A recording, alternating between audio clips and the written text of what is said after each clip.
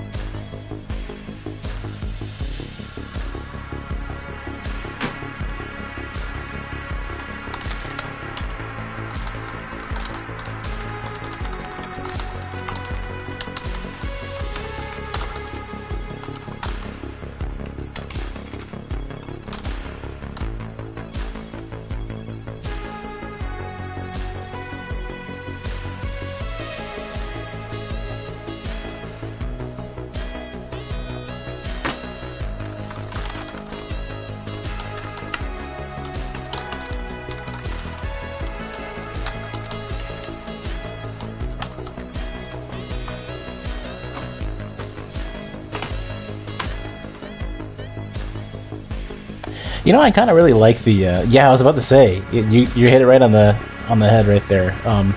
The freaking the title screen is great. The music on the title screen is just super great.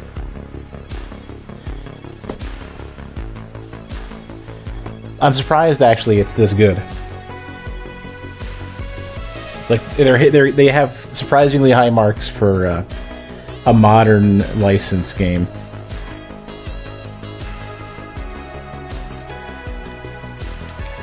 So I grabbed the comfort grip thing just for the Switch things. You know, the funny thing you mentioned that for you, you're right. You're right to a T, and do you remember one that was called, like, crap, what was it called? There was a particular keygen theme. I gotta look this up now.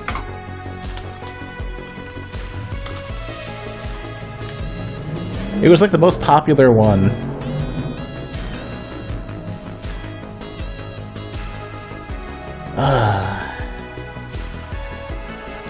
Fuck. What was this called? It was one from ages ago, too. I can't remember what it was called.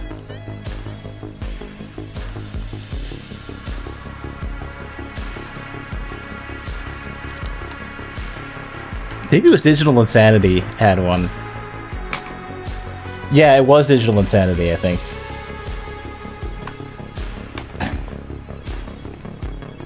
And I hope whoever made the music for that went to just make music for like pixel games and stuff, because that track was great. So I have to try to remember a little bit of the controls. It's been a while. It's only been a couple days.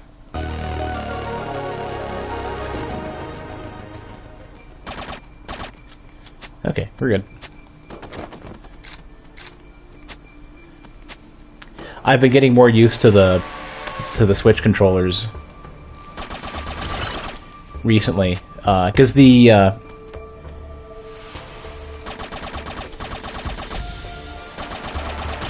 I have Stardew Valley and I've been playing a bunch of that just to chill. Offcast, because I've already played a playthrough. Did I just lose a microphone? No, I lost my headphones. Hold on a sec. My foot is right on the, there.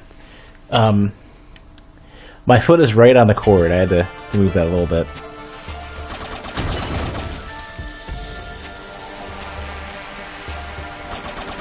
I need to replace that cord. That's going to become a problem soon. It's been through abuse.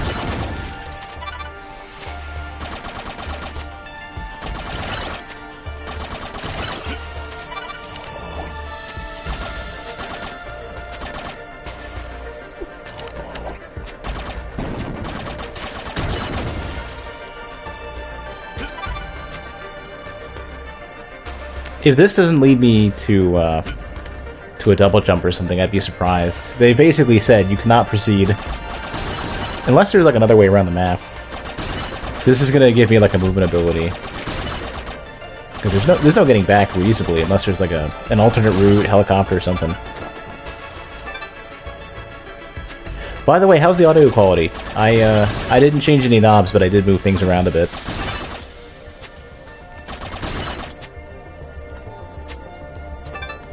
I don't really have like a method for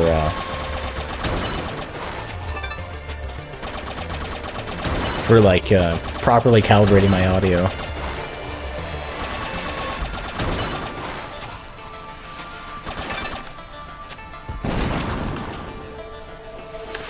And the bandolier. It is 20, by the way. Or no. I guess it's 20. I must have picked up another one earlier without realizing it. Unless they don't all give you 20. Like the next one, you know, gives you... How many grenades? I got 4? I had 3 before. I wonder what I did to,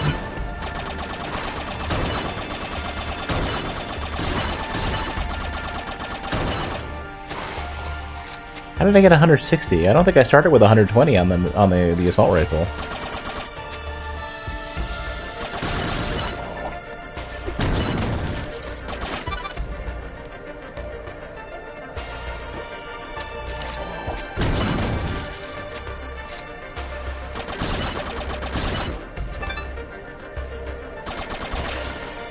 Oops, I'm doing that.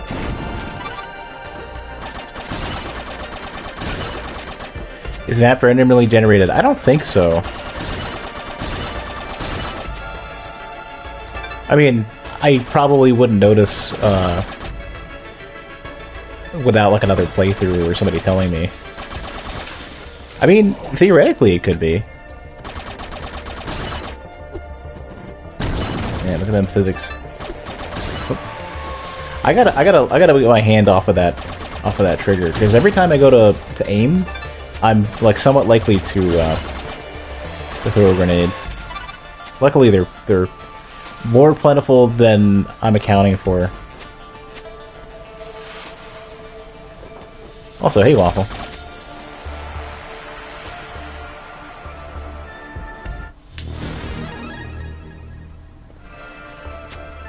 I kind of feel like I don't want a tune when I save. It's like I'm cool.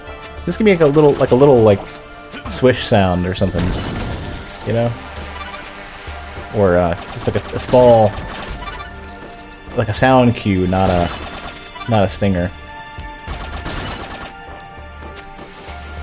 Because I'll probably be saving a lot, and I'm sure that anybody who isn't especially good at this game is going to hear that a lot more. And to some degree, maybe that's like relief.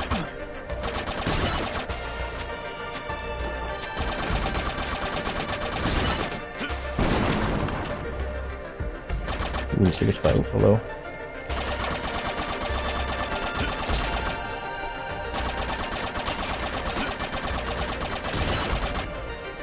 You can do that too.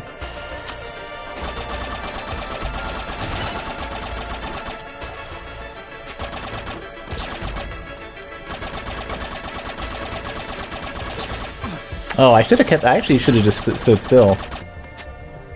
Kept kneeling.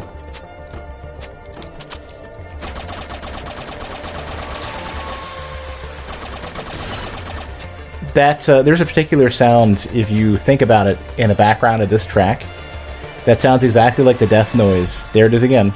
It sounds exactly like the death noise for male characters in Final Fantasy Tactics slowed down a little bit. I don't know if you're also picking it up. There's no getting that. I'll come back later. If that is the case, though, let's just let's wander over real quick. Oh, yep. Yeah, I can't come back.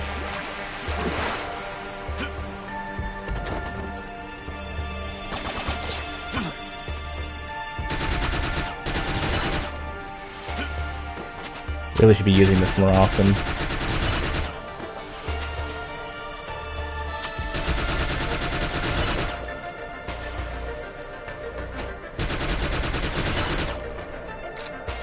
It's kind of nice that they also animate the gun on the back like that when you're climbing. They don't like have like a standard like, oh, I'm holding a gun and I'm climbing. This wall looks... Oh. This wall... Just get the throw right. This wall is suspicious.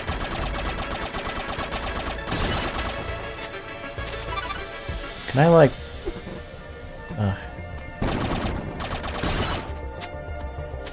It is very Metroid. It's, I think I can do this. I don't think they would make it that difficult. But I just feel like that wall is destructible.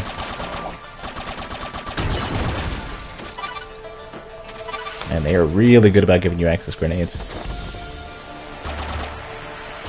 What could this be? So this is some sort of artifact.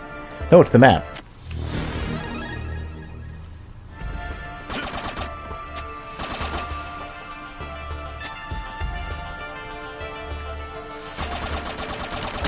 I was thinking it was like some sort of tablet of something or other.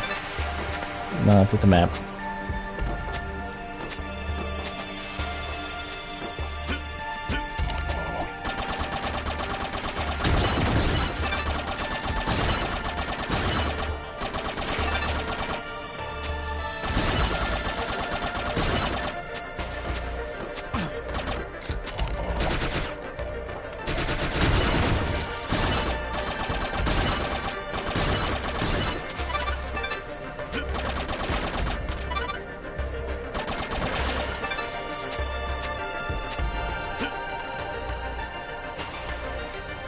But yeah, it's pretty much something between a Metroid and a Contra game.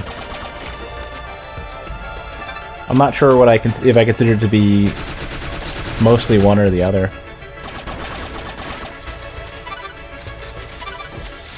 And they give you a lot of ammo. Can I reach that? Nope.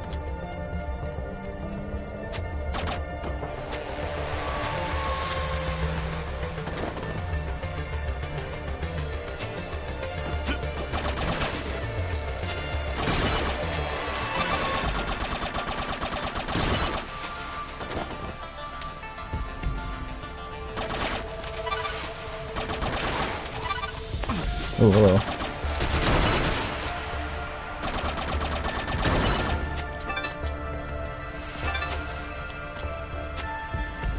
Yeah, they're definitely setting me up for getting a double jump somewhere.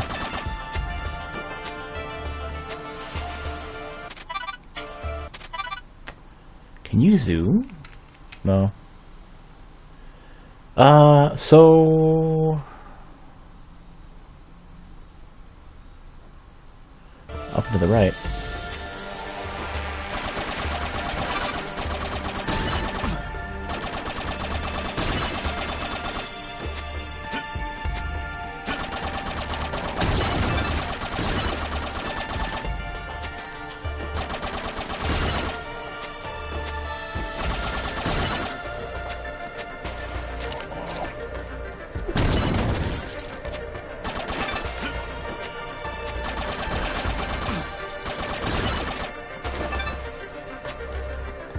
Have I fought any bosses? I've fought a couple so far. I think I've technically fought... I think that technically counts as just one.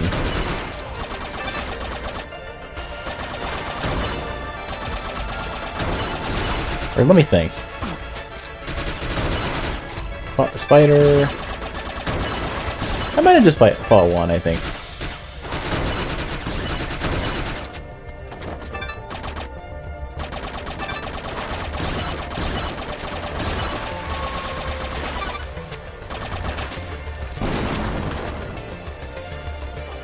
The bandolier. I feel like they're setting me up for making it to where I might not rely very much on the little pea shooter shit weapon that I've got. There's a relic. Kinda want to get that.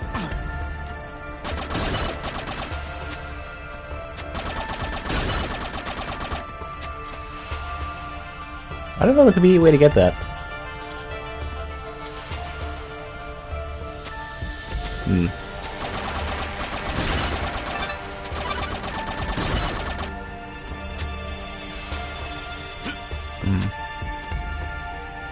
Theme title?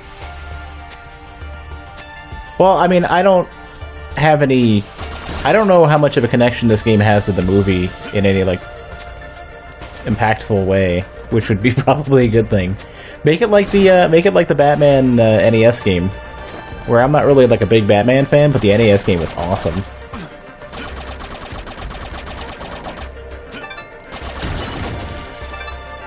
And luckily they have, like, throwaway nobody characters that don't need to be connected to like, an actor. Ah, shit, is this where I just came from? I gotta make that whole loop again. Hey, Grim.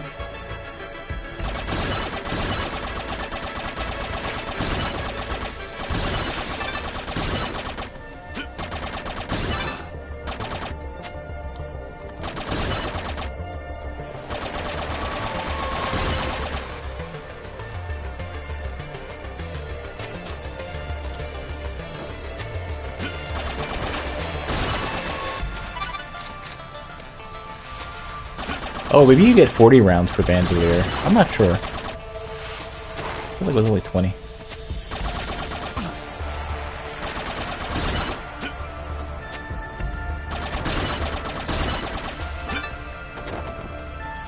But yeah, my thought for this game was that it's very much like Alien Infestation, where they don't necessarily connect it very strongly to the movie itself, or maybe at all. And they've just got, like, that old Super Nintendo vibe, you know?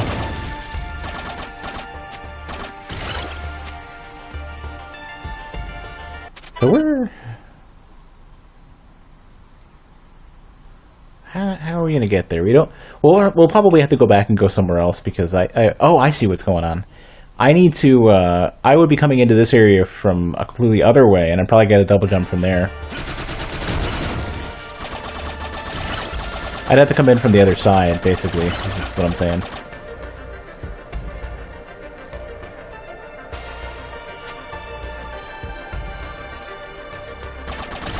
But, to probably more thoroughly answer your question, Waffle, I have no particular attachment to the movies, any of the Mummy stuff. The first one was alright, you know, but it wasn't, like... It wasn't mind-blowing or anything. It was just, you know, oh, this is a right movie. I think they've made a bunch of other ones. I saw the one with The Rock, and it did nothing for me. And the CG looked real bad, but everybody knows that. So I definitely don't care about that, but what I do like is that Way Forward is really good at these types of games. And the last one that I've gotten a chance to play was Contra 4, and Contra 4 was amazing.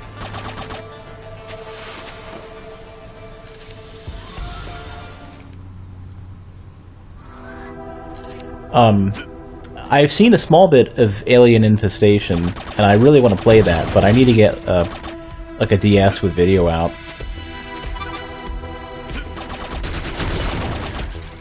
Well, what I want to do in the long term is I want to get a 3DS XL new whatever with video out, which is like $560, something like that. Costs as much as my video card.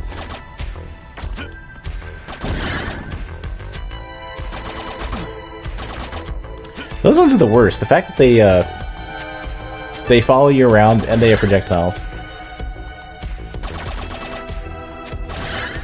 Did you have a similar thought behind Alien Infestation though? Did you where you were like, nah, I don't want to play this. It's a movie game. Fuck it.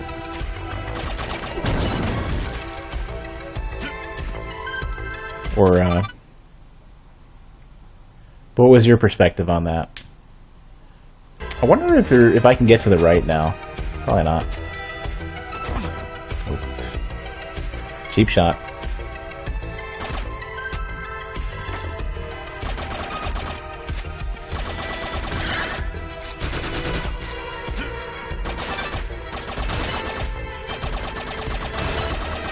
This is a save room. I'll get this for now. You don't dislike the theme? I have no clue where it came from. I can only imagine that somebody associated with the movie was like, man, it'd be pretty awesome to make a video game, and I guess the way we can greenlight it would be to put our IP on it. Or, you know what it could have been, which also happens, is that they would have been able to get a publisher if it wasn't a licensed property, even though it was good, which happens a lot with games.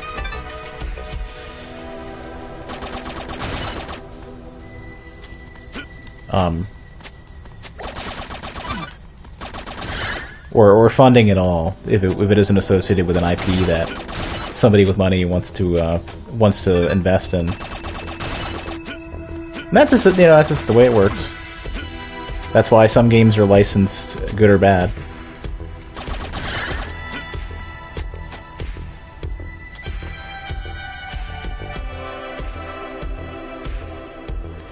Well, I mean, Doki Doki Panic, for example, became... well, that isn't a good example. That's more so they didn't know how to brand it in the US. But what would be a good example in a game that I can remember that had this treatment? For a good game, too. I can't think of one off the top of my head. I know this happens.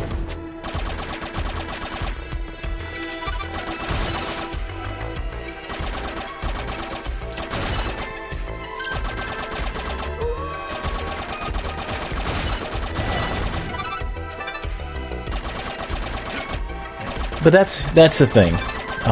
You'll find that people might rebrand a game and keep most of the mechanics intact simply because it'll probably make more money or get more attention if it's attached to some like well-known license, and they'll be more able to fund it just to start.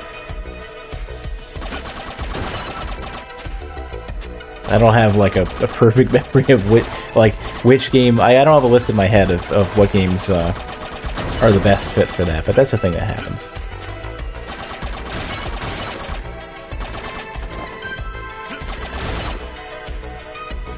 You know, I feel like I could get up there. I'm gonna browse around a bit.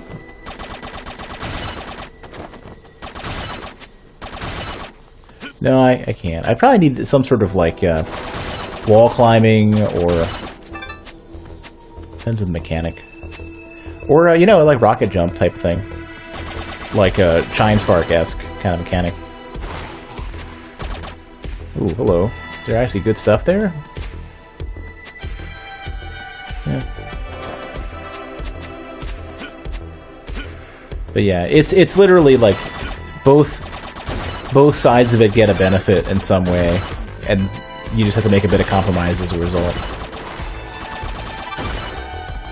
So, you know, the developer gets funding to make their game. It may not be exactly what they wanted, but many of the mechanics will stay intact.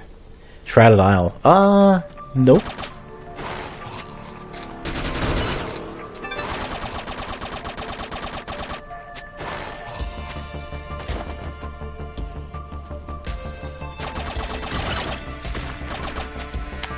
Yeah, there's gotta be something I can do here then. Where am I? Where's my dot? Oh, here we go. I think...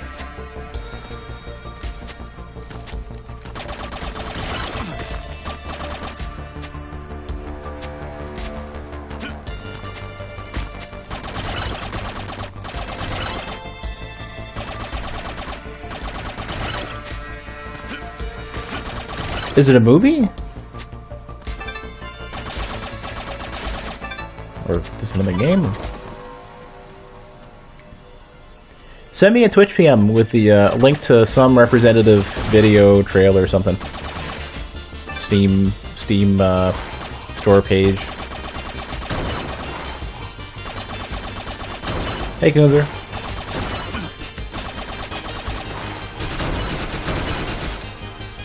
So I haven't died yet, but apparently there's a death mechanic that is somewhat like... which game was it? Something like Neo. What was the other game that did that, though? There's like a few different games that have a death mechanic, but one creates, automatically creates, shit. I know there was one I played recently that did this.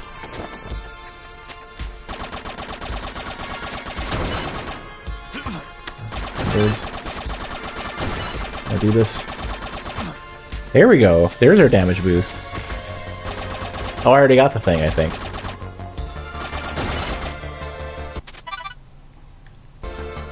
What game did I play recently where if you die, your corpse remains and you can fight it to get your stuff back? But it was like, it was risky or something, right? Shit, what was it? I just played it. I can't remember which one it is. It's not Bloodborne because it's an enemy taking your souls. Hollow Knight, there we go. Hollow Knight was one of them. Oh. I already got a phone. It's all good. I haven't heard that most of this year. I heard it once earlier, like a couple of days ago.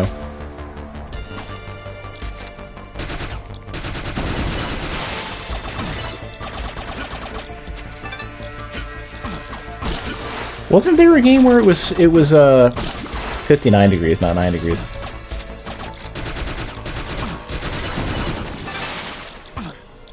Oh my god. Why you guys gotta be such dicks?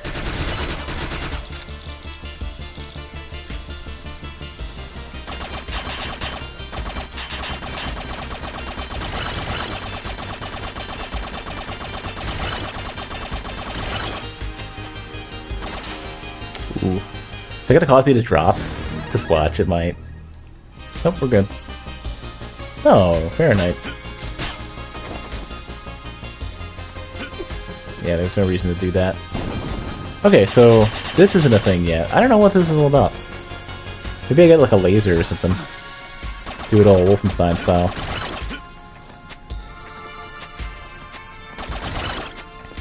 "59 is like nobody wants to go outside Texas weather.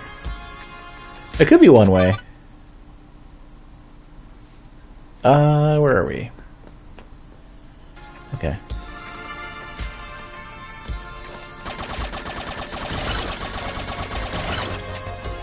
I wouldn't be surprised if some of the same code used for Alien Infestation was reused for this. It just seems like it would be a really good fit to save money. Like it's a very similar game. So there's water here. I don't be able to do anything with that. Well, yeah, because I want you to send a Twitch PM, not a like an inbox message, not a whisper. Whispers aren't PMs.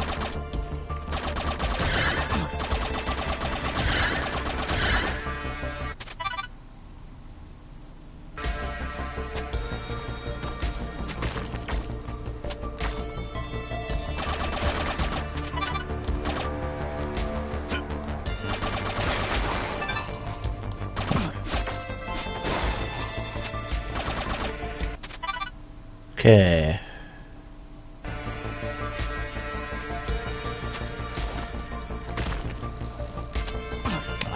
You have to show up the last second. Actually, let's save just for safety's sake.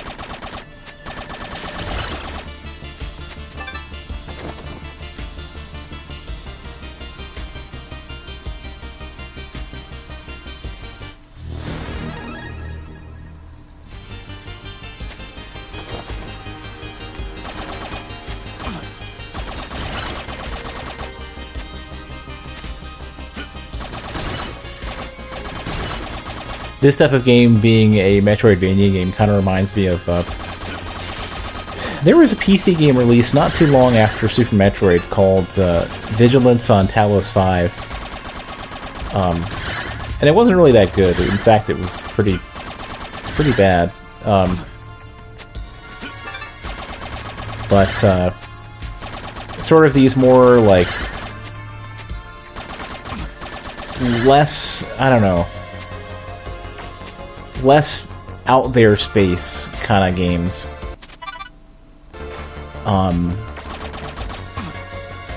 And more sort of like, I don't know, Marines-y, modern-y style presentation. Vigilance and Talos 5 kind of has that same vibe. Even though Vigilance on Talos 5 has, like, you know, voice acting and alien characters and stuff. So I guess I can't get here. I really wanted to get to that. So now I don't know how to get to the waypoint. I gotta go somewhere else then. Further to the...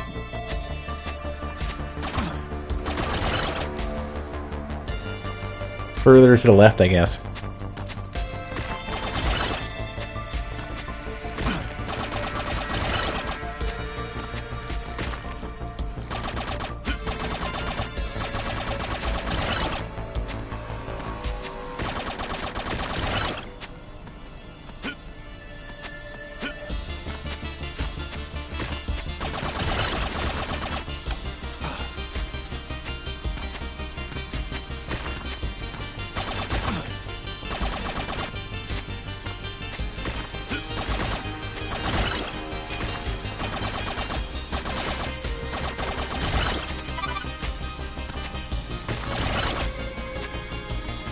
This is one of those games that I think I could, like, now that I'm back on the couch, the TV's in a good spot. This is one of those games that I feel like I could just play very, like, in a very casual manner over a really long period of time. Like, this is one of those games that, just kind of based on the nature of just how it's, like, very kind of, like, it's, like, slow burn and the, it's not like playing Super Hydora where I want to stop just due to the intensity so quickly.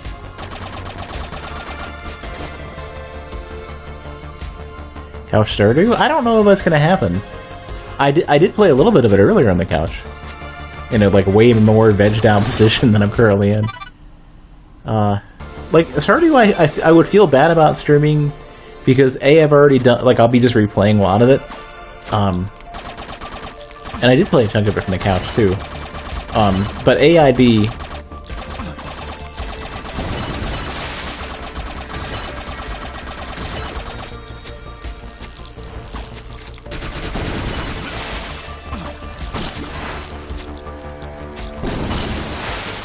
A, I'd be replaying a lot of it, and B, there's other games to play that I haven't played yet.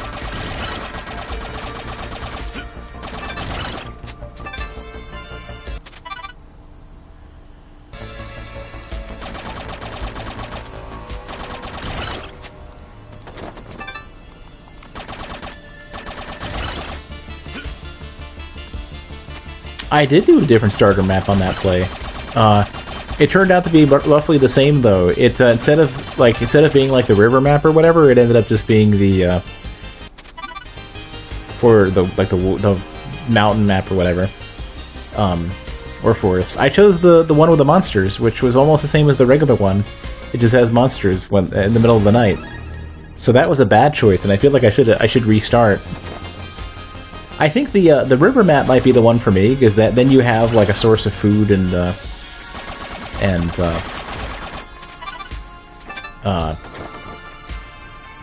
source of food and like money that's relatively consistent and easy to get early. And that might be like the one you use to sort of speed up the first chunk of the game, you know.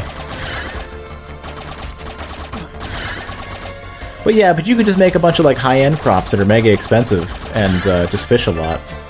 So you get off the ground really quick. It just comes down to like, do you like the fishing mechanic well enough to keep doing it?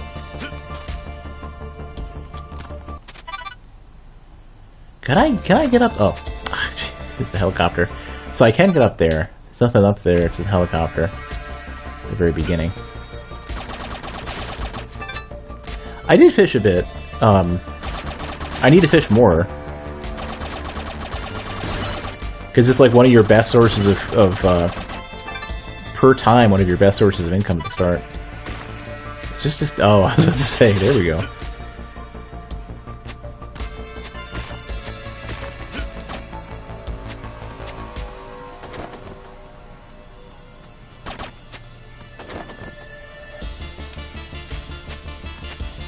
I wonder if if the river map ends up having, like, is fishing worth it on the river map in the farm itself,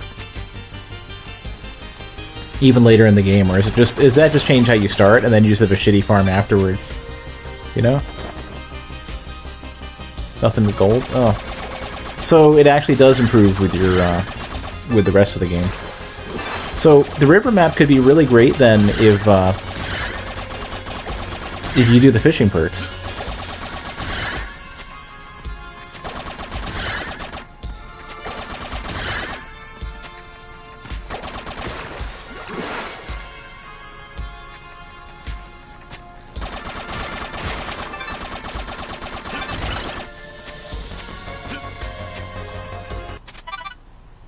See.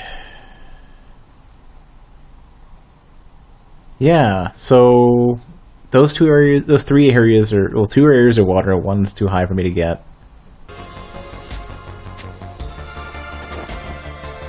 There's no good spots. So what about the bubbling? Do they have little bubbling areas in the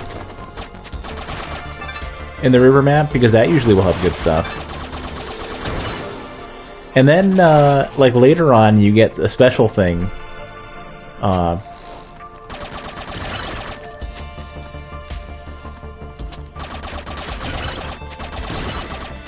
You get a special thing fishing-wise later on that I don't know if you have yet. Like, very late. I didn't get it until, like, year 2.5 to 3.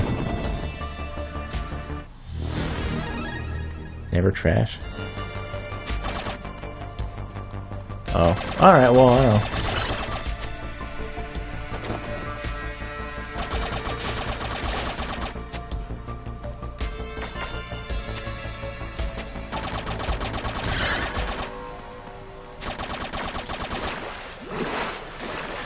Man, I'm gonna have to guess you get like scuba gear or something, or like weighted boots.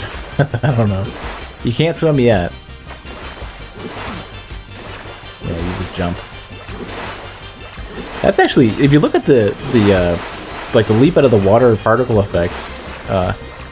Well, I guess some of that's hand drawn or hand pixelated or whatever. It looks really good. It's not especially stylized, but it fits the style of the game. So I can't do anything about this. I really would like to.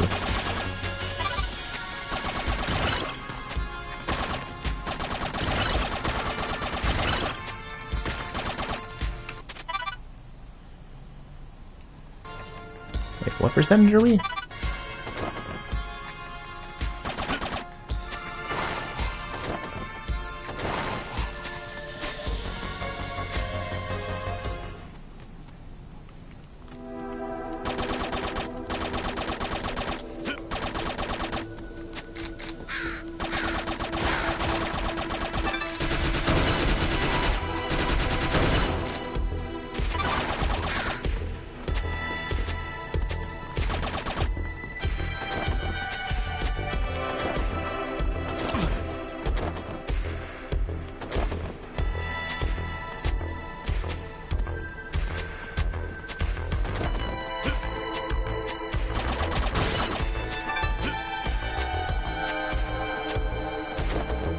The way they have swimming set up seems very much like Castlevania, like Aria of Sorrow, where you just float to start,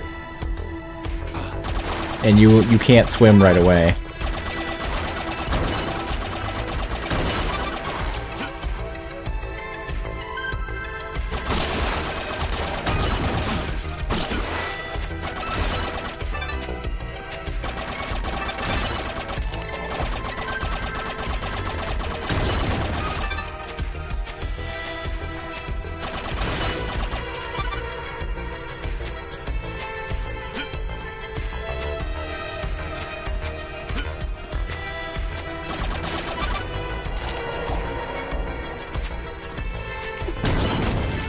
I don't know why I keep thinking this is like Metroid mechanics, where you have to switch your, you have to hit a button before you can start throwing out missiles.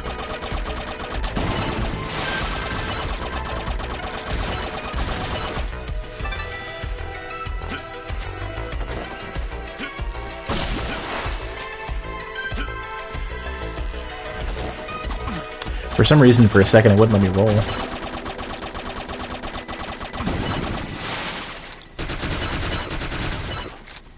Oh shit, grenades.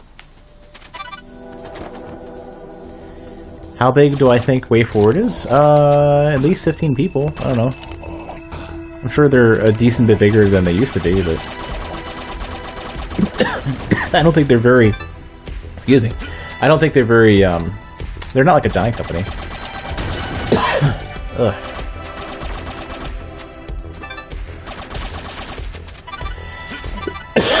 Ugh, something flew in my throat. I'm not sure what the fuck that was. Got the windows open. I'm sure I'm being attacked.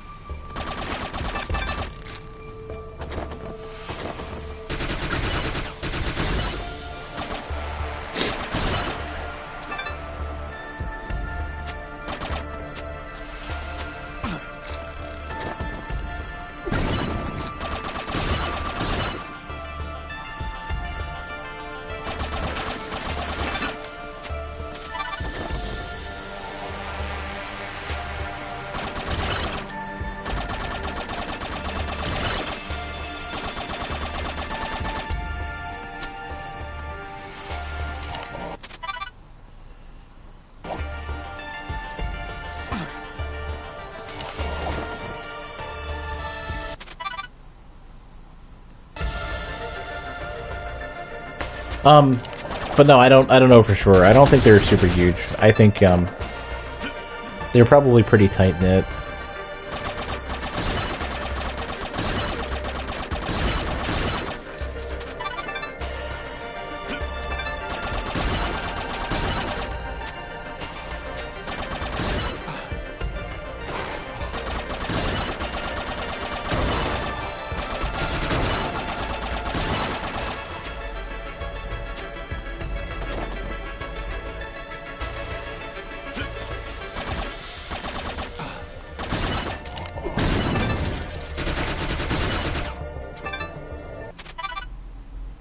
Okay, almost where we want to check.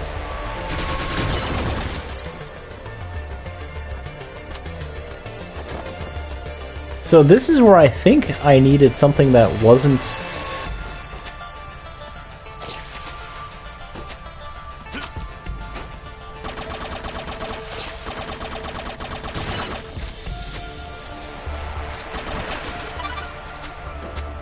I don't know what I need. I can't get to the ceiling here.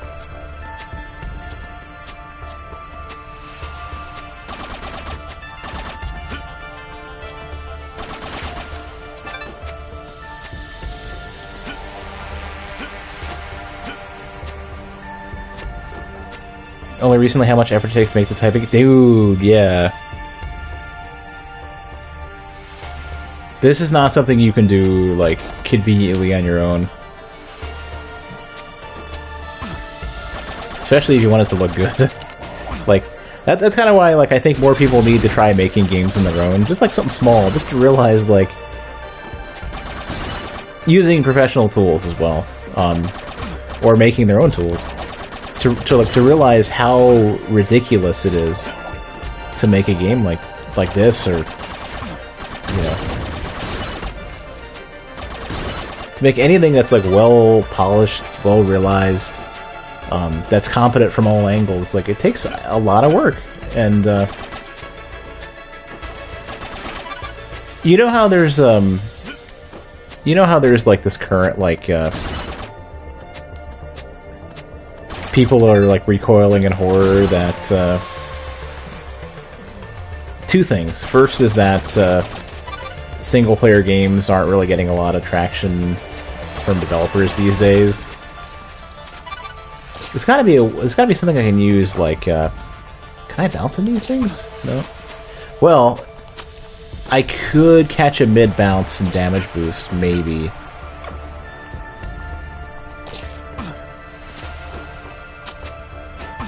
Nah, it would take too much HP to do that. But anyways, you know how people are talking about like single player games are kind of like nobody wants to make them anymore, and people are concerned, like, why is everybody trying to like get loot boxes and all this other stuff in these games now? You know, $60, why am I still paying more for it? But like, games are like, so think about, they're really difficult to make, and you have to pay a lot of people who are really skilled from all angles to make games like these. You know, need people who can make, well, just imagine what it takes to make, like, you know, Grand Theft Auto 5 or whatever. The amount of animators, texture artists, the amount of modelers for terrain elements, the amount of modelers for characters, the amount of people who are making animations between organic character and non-organic stuff. Like, the people, the amount of work that's required to integrate the different types of tech that they use to make the game work, whether it's physics or the AI solutions that they're using or whatever, all that kind of stuff, right? And like, and then you make it for a single player game that people are going to play once and then forget about. The return on that is just not even, like, it's awful. And so you're basically making games that are so expensive to make now that, you know how there was all people who were shocked by, like, oh, it sold, like, I don't know, 1 million copies, but it was a failure. But think about how much money has to be made in order to make those games pay for themselves, you know? Considering that, if you have really high quality stuff, you need to have really high quality people making it. And those people have to pay their rents, and if they're that good, they're not going to work for garbage. And even then, they still get paid garbage, because that's kind of the way the game industry works right now. Most people don't get paid shit. But $60 is not enough for a game that, like, if you look at, for example, a lot of these like free-to-play games, or games that are $60 and then have, are multiplayer, or $40 with multiplayer and purchasable content after the fact. They haven't been for not decades. They've been like a decade and change at this point. So Mario 64 cost like $69.99 back in like 1996, 1997. If you did a direct conversion on how much it would have cost today, it would have been like $110, $120. So, like, games are cheaper than they've been when you think about it realistically. They've come down in price, but become way more expensive to develop. And you have way more people involved to make this content. Now there is validity to people who say, well, it's cheaper to make some of this stuff now, and yeah, to some degree it is. Not enough to support experiences as big and well fleshed out and as high quality as what's being put out nowadays. Hey, Rashane.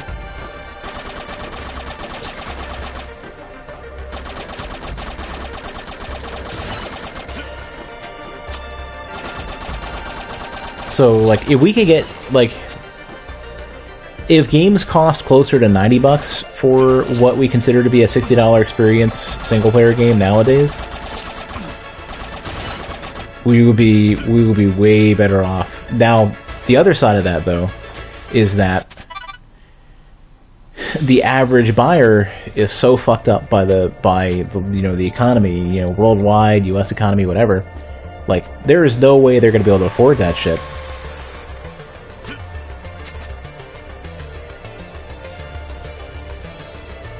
Kind of feels like what I should have done all along.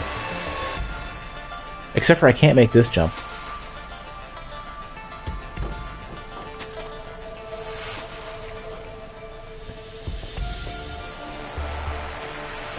But yeah, but Waffle, like, think about it this way, though. It's like... Oh, I need to be able to make that jump. That other chunk of the game, like, doesn't pay for itself. That's, like, what they can offer for $60.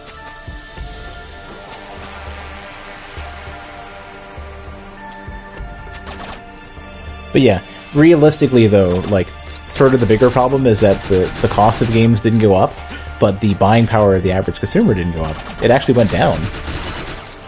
Like, the average salary at 96 for somebody with a similar skill set to mine was, like, way higher. It was, you know, it was probably, like, 30% plus higher than it currently is. And I'm making enough money to support myself. People are crossing the threshold into not being able to because people aren't getting paid shit anymore.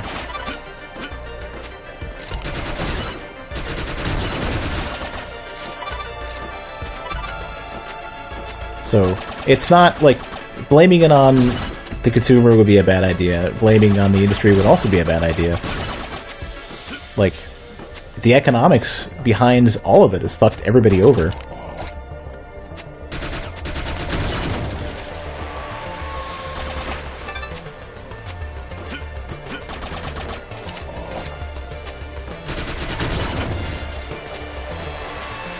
I mean, some companies are just poorly managed too. I'm not gonna say that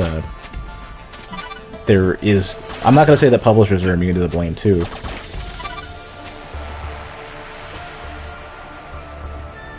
Dungeon Crawl, Stone Soup. I've heard of that. I haven't played it. Yeah, so we're not gonna be able to get up there. I don't know what we're doing here.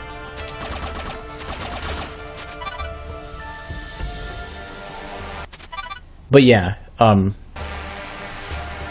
generally what's going to happen is that, like, you're either going to get smaller games, or you're going to get games where a chunk of the content is sectioned out into, like, trying as best as possible to mask the fact that games need to cost more to be able to support that amount of content.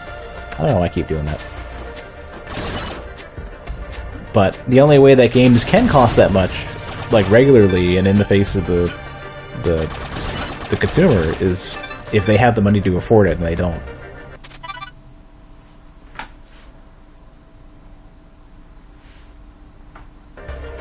Well, I think isn't Dungeon Stone Crawl Soup actually a continuation of the code by whoever initially worked on it, and I guess stopped or abandoned it or whatever? Did I just not get? No, we're good.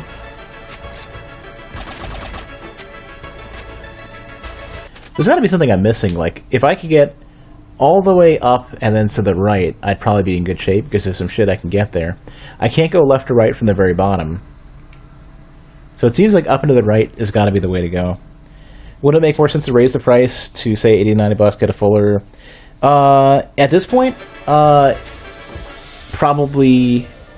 It would come down to whether or not you can present it to the consumer in a way that they would be okay with it, you know. And it's like the problem with expensive games to start, rather than having the content, like the other portion of the cost be deferred till later. The problem with making it like $80 to $90 to start is that there's two things. First off is that the buying power of the average consumer is less than it used to be. And in any case where it's higher, you have to spend that much money to break the ice now with the person spending the money.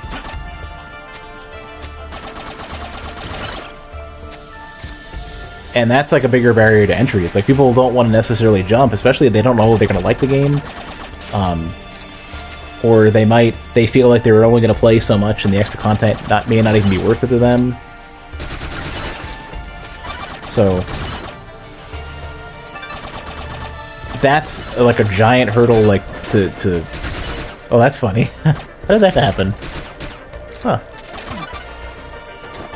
Do you see that? The bullet got stuck in midair.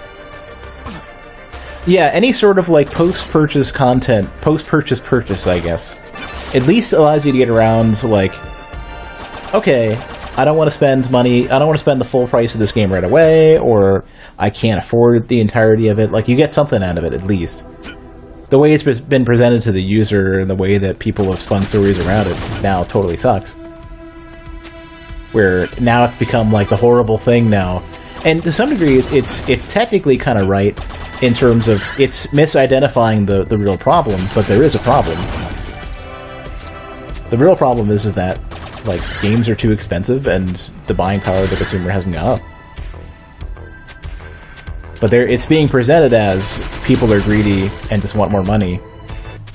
And it's more like games are more expensive than they used to be, and we're making like half as much per game.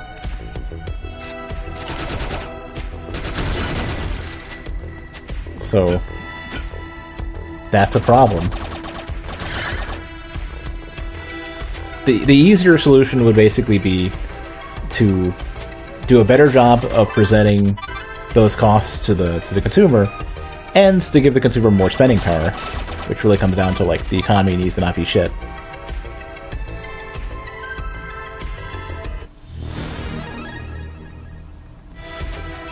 Because if everyone had, 30, 40% more money doing the same work, instead of, which is basically what they would have had in, 96 or 90s, then people wouldn't complain as much. Oh, the game is a lot cheaper than it used to be, relatively speaking, and I have enough money to afford it anyways, so... You see what I'm saying? Like, that would work a lot better.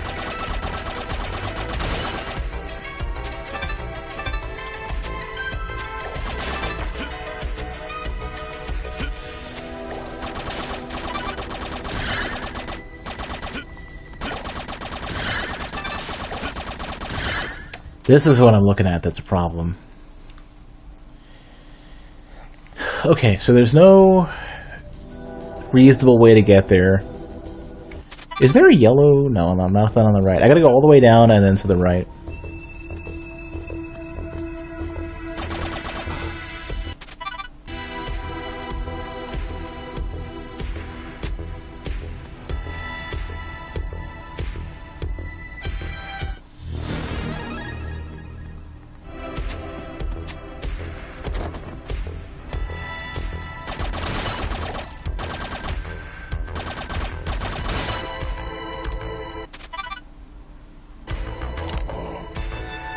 And yeah, that's the other thing.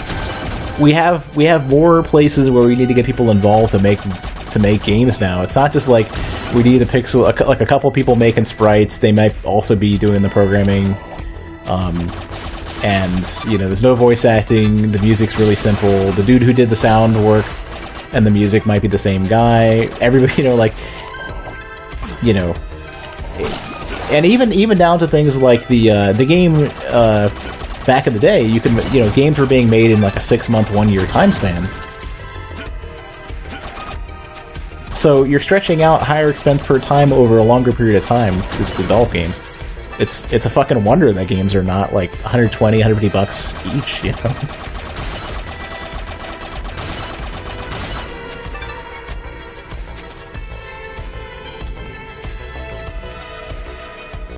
Could also argue that nobody asked for higher budget film-like games. People do, to some degree, same way that movies get bigger and louder and more excitable. Games kind of have a similar trend.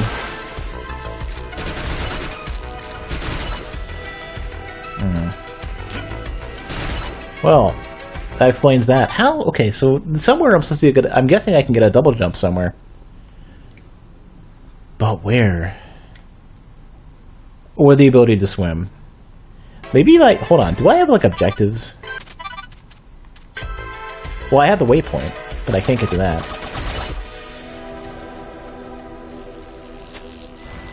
I want to catch that guy.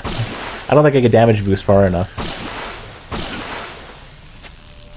Nope. I could turn around and I wouldn't be able to do it.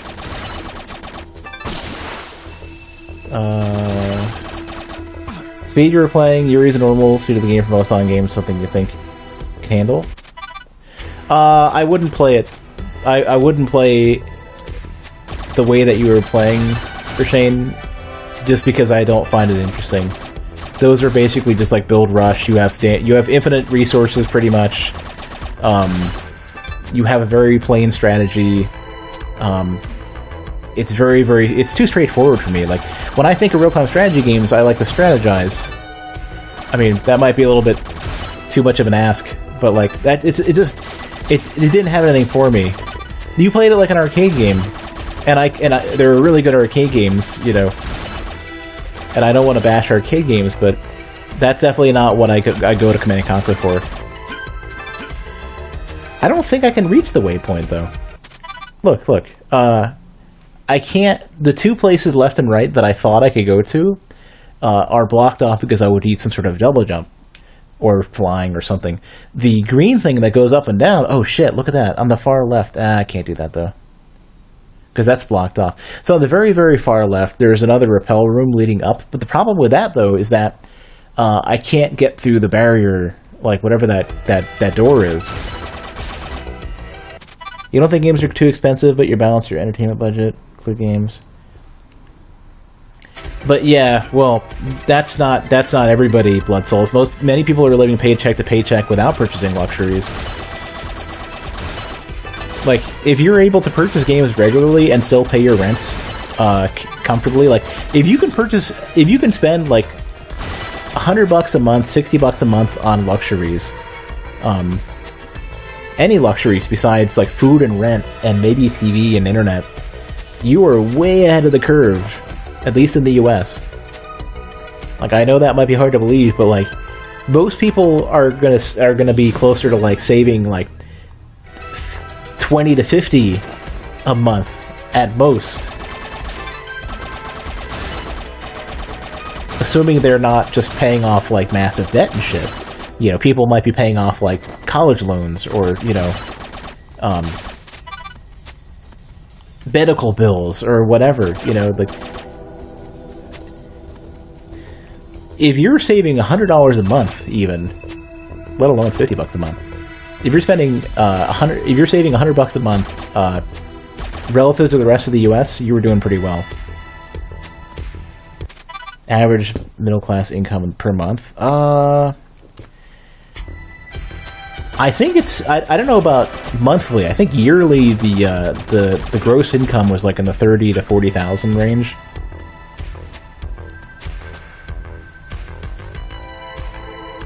And that would be the gross income, so you're losing, you know,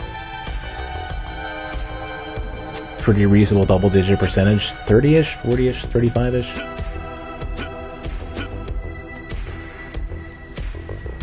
And then your rent is going to be at least $500, $600 a month, and that would be lowballing it. That would be lowballing it in, like, Michigan.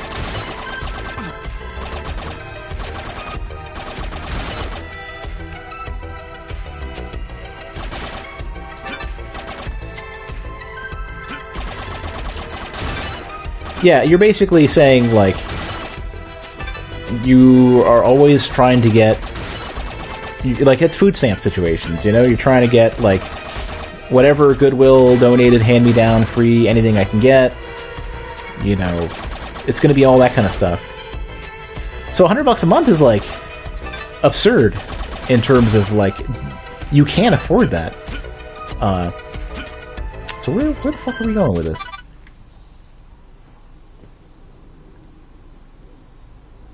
I wonder if I, like, broke something in the game. I wonder if I just... I wonder if somehow I made progressing impossible. I'm pretty good at breaking games.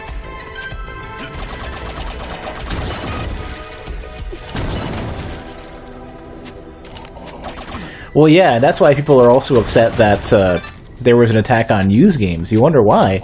It's not because people don't want to give a good developer, you know, money for future games. It's because they can't afford to pay. They can't purchase games without going homeless.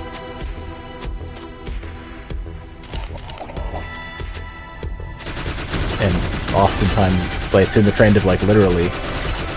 Oh shit! I actually haven't been here yet. I don't think. This is good. This is promising.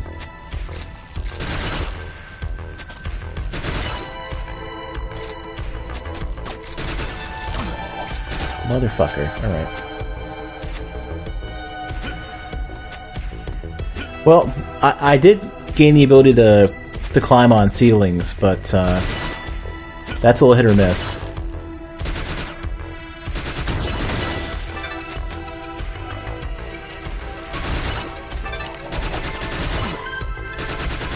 But this could be where I'm trying to go, so this... Here we go. This is what I need. Oh, what? Isn't the used games industry kind of dead? It's gonna end up being like eBay or whatever.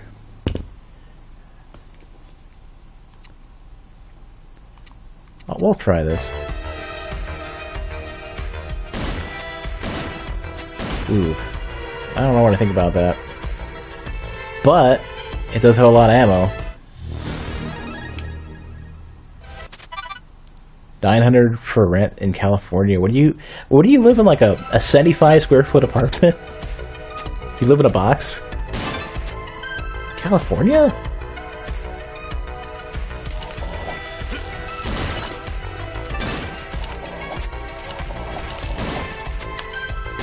There we go. Okay, so it one-shots those guys.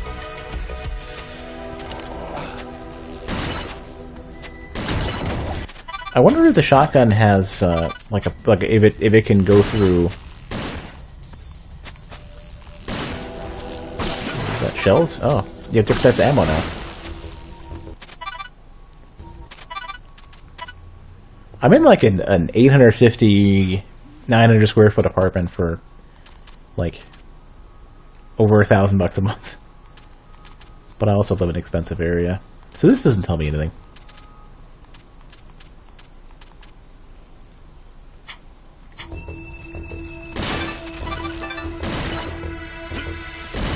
Strong though. Surprised when you got there. Price is basically the same as Switzerland.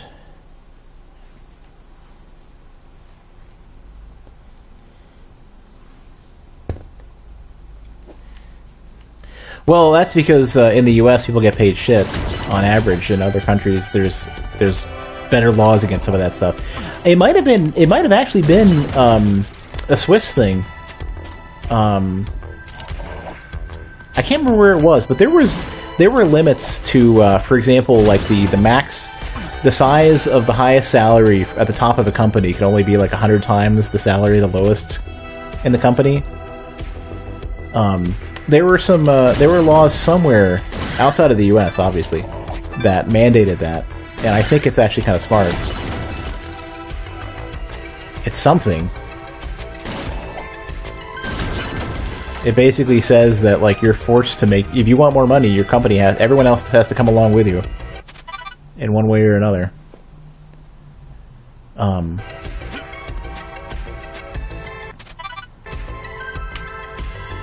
But in the US, it's like, well, you could make, I don't know, 10,000 times plus the yearly income of the bottom of the company.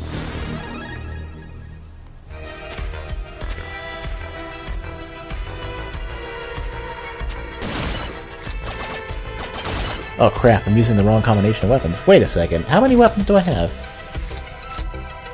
I can carry 3 at a time? What? Hold on a sec. They asked me to switch. Well then. I guess they always give you the pea shooter no matter what.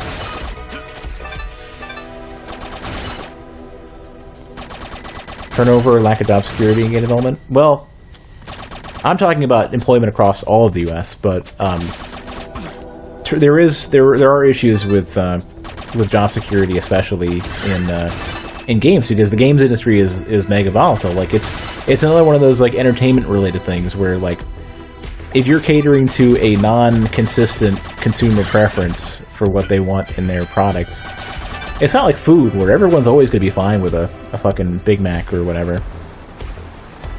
Wait a second, can I get up here? No. Yeah, McDonald's is going to be around for a while because the Big Mac isn't going to get any less tasty.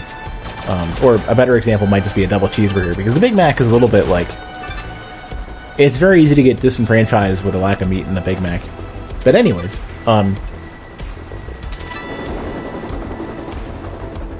anytime you're trying to make movies, music, video games, whatever, and the tastes are going to change, trends are going to rise and fall, what's popular or appealing could just explode any moment into garbage.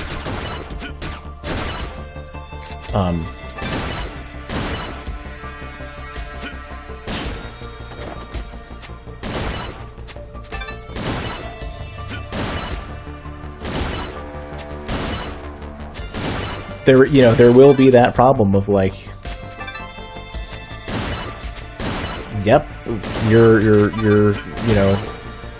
we don't want you to make your thing anymore, so we're either gonna have to close the company or or whatever,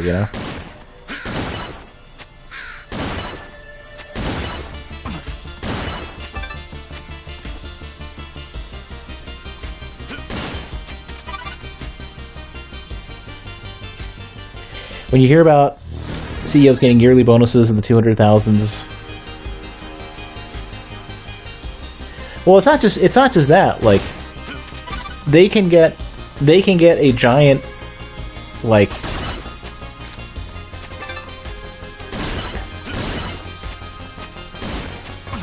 they're able to get like the giant severance packages when they retire to avoid getting thrown out.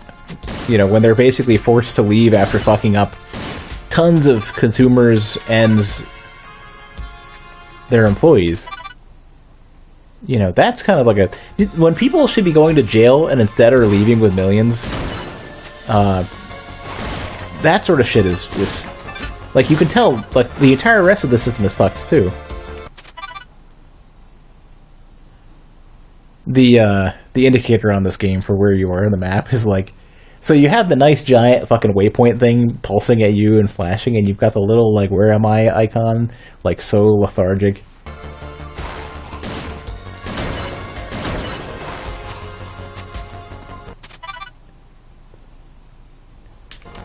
But yeah, turnover is going to be one of those things where it's like for companies that not only don't pay their employees well, but they also treat them like shit. And I worked for one of those companies a while back, and I should have left sooner. I didn't know any better. It was my first job in the industry.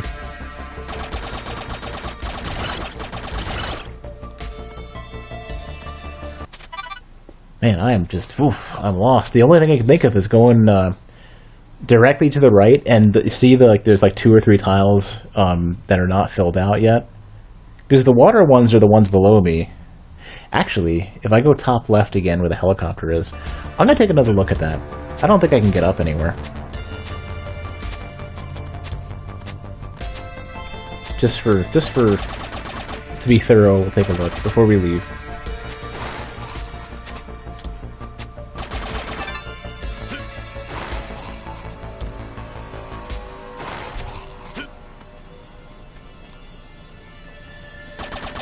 But, like, I wouldn't care so much about CEOs getting enormous amounts more money than people who are busy in the trenches trying to figure shit out. That I don't really care as much about. But when you make so much less to where you can barely live, and whether or not your part of your job is a performance concern, but if somebody at the top fucks up, then nobody gives a shit, or they have a get out of jail free card. That's where there's a bit of concern. It's like, that's all that's going to do is allow people to fuck up as much as they want, have no repercussions, not care about the job, and ruin people's lives.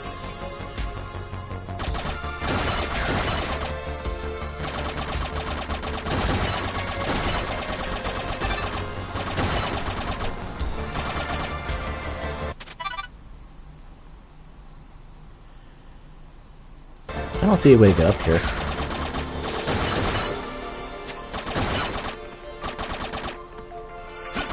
Man, I really would like to figure what... Well, let's just try the shotgun for the hell of it.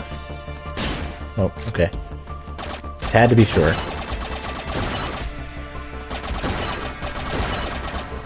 Grenades don't work. We already tested that. So...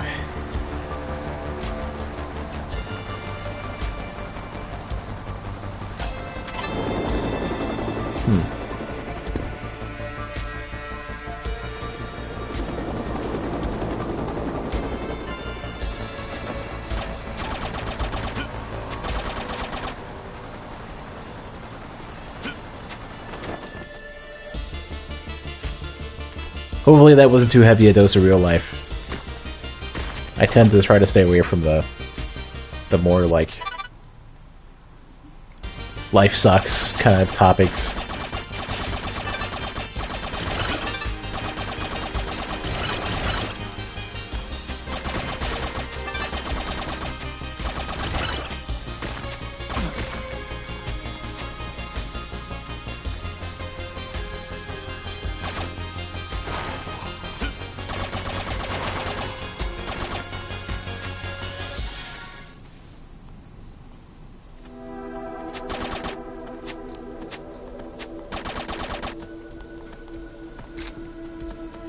No, mine's fine. I'm doing pretty alright. I got no stress, no job security woes. My only real stress right now is I have paperwork to do that I haven't done. I probably should. I haven't gotten all the like health related shit taken care of. I'm still losing weight, still working on that. I gotta get some new glasses at some point. I gotta go to the doctor and get like a physical. I haven't gone to the doctor proper in like a while now. Okay. So, probably not reasonable at all for me to get.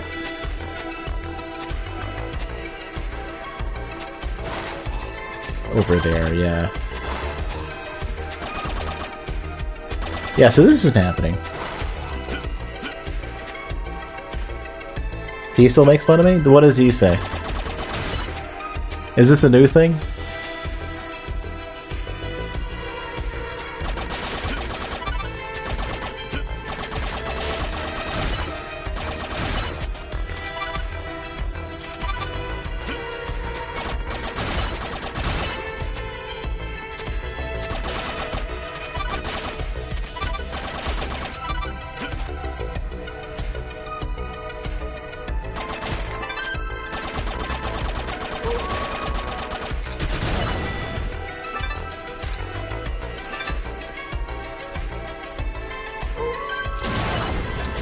Shotgun's pretty strong. Well, I haven't been to directly to the right.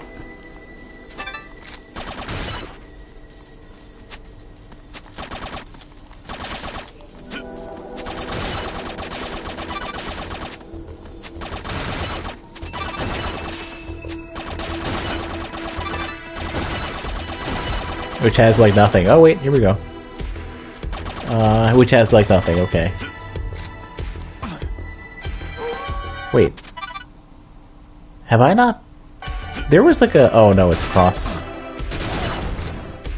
So we've been here. Oh, hello. We haven't been quite there though. That's another like generic relic.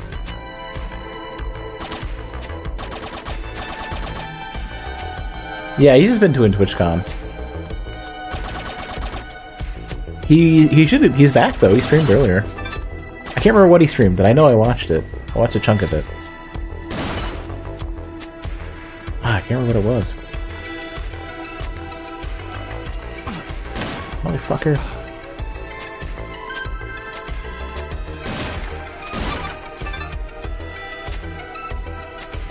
Demon Souls. So I didn't watch that. Did he stream something else? He streamed something that I wanted to watch. I don't think it wasn't Demon Souls. Oh, I guess Shotgun isn't that powerful.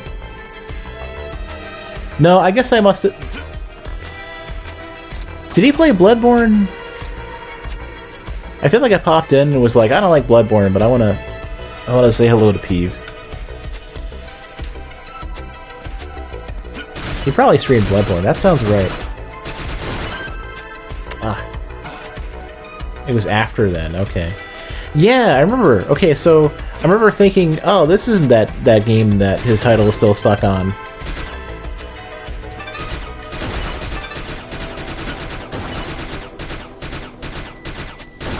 There. That was obnoxious. Okay, let's go get the thing real quick. So these don't seem to be worth anything, but maybe they'll unlock some stuff later on.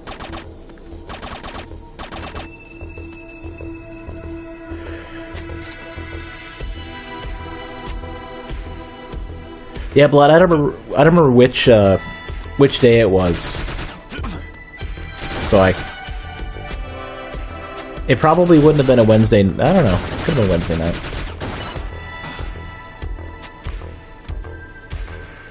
The way that those platforms move and where the birds are spawning is just really tough.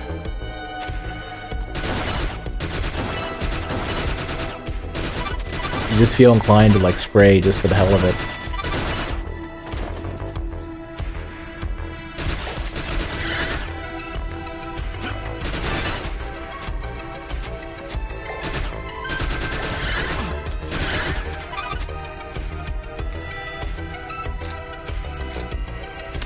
Yeah, well, I don't know where we're going at this point.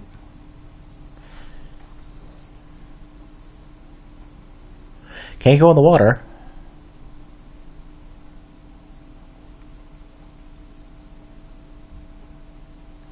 Ammo cache, save room, repel room. Like, they really suggest that if I could just open those metal doors, then I could access a lot of stuff. Yeah, the shotgun probably won't be able to do it. I don't think the shotgun is being treated as like a special weapon for walls and stuff.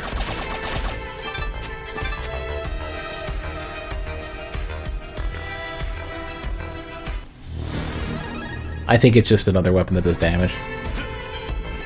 If it would knock you up or something, though. Yeah, it doesn't improve your jumps. You can't grenade jump.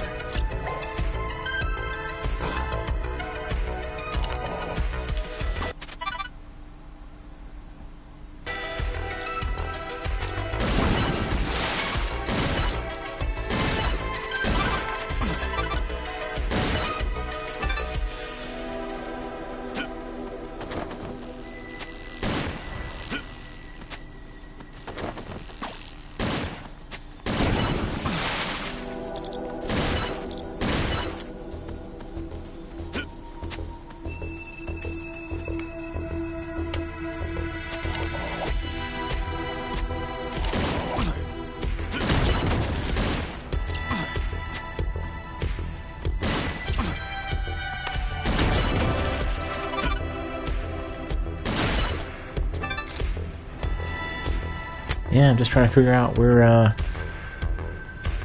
we're going with this.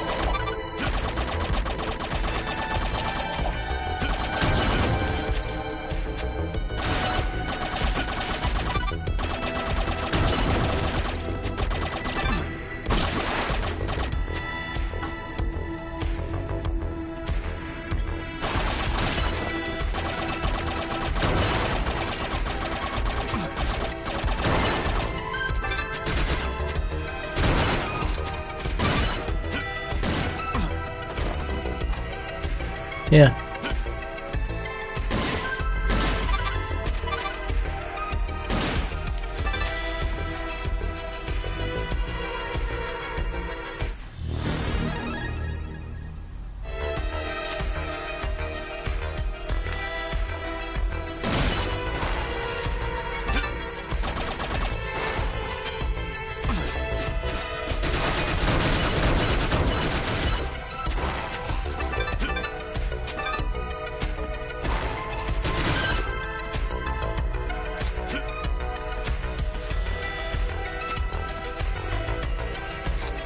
If anybody knew about the game enough to answer, I'd want to know at least did I break something?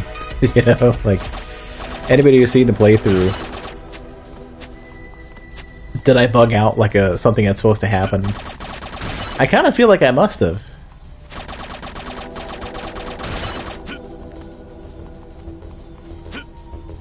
Definitely at a loss.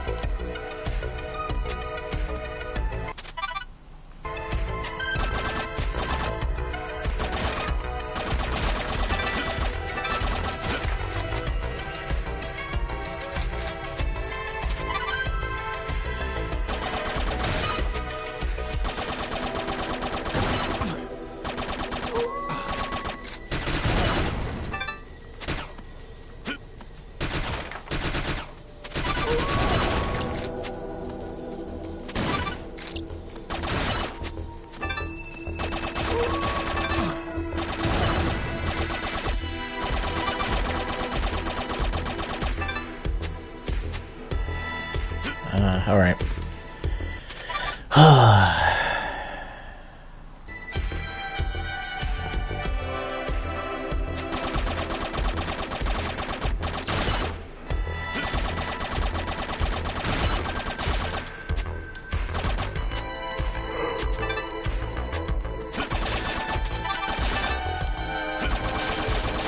The only thing I can think of is maybe going back to the sort of like spider sewer area.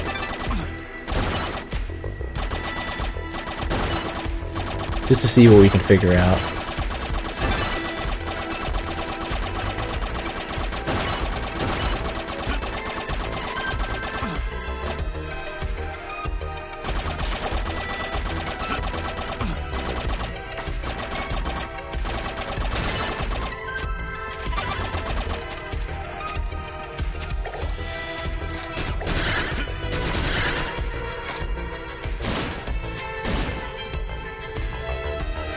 Okay, so I can't even go... Still can't go to the right. Ah, man, this is like... I really feel like I should know what to do here.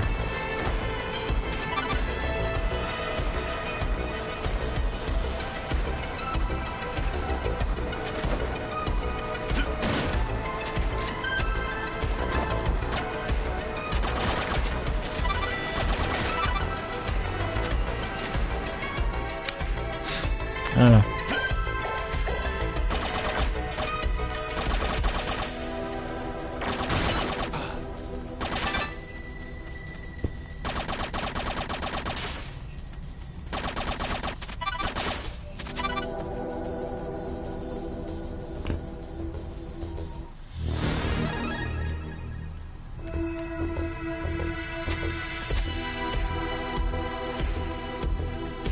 I'm not actually even sure the wall that I was looking at is like properly damaged and not just like the design of the wall.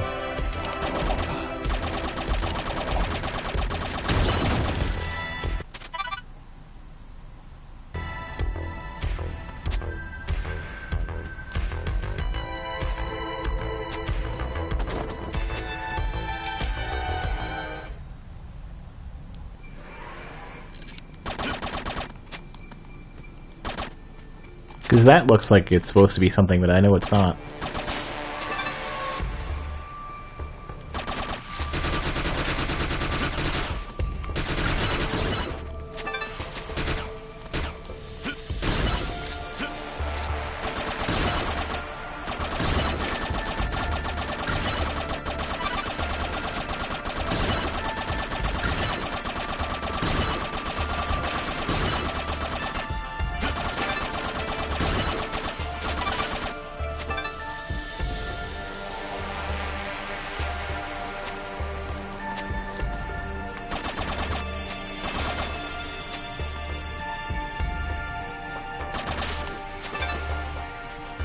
Any RPGs? I played a bunch in the past, not recently.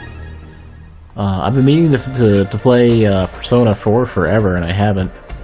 I know that'll be like an 80-hour game.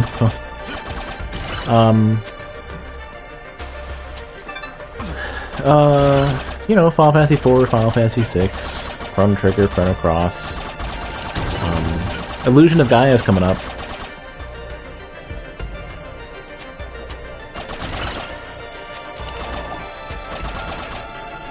Final Fantasy X.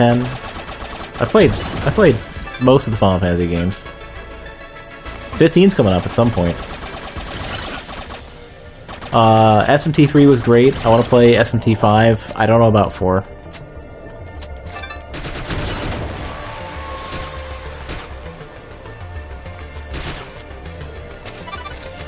I played Divinity, the first one, and before Enhanced Edition came out, and it kind of fell apart.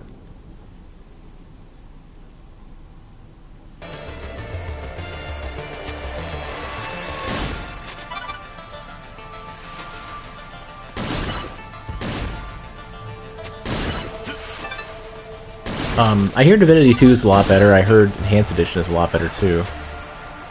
Shit, I probably ruined my opportunity to get up there again.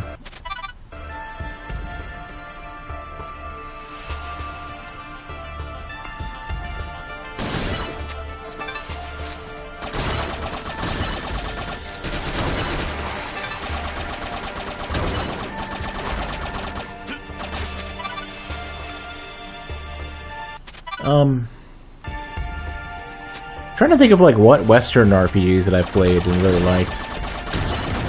I didn't really like Oblivion that much, but Oblivion was better than Skyrim.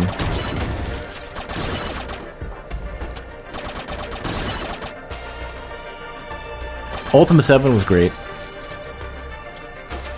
I want to go back and play that. I didn't play enough of Blackgate and Forge of Virtue. I mostly just played Serpent Isle.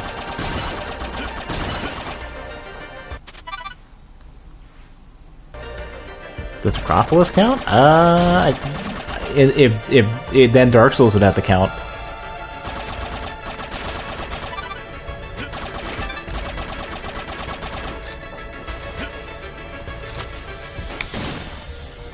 That was like a full-on like hard freeze there. That was the game. That wasn't the stream. Oh, they weren't memorable, Blood. That's kind of why.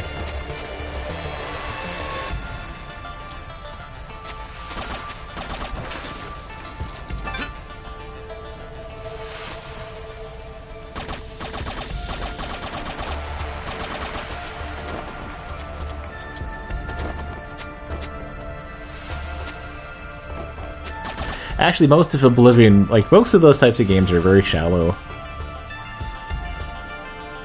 There's not really any depth to any given system. There's just a lot of systems. I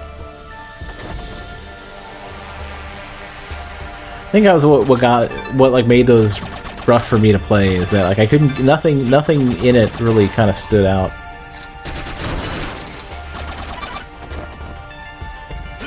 Oh man, if you could just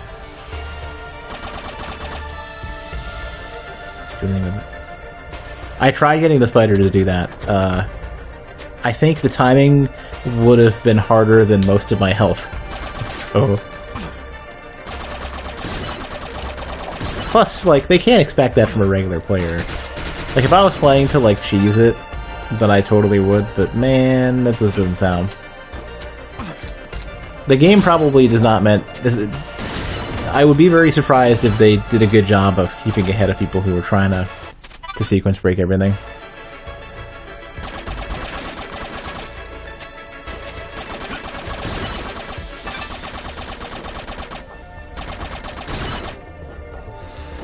So, probably not.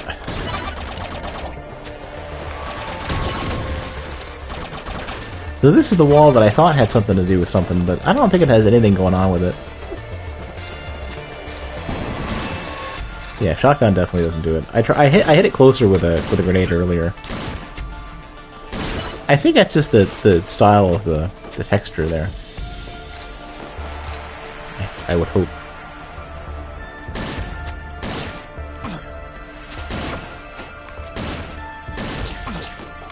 This is pretty durable.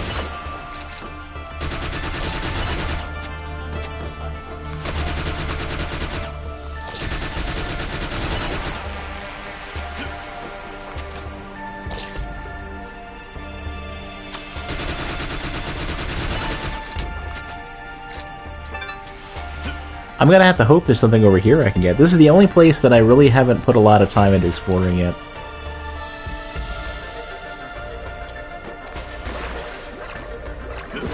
Oh wait, I actually can make it through more of this. I skipped a chunk of this because I figured the fish would get me. Or something else would prevent me from... You know, I put this area down way too soon.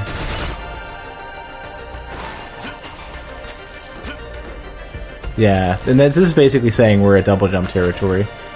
Like, if there isn't like a mini-boss or a boss, I'll be very surprised.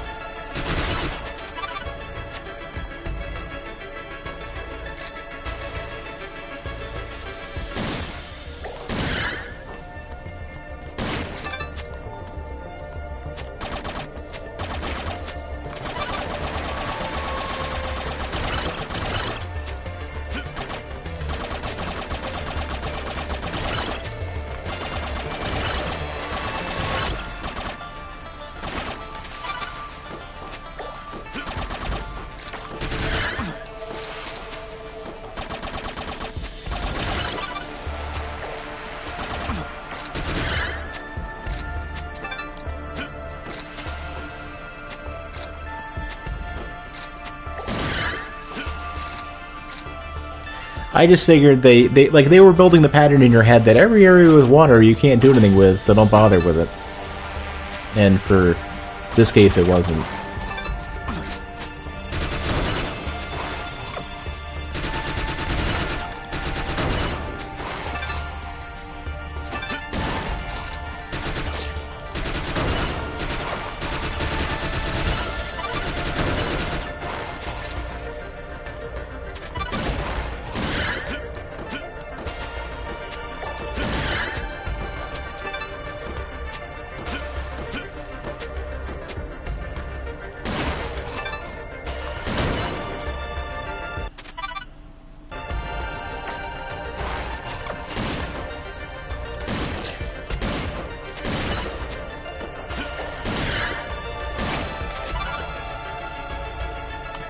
I know I've heard this exact sound for a shotgun before, but I'm not sure what game. Oh, Enter the Gungeon, probably.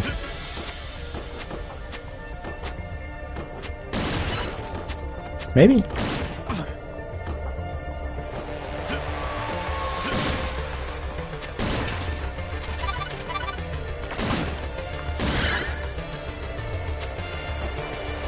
Just wanted to fill in that last square.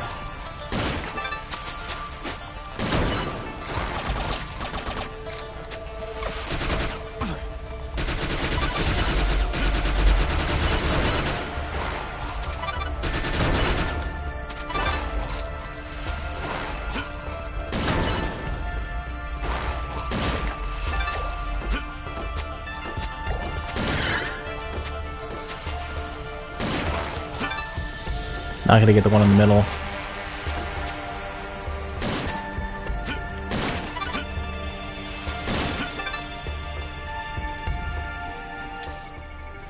Here we go. Finally, some more dialogue. We're too late, Agent. Aminet's changed location and moved deeper into the tunnels. It's little consolation, but there should be another artifact nearby. Examine the surrounding rooms and see what you can find before moving on. You'll need as much assistance as possible to confront the target. If nothing else, I like that they've toned down at least the amount of times you've been badgered by that dude.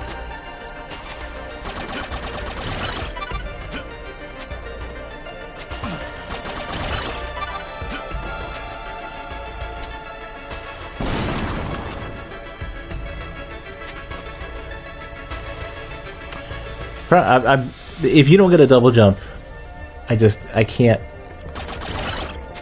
can't imagine this not being a double jump.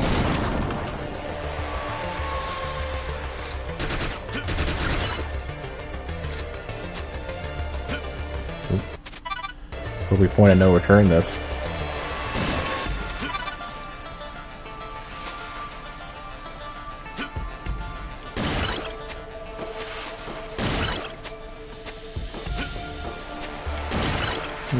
They have a new type. Up and down ones.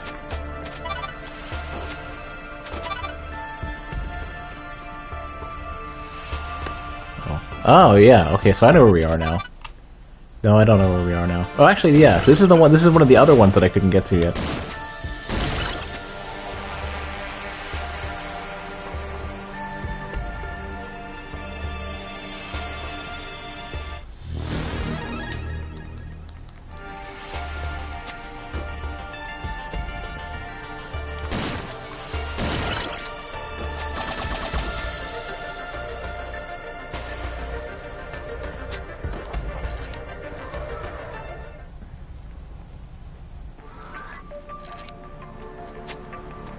Give me something good.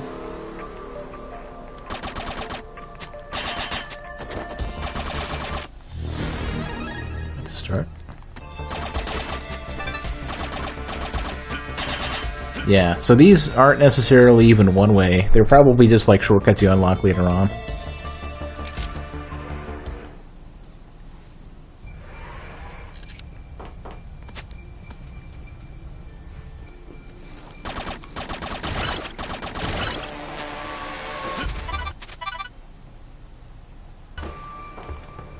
So I guess, to that respect, we were only able to go one way, and that would be this way.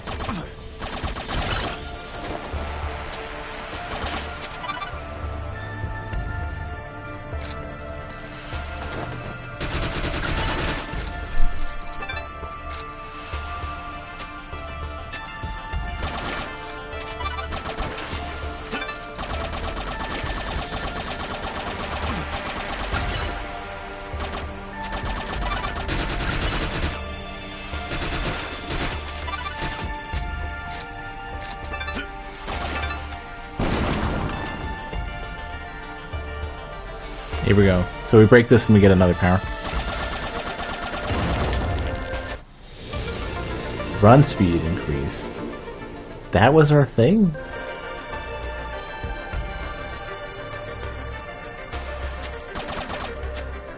Gives us longer jumps, I guess. In fact, it would allow us to grab certain ledges that we currently can't.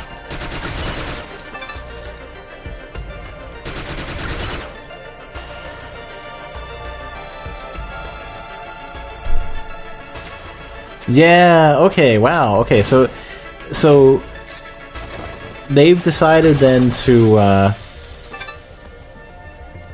that's sort of something that you don't see that often in these types of games, where it's another one of the options where it's not quite like a Shine Spark type of thing, you know, but they give you an additional movement. Like, it's not, they're basically saying that they don't have to give you a double jump just yet either.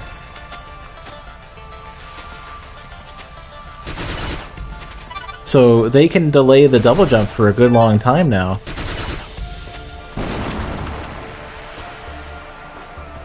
Special grenade. Incendiary grenade. Alright. Congratulations, Agent. You've located yet another weapon. Unfortunately, this exceeds your maximum capacity. You'll need to select the weapons you wish to carry with you, leaving the surplus in the weapon cache before you. You can access those weapons later from any weapon cache, should you change your mind. What's more, you may return any weapon cache to fully refill the ammunition of all currently equipped weapons. All caches will be marked in pink on your map. Yeah, I got it. So now I can choose a different type of grenade.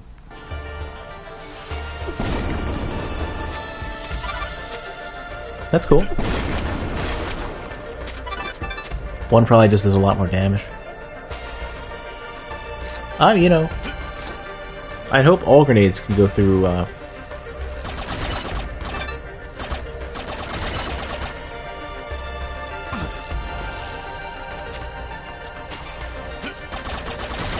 got like a runway for this.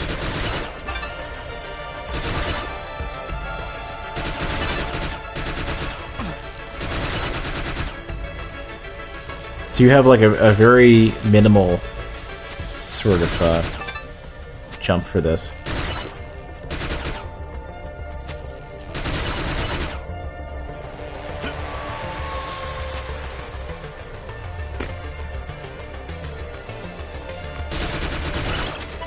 That's a pretty good compromise if you don't want to give characters, if you don't want to give a player too, if you don't want their access to an area to be that quick. Because double jumping is like, severely limits where you can restrict a player besides like specific gates. Okay, so I guess I can't get down there. I gotta go to the right though.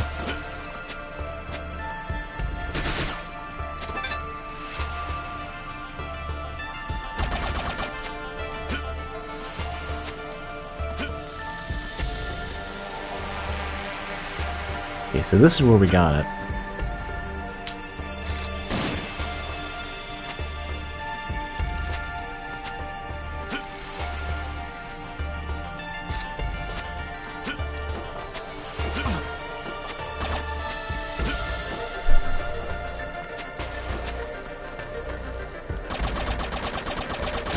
I wonder if that gate's open now.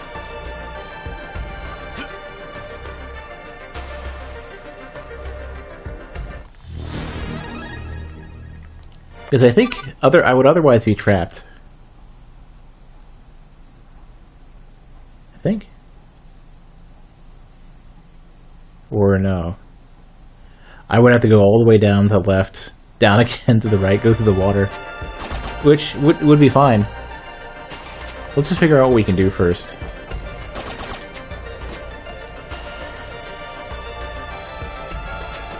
Oops, wrong button.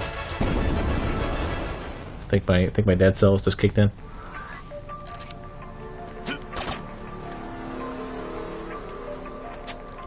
Okay, so yeah.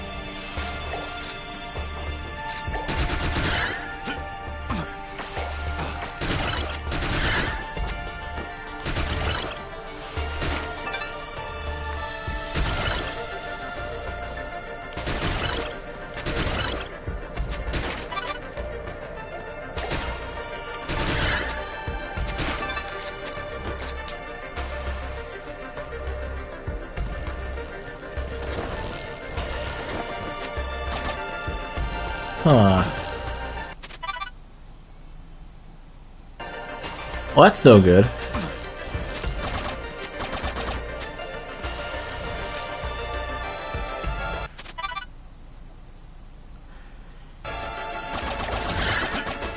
Then, I couldn't get to the ceiling there, so... Can I get to the ceiling at that other spot, you think?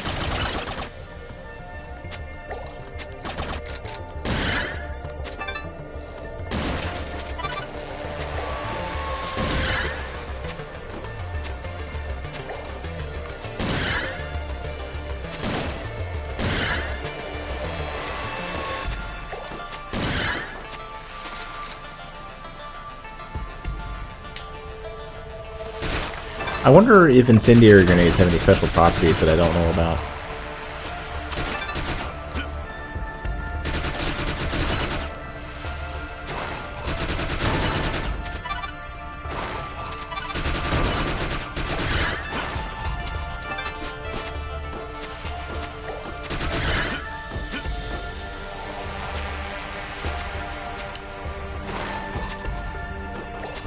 Can't make that.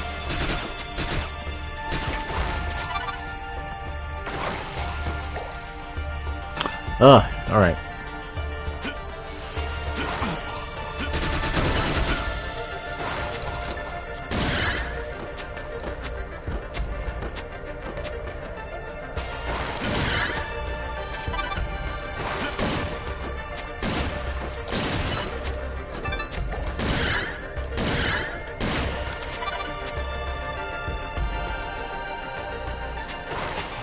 So we can't go down from here.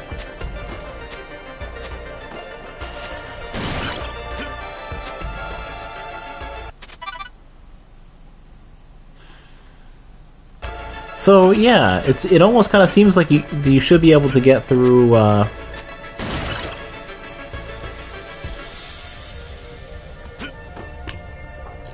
Should be able to get through these doors in some way.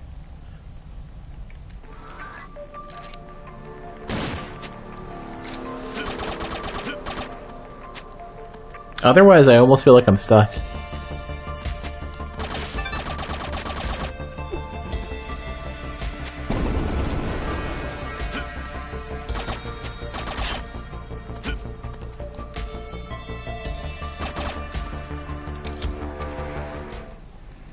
Because I can't get back to the water.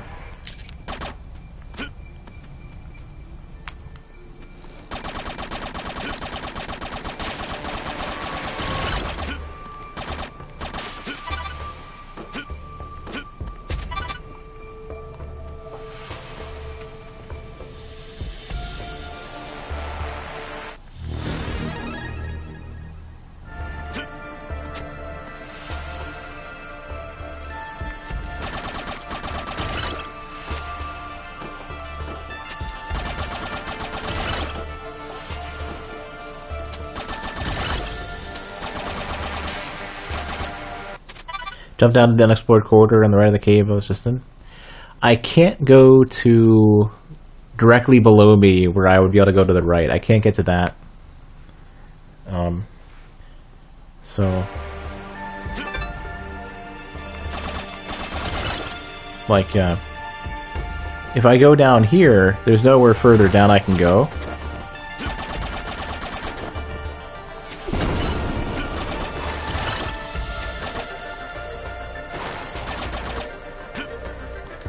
I can't go to the right.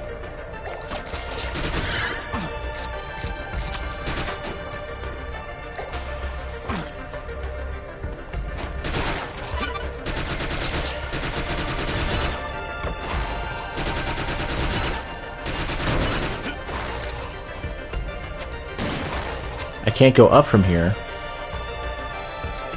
Like there's no way to get up here.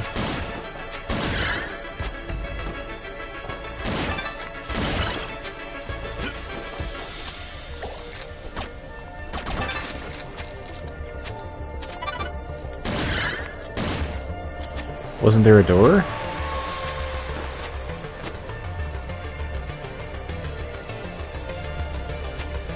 Oh wait, is that a door over there? Hold on a sec, what was that?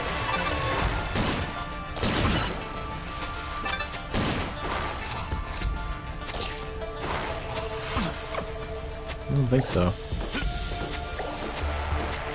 You get so little time to look at it. Maybe it was.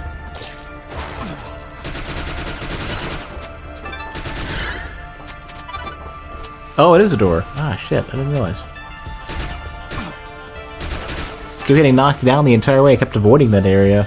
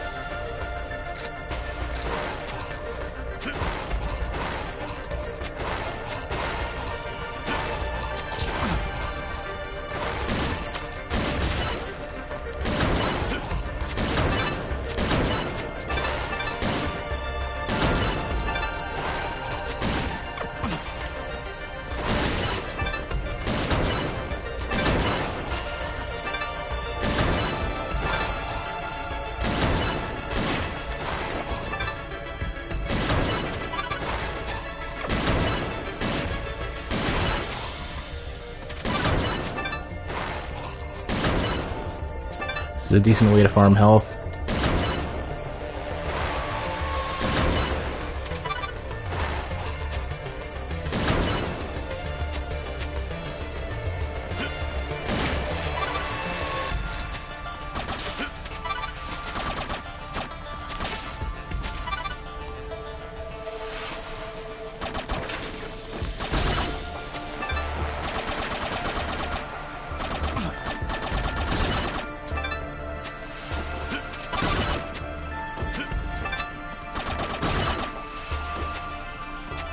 Because so far there's been like no like health refill anything besides like Metroid 1 stuff. Like saving doesn't refill your health at all.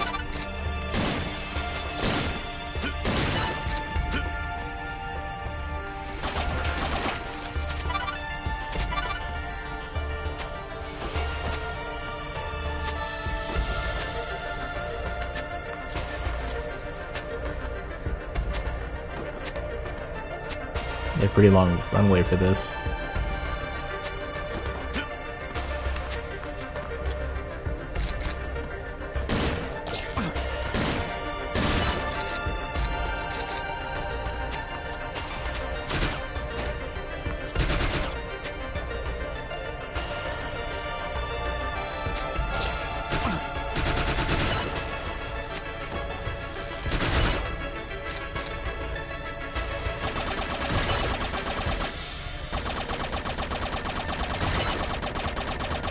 We're getting very Metroid right now.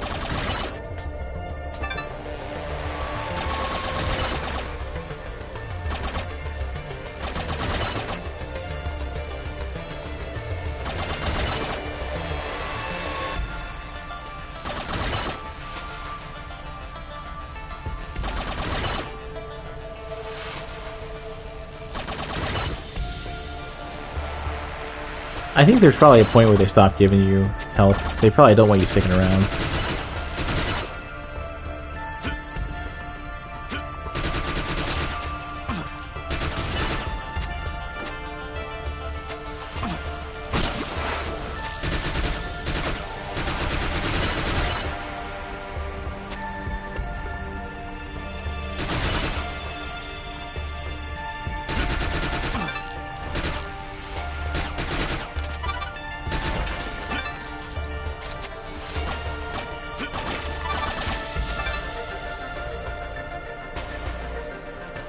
Alright, we haven't been here before yet.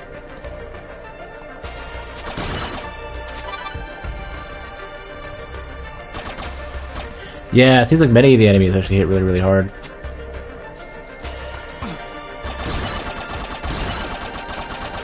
I think they intend for you to die a lot more than I've been dying, which is nothing so far. They have a mechanic built around it.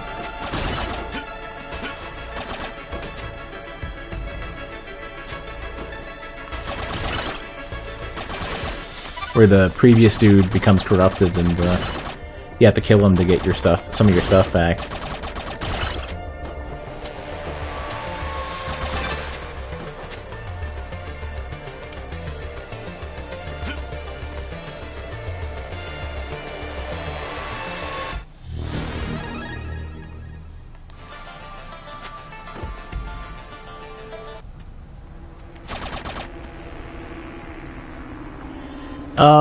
Nah, it's more like, not Hollow Knight. I'm trying to think what the game was that did that. Oh, here's the boss. I saved, right?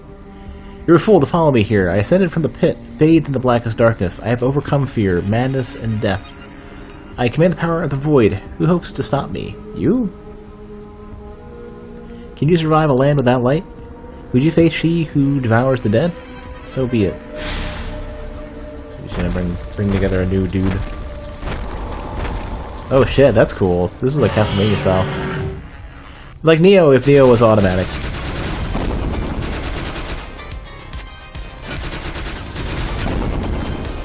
I got one of those too, dick. Alright, well, that's going nowhere. I gotta stop face taking those.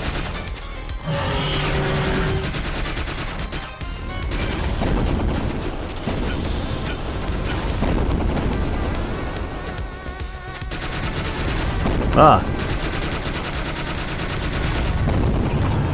Oh, it still actually does a little bit of damage anyways. Oh, are we doing this Metroid style? Or not Metroid style. Well, this would be like Metroid 2.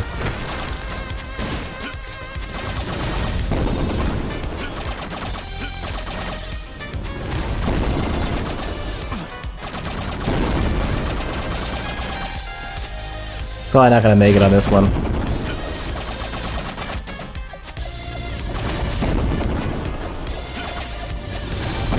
Especially if I jump right on top of him. Jeez.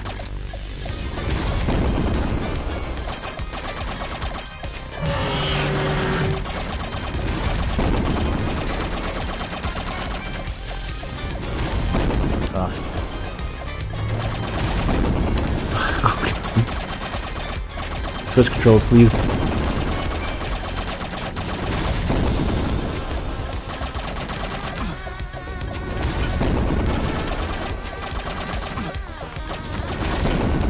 I'm definitely gonna die here, I think.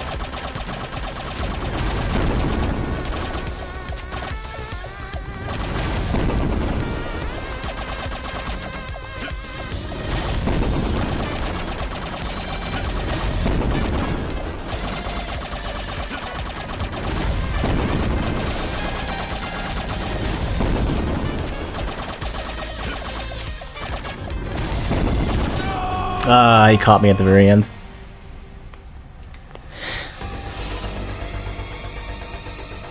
Yeah, and then your dude becomes evil. You've arrived at the location of your fallen agent's final transmission. They should still be in that vicinity, albeit in a somewhat altered state. You've been reassigned to resume their duties, including locating and eliminating the former agent, now under Amanet's control. You're fully authorized to procure and use any gear the agent may have been carrying at the time of death, but you're advised to use caution. They may be able to use any powerful weapons they were carrying. So I start with jack shit. Which is real bad. Because, unfortunately... Oh, here's my dude.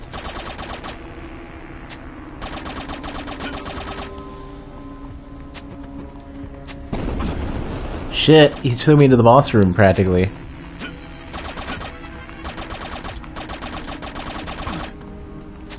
Just fuck off. It's a little bit.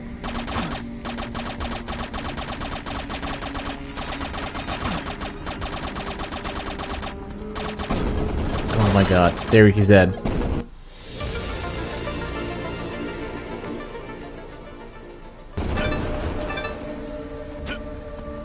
Let's go back and heal up and shit. Get some weapons. I'm actually gonna switch to regular grenades. Probably do more damage than the incendiary ones. Yeah, there's another game that did it automatically as well, though. I can't remember which one it was. I don't think it was. I don't remember what game it was.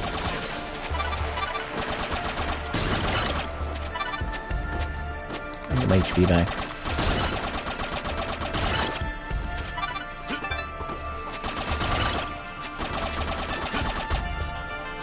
Wish I can get over here.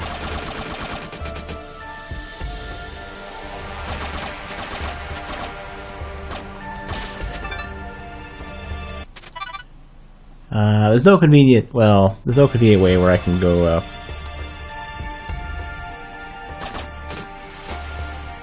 Care to test where you can maintain your momentum rank from a room to the next? You want to do this with that Metroid? Oh yeah, I'd have to, start from, like, here.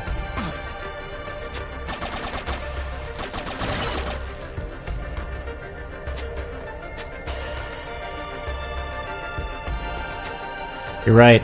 You're right. Oh, that helps too. Yeah, so they did keep a lot of the Metroid stuff. I was under the impression that they might not have, because stuff like this doesn't work. You lose your roll momentum. So they're a little bit better than I thought they were with this.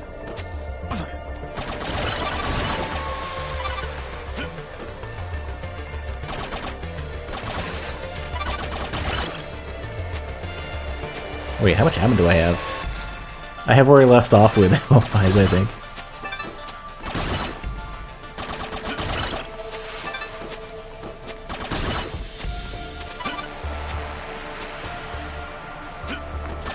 No, I have a little bit more, I think.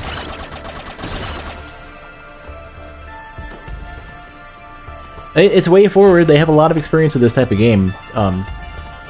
So Waffle, I'm pretty confident that it's gonna be solid throughout. Like, Way Forward knows their shit. Is this still early dev in terms of like, is it early access? No, the game's like out. It's done. They might patch it a little bit, but that's about it.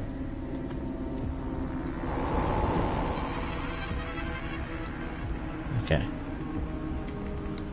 Can I skip? Nope.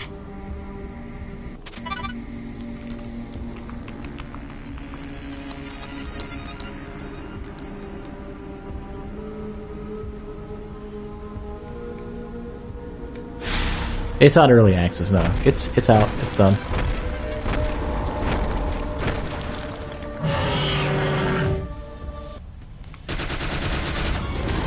Let's eat less fireballs this time. Just as I say that.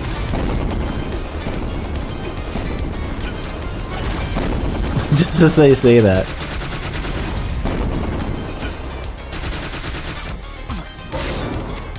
Oh, it's got a bite attack, too.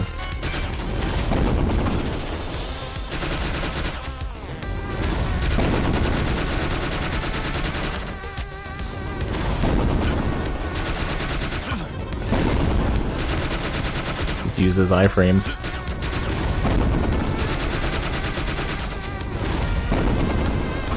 So there's no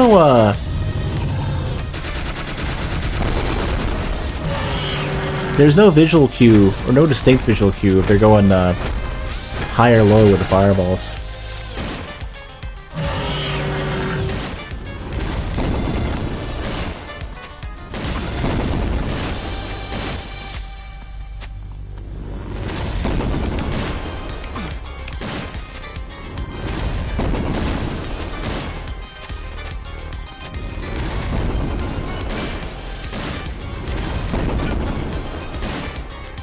Or, well, either super low or 45-degree angle, anyways.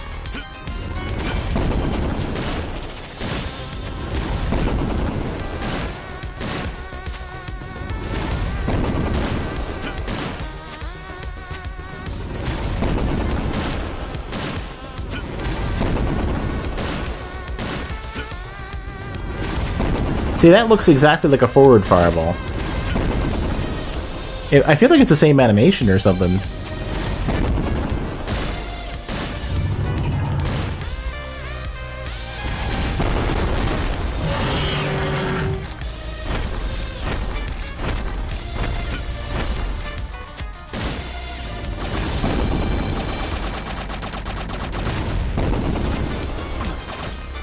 The hitbox in that fire is huge.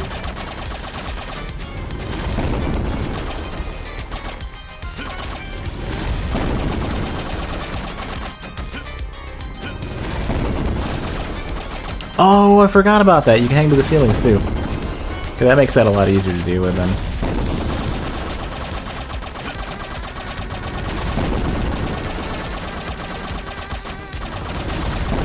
So easy to forget.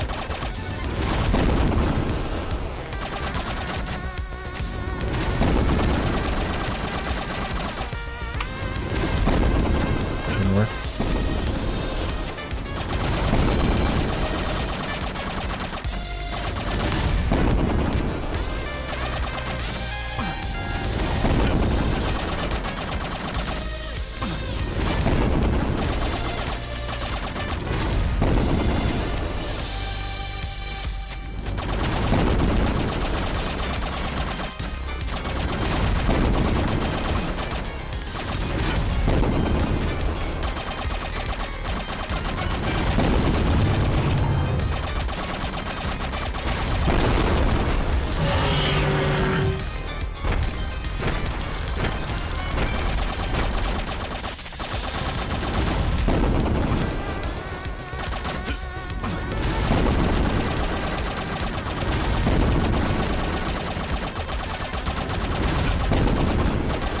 Man, that extra fire is like mighty inconvenient.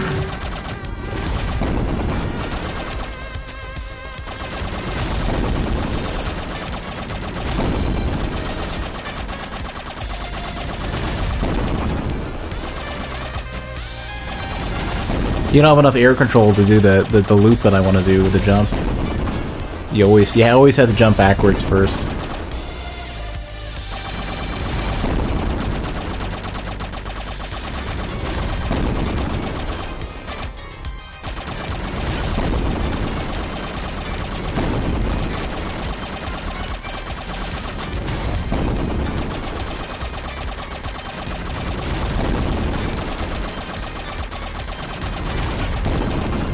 I keep doing that too. There we go, finally. They made Shantae, Contra 4. I think they made A Boy and His Blob, the remake. They made this, Alien Infestation. SOS, attention all Prodigium field agents. Return to headquarters immediately. We are under attack. I repeat, Prodigium is being attacked by monsters under Ominet's control. We must thwart her advance before Prodigium itself is compromised. All agents report to Prodigium headquarters immediately. Oh, okay. Thought maybe I just got on one of those helicopters, but I guess not. Maybe I can get some scuba gear back at headquarters.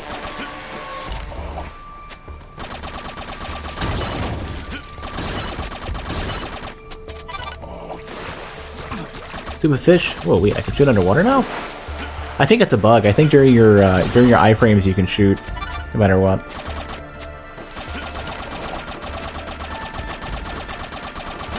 That might be abusable, actually. I don't feel like fucking with it too much, but I would not be surprised. But yeah, they definitely made Shantae. I feel like WayForward's made a couple other things that I'm trying to remember. I know I'm 99% sure one of the pixel artists and animators at who did River City Ransom Underground also made. We used to work at WayForward.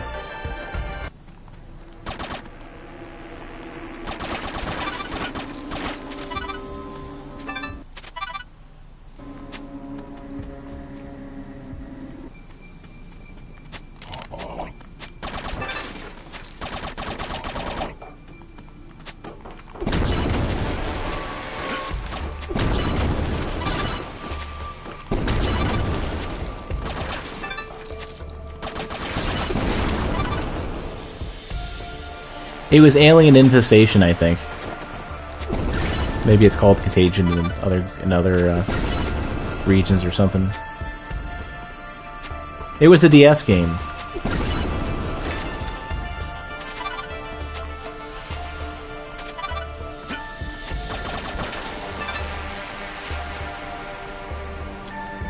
I don't think it was Contagion.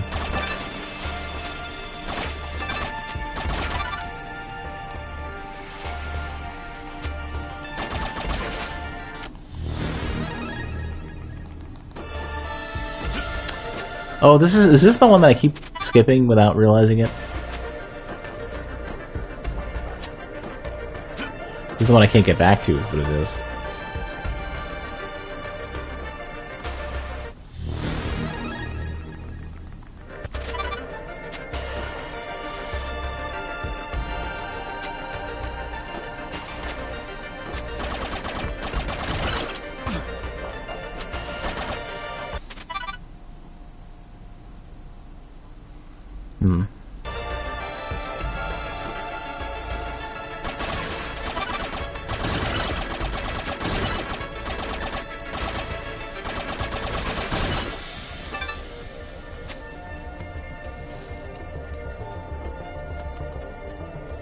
I mean, you could just wiki WayForward and look at their game list. They made a bunch of stuff. Probably a bunch of stuff I can't remember that was also really good that I either never played or forgot about.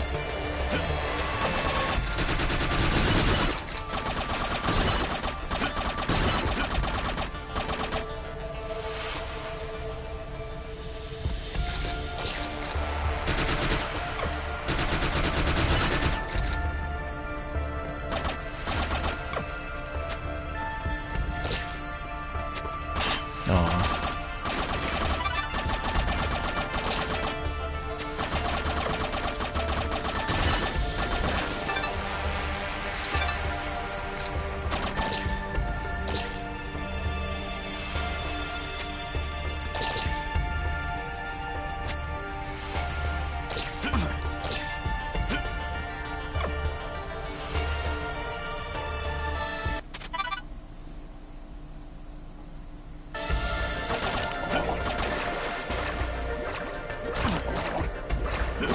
Oh, I know what it was. If you're holding the button as you land out of water after having taken damage and you're able to shoot, you can keep shooting for a bit.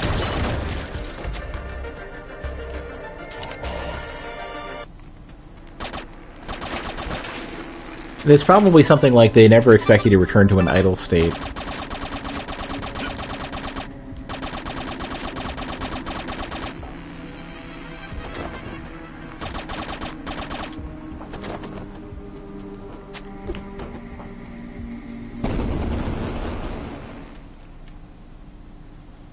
Games sometimes do that. Oh, we got more Castlevania here.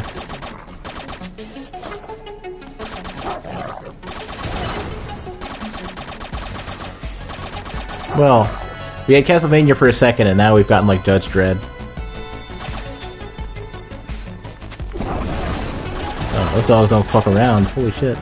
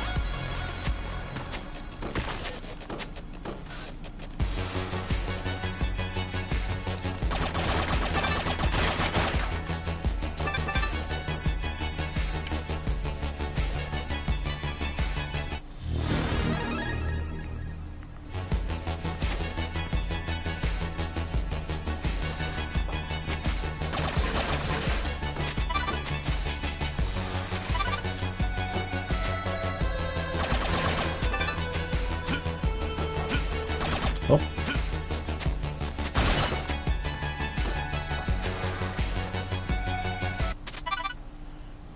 Oh, yeah. Yeah, they seem to be pretty good about how they do the reveals for stuff as you've encountered it. Like, the repel points didn't exist. Those weren't shown until after I got that as well. Many games will do that, though. That's not exclusive to this game. This is one of those things you kind of learn to expect.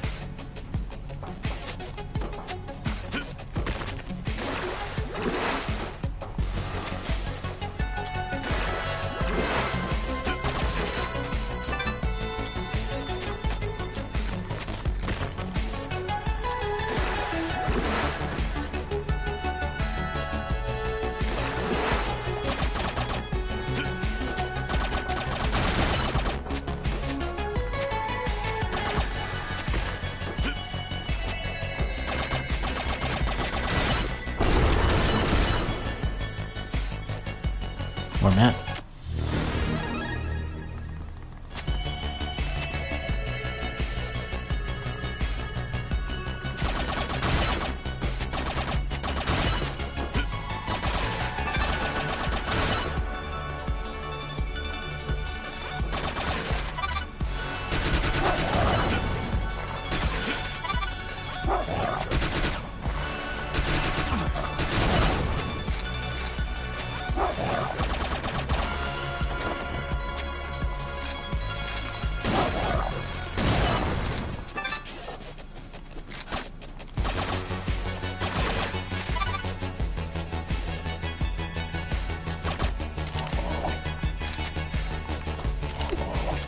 Oh,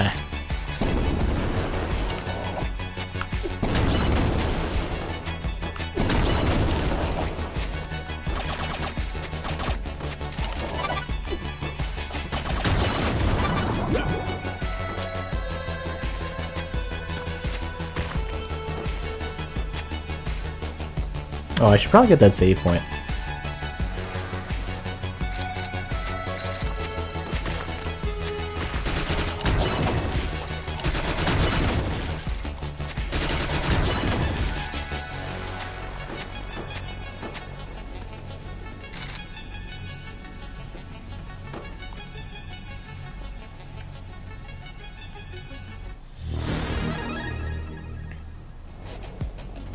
Oh, speaking of marking stuff on the map after the fact,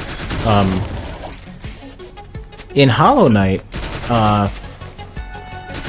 you have to buy the markers, and you can't buy them until after the fact.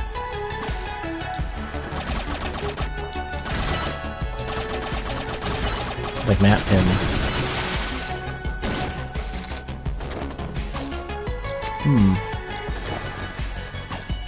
See, this is where they really... You either get a high jump or a double jump at some point.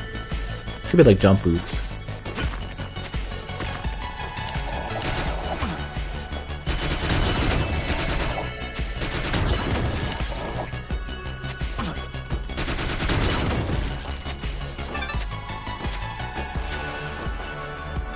I didn't find Hollow Knight to be that bad.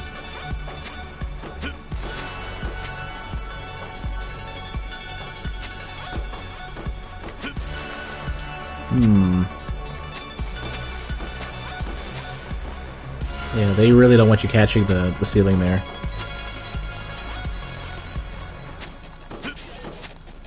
You'd have to do like a very...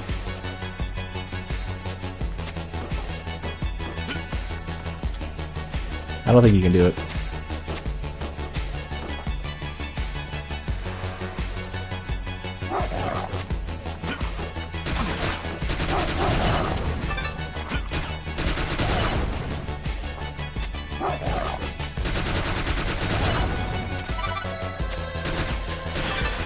You are meant to get like, as much as it does have to get lost, you are meant to get lost in that game. That was definitely like one of the more exploration heavy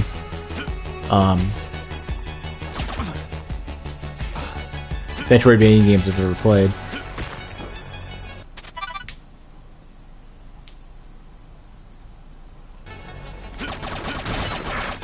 I think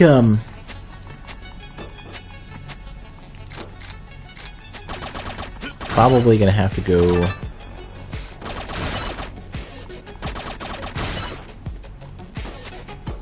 Actually, how do we even get up here? We gotta go down and around.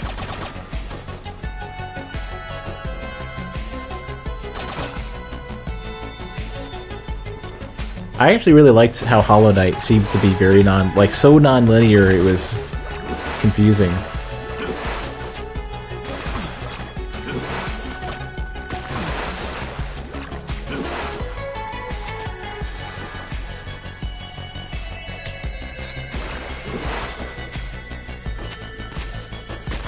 Like, asking other people how their playthroughs went was really interesting, because you can play the game dramatically different between 3 or 4 different people. You know, when do you get the double jump? What amount of, like, stuff that's, like, on the bare end of sequence breaking. Everybody's playthrough just happens to be just a little bit different. I haven't played the DLC either. There's a second one coming out. Apparently they planned a bunch. And they're like big DLCs too. Like bunch of enemies, bunch of bosses. I don't know if Hornet's playable yet, but she's supposed to be playable.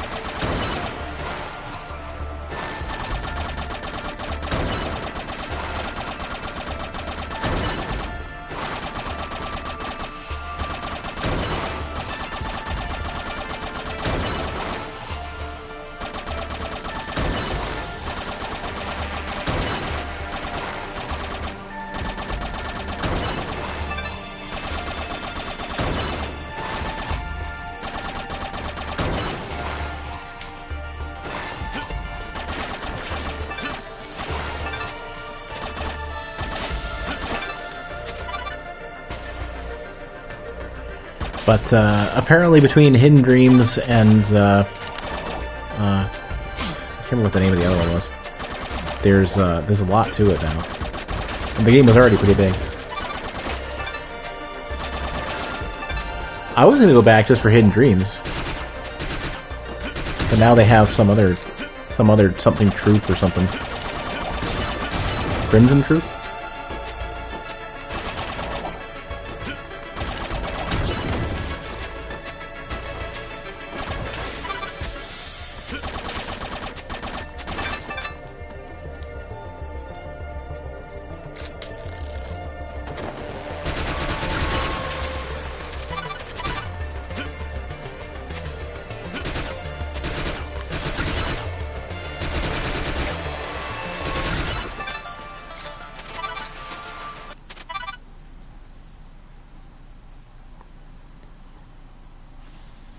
Whoa, we are way too far. Or actually, no, we can explore more of this. We gotta go up, though. Which we can't. No, we can, I think. Oh, dude, the last Coliseum fight was ridiculous. It's fucking... It takes for, like... It's a 15-minute fight. It's awesome. But it's an endurance match, for sure. The Coliseum was great, especially because of the like really perfect execution on the drum music, and how like between each of those, there's like cheering and shit, and Gio is being thrown onto the stage. It was super cool. Like the whole presentation for that was just completely perfect, and I just thought that was super cool.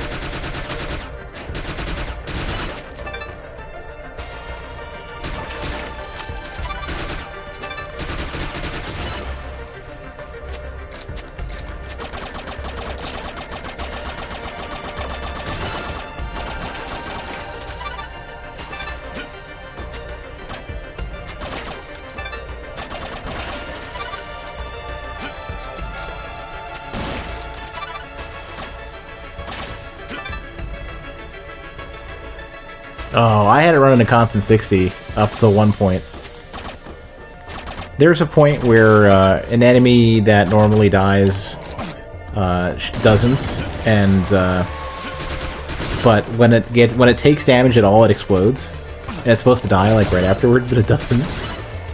So it'll explode like every frame, and the game just shit itself. I think I have a clip of that somewhere. It's at least stored on. It's stored locally on my streaming machine. But it was like, oh crap. I think I eventually got it to... I got the game to recover without restarting it. But I had to force myself to die.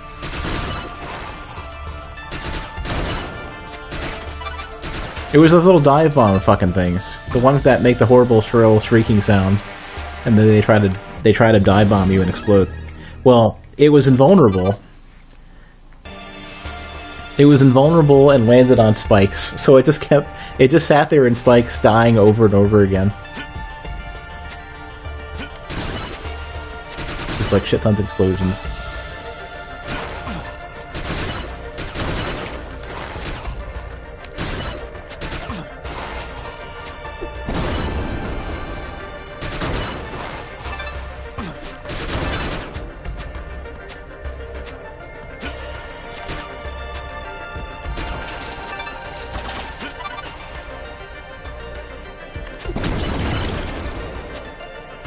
I want to get... Ah, crap, I fucked up my opportunity to get there.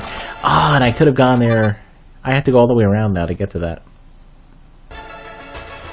Damn it. Because I wasn't patient enough to wait.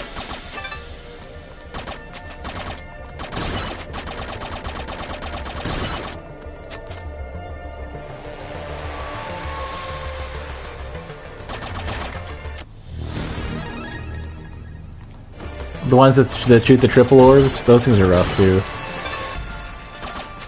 I have a little bit of a heads up on those because I have some up experience.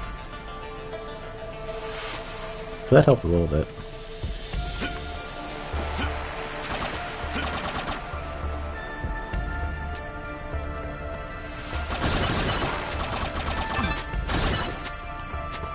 And my shmup experience, apparently I've played more than anybody I know combined.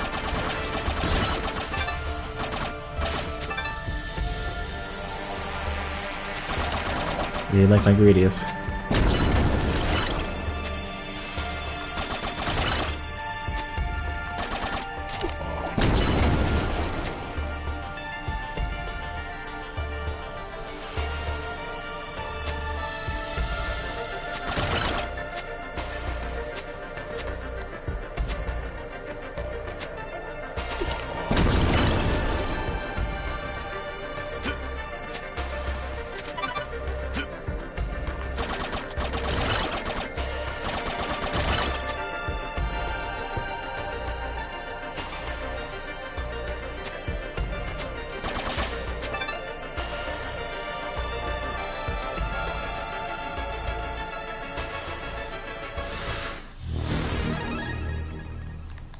And it took me a while to get to the point where I had something reasonably up to date. That was like 2009, 2008.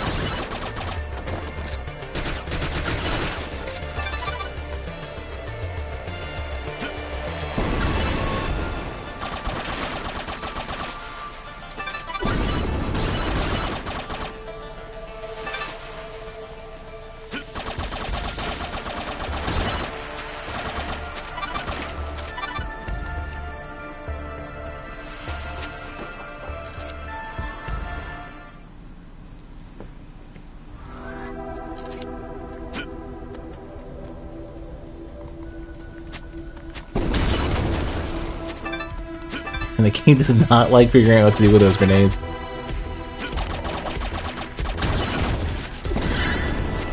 Like, it always stutters once you throw one.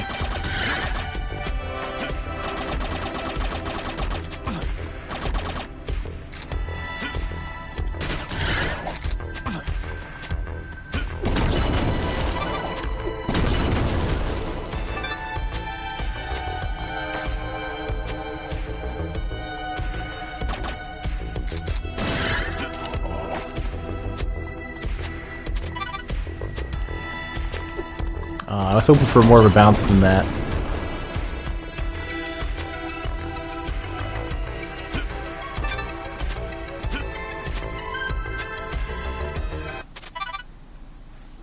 I could probably make it to one of a couple spots where I can double jump.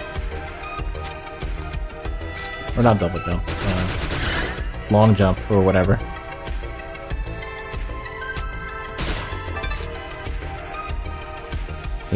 Yeah, that's true. I've got a pretty decent buffer now. I'm in the right spot.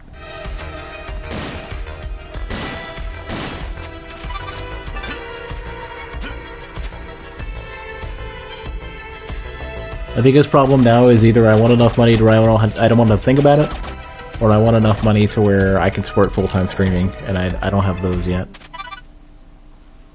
Those are my next objectives. I have no debt. So it's all about other future stuff.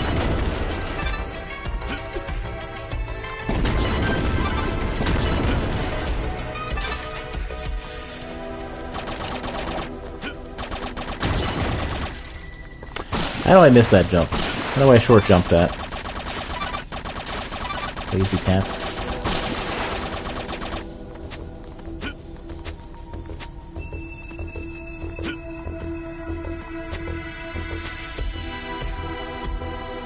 Yeah, you want to get something a little bit old. Just old enough to where nobody wants to charge for it anymore.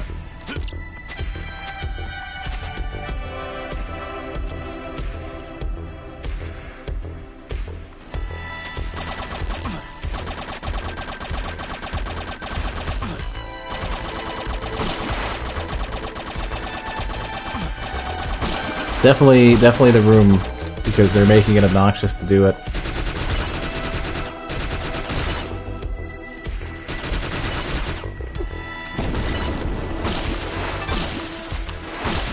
Damn, that does so much damage. I need to get like a running start really early. That's what I need to do. That was not efficient.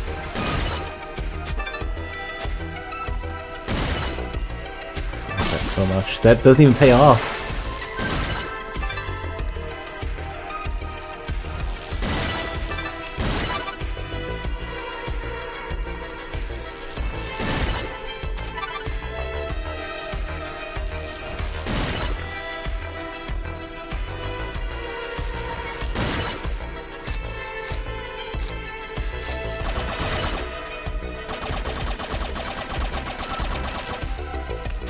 There we go. Oh, we almost got it.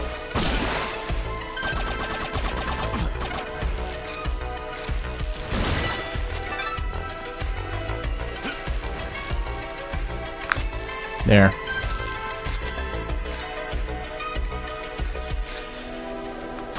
Well, 1070s, I don't know. I know a lot of higher-end GPUs are getting a lot more expensive because of Bitcoin mining and stuff. And apparently those cards are really, really good at that. For the, even for the power usage.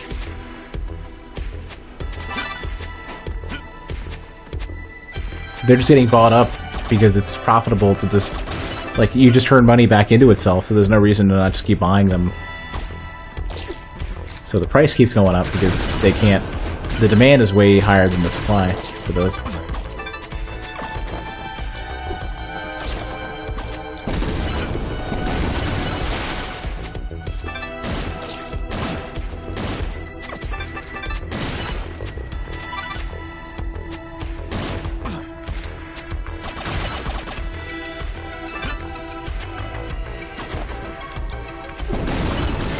Yeah, somebody's been making GPUs specifically targeted at mining stuff that have like no display output and are supposed to be pretty efficient as a result.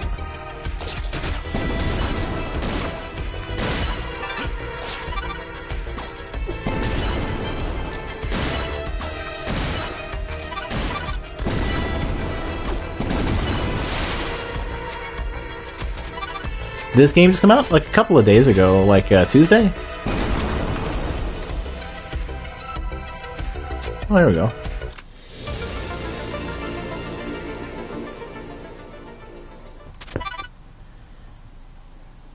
Did the art for this? I should probably have any idea who that is. Is that one of like WayForward's top people, or is that somebody that contracted through WayForward? Or this is nice. I like this. Let's not waste too much. I wonder what damage this is going to do, though.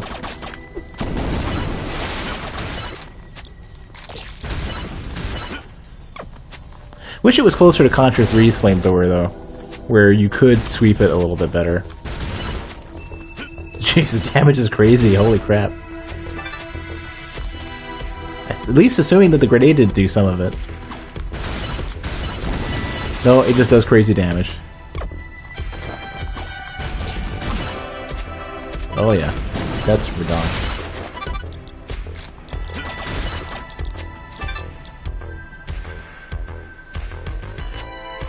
I don't know how much like WayForward will like subcontract people out, so I don't know if that's part of WayForward or not. Freelance? Oh, I don't know. The art's good. I mean,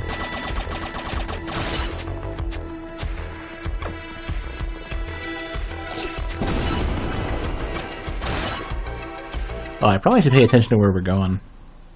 So we got a flamethrower. We got to go up from here and see what else we can get. Okay, so far this is pretty rad. I don't think we can make. We could probably make that jump, maybe. No, I don't think it's because we can't jump far enough either.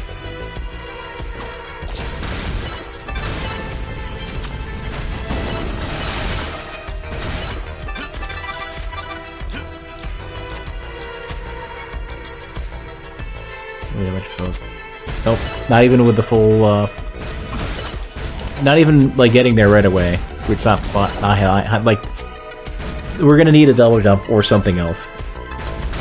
Only way that's gonna work.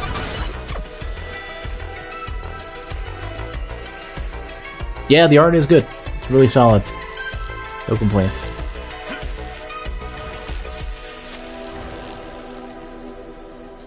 I don't know what the Vega is. Is that some AMD or whatever AMD ATI's equivalent?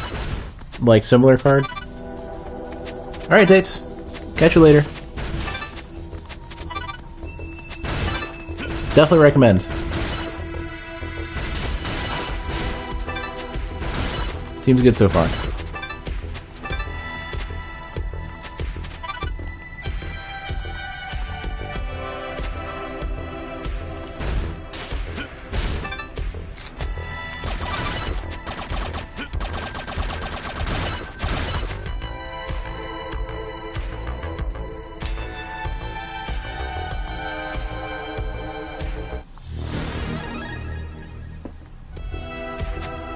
So we got ourselves a flamethrower. I wonder if that can melt down doors. Probably not. 56 and 64. Are they similar specs or similar performance or whatever?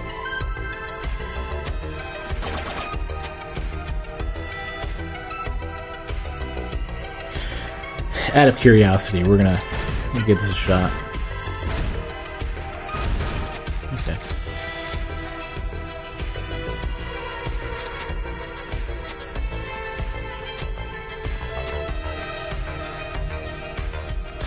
Okay, this is just the boss, or the boss room and the power-up room.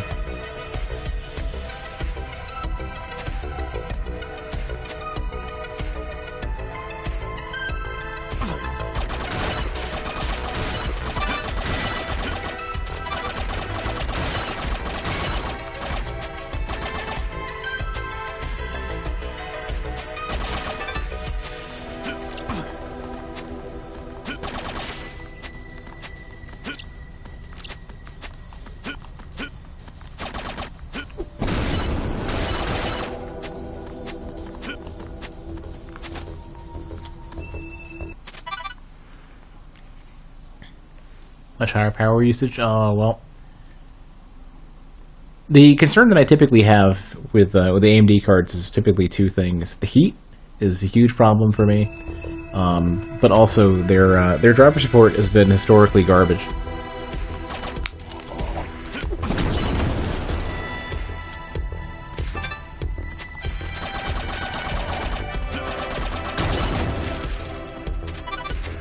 Also, their Linux support is awful.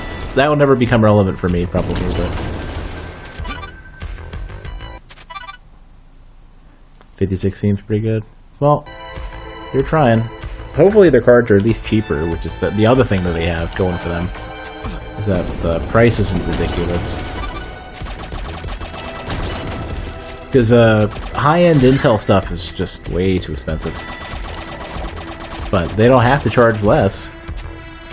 People are going to buy them. It's like you at a certain when you want to hit a certain tier of performance, you have to go Intel because AMD doesn't compete. Like they have no offerings that are any decent.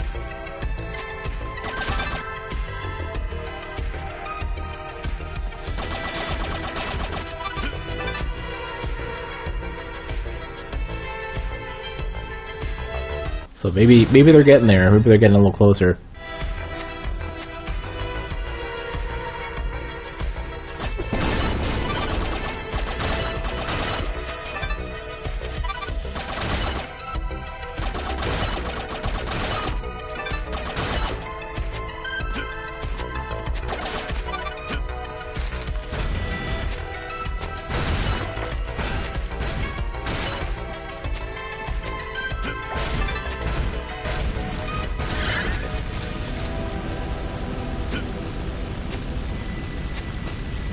Found another bug.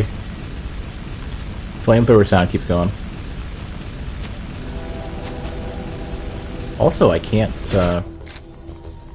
oh, weird. I guess I thought I was still using it or something.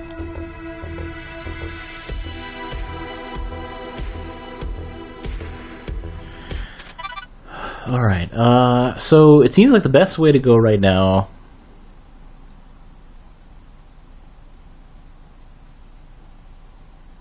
I'm gonna try that. See, the flamethrower can allow me to burn down those gates. Probably not.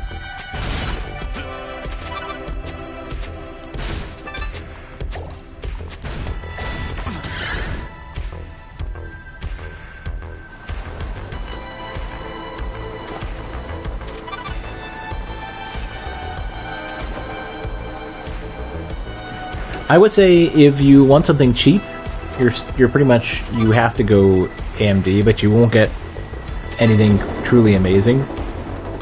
But AMD, like, once you hit, like, low to mid-range, AMD just wins out. The second you need something that's like, fuck it, I need to throw money at this and make it great, you have to go Intel because there's no other option. And if you're running Linux, then you're stuck. You're stuck with, or you're stuck with NVIDIA, not Intel. Well, okay, depending on what you're using. So if you're using CPU, it's Intel. GPU, NVIDIA. Whenever I say one or the other, in that case. Non-AMD. A little bit of both, because they had the same problems on both sides. Support, performance, and power. AMD and ATI, so to speak, have the same drawbacks. 2000? I built my machine for 2000.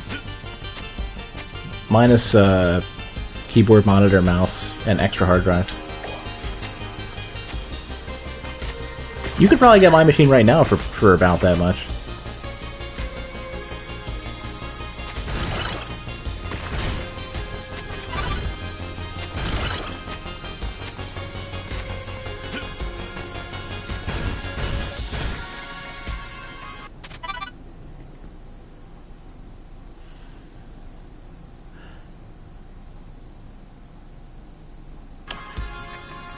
Well, I guess we'll go this way then. Doesn't really matter how we approach this. I just want to check.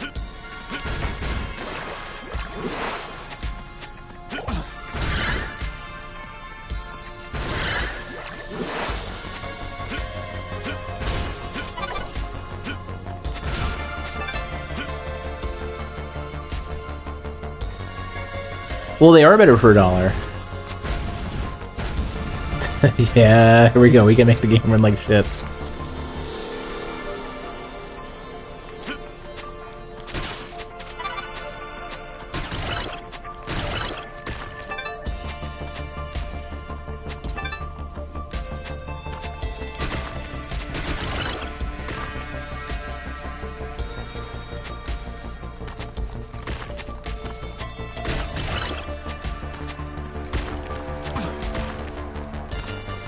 Oh, that was inconvenient.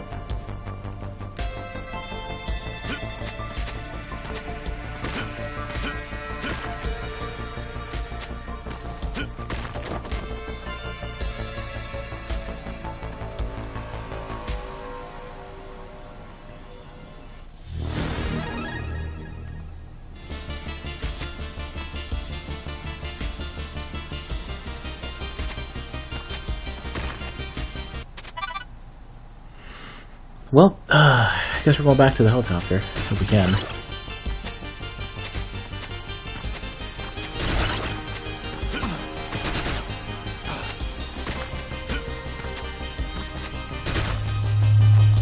I don't know what I'm doing today. Such a hurry.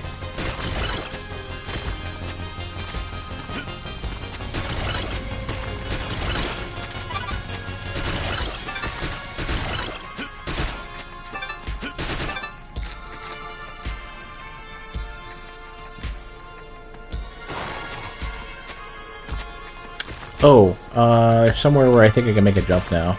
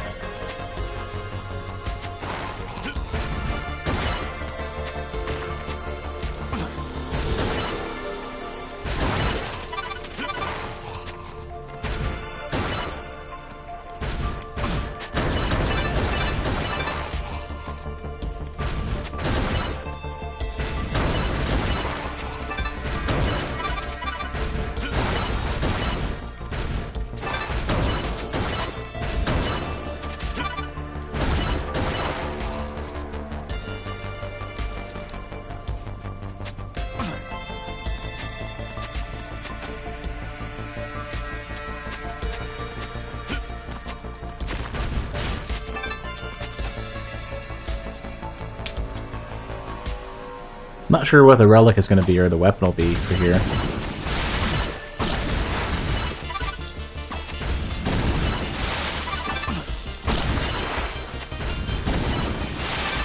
Man, the game does not like the door at all.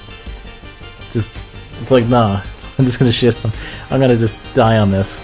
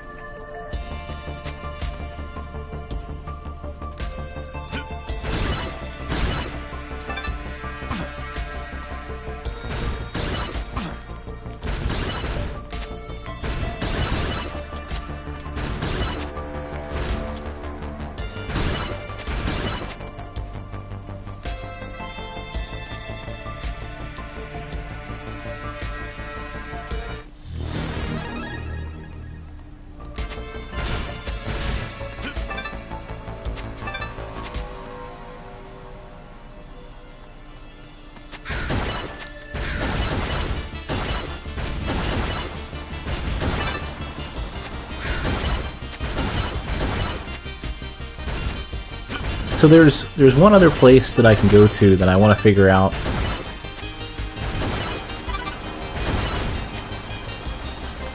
Where is it? It is directly to the right of the helipad that I should have stopped at instead of this one. Oh, I just skipped it. So they automatically select the one you're not already at.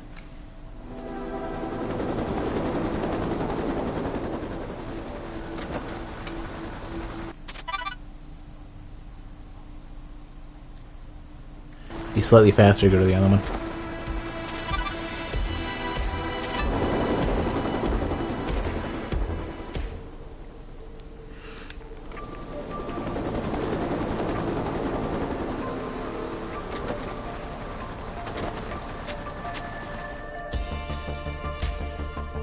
Also notice they never change the animation of the helicopter. It's always like the couple few frames repeating over and over again.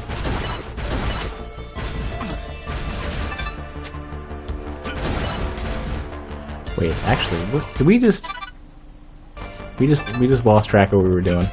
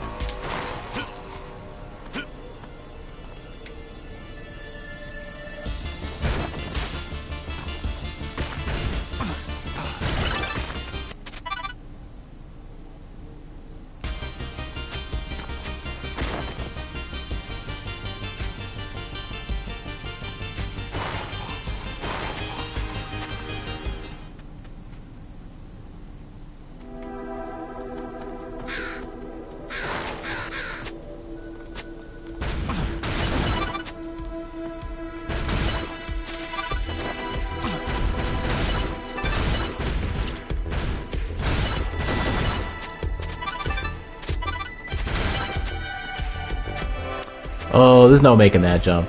Not from any angle. Alright, well, it was worth at least poking at.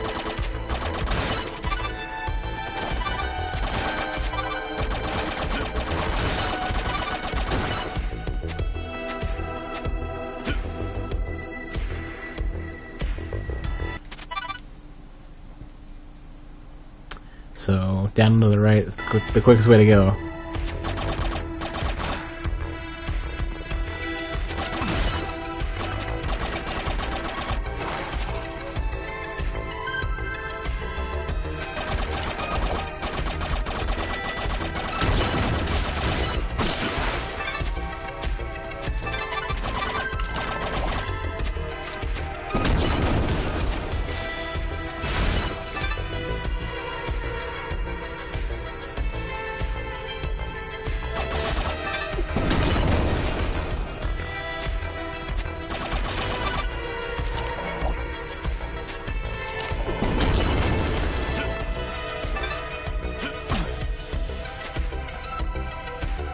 Didn't jump for me.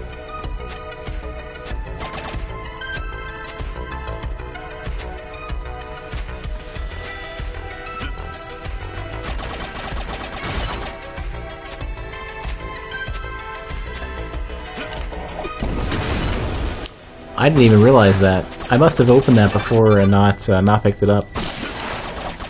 Oh, I know what it is. They don't have any coyote jumping.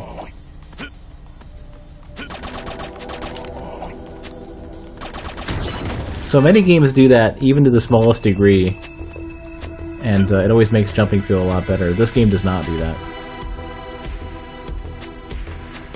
It doesn't feel like it anyway.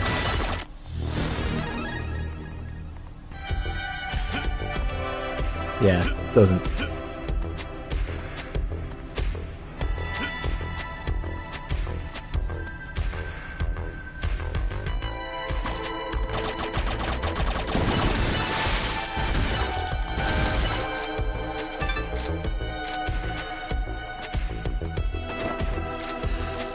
Oh well.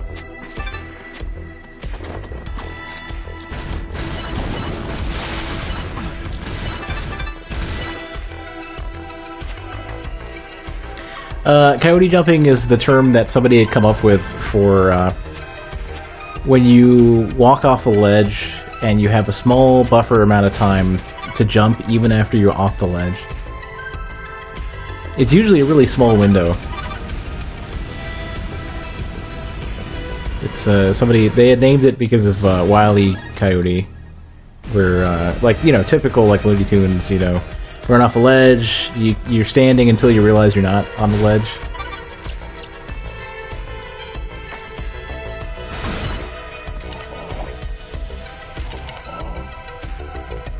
Yeah, I thought it was an awesome term for it. I never knew there was anyone had a name for it until there was that like Twitter thread where people were naming all the random techniques that were games basically cheat to make the experience better. And there's a bunch of good ones. Coyote jumping was the one that stood out to me the most because that one is like really important to have and to get it right.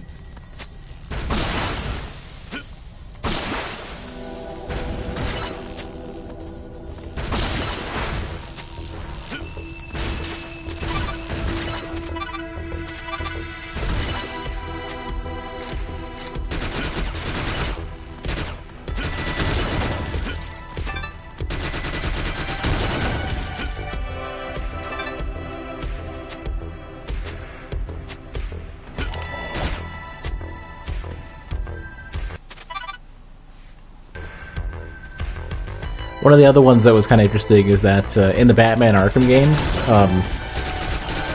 like thugs are specifically, especially when they're patrolling around, they're specifically programmed to do their best to not turn around, like do a complete 180 on you as they change direction. So that if you're sneaking up behind somebody and taking your time, it's very unlikely that they'll just immediately turn around and look directly at you.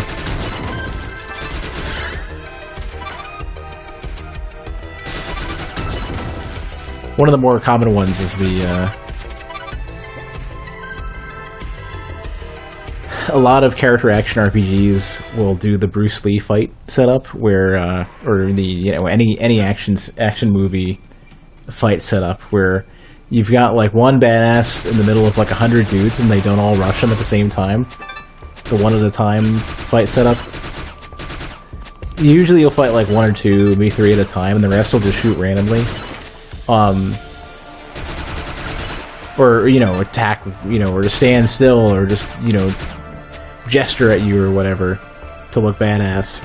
But they won't actually attack, because if you have 100 dudes attacking you simultaneously, no matter how good you are, you're going to take a shit ton of damage, or either that or you'll be in invulnerability frames all the time, and you're basically fighting a damage race rather than something that is like a contest of skill. Another good one. I think it was in Fear or one of those other games, similar style games. Like, they have to do that though. They have to create that experience in that way, otherwise it just sucks. You just get juggled to death. Another game. So the Fear games.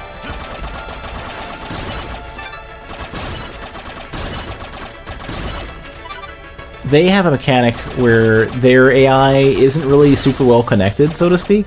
Like, they're not really strategizing against you as well as you would think. What they do instead,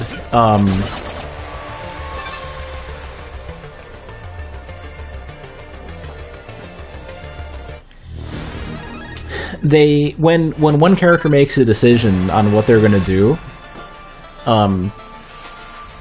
before or as they're doing it,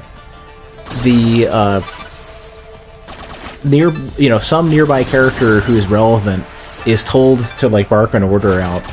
So it's like, tell me that I'm about to go do the thing I'm about to do, and that's how it looks like they're being like they're communicating, because they're not, because it would be a pain in the ass to set up like proper communication, and it's not even necessary. Instead, just have the AI say, "Hey, you. Tell me to walk and take cover, or whatever, or to shoot the dude, or to run around a corner, because I'm about to go do that, and it'll look pretty cool."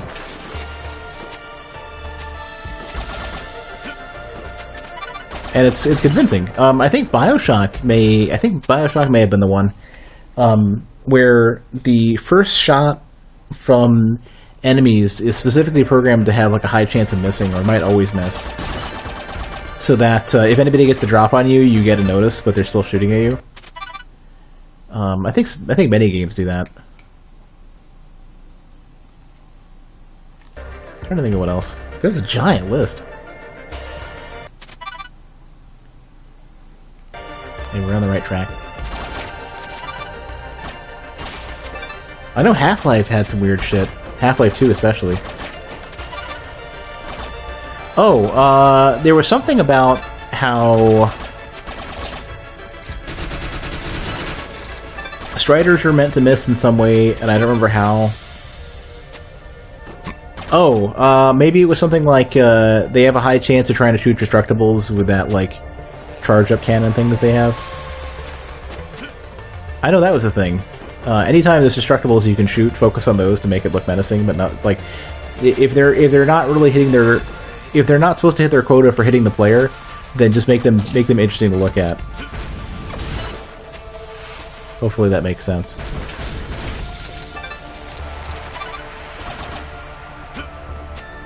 So like proper AI in games is usually like not a good thing to do, specifically because you'll hit points where the characters are too smart and it makes it unfun. Because the player no longer feels like they have any control. And rather than feeling like they're being outsmarted, they just feel like the game's just... They get a bad RNG, or the game's just, like, reading inputs or whatever. Same thing with, like, AI for RTSs or whatever. You have to dumb them down. You don't want to start with them being too smart. You're stuck starting with them knowing everything. But you don't want to make it look like that. You want to instead create. You have to build in the stupidity. It's not the intelligence isn't the problem. It's the stupidity you got to worry about.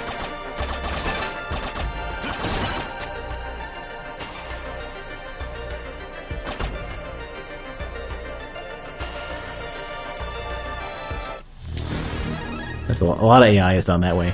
Because the other way around is to give it only the sort of... You have to simulate player senses, and that's way harder and can be way more fucked up.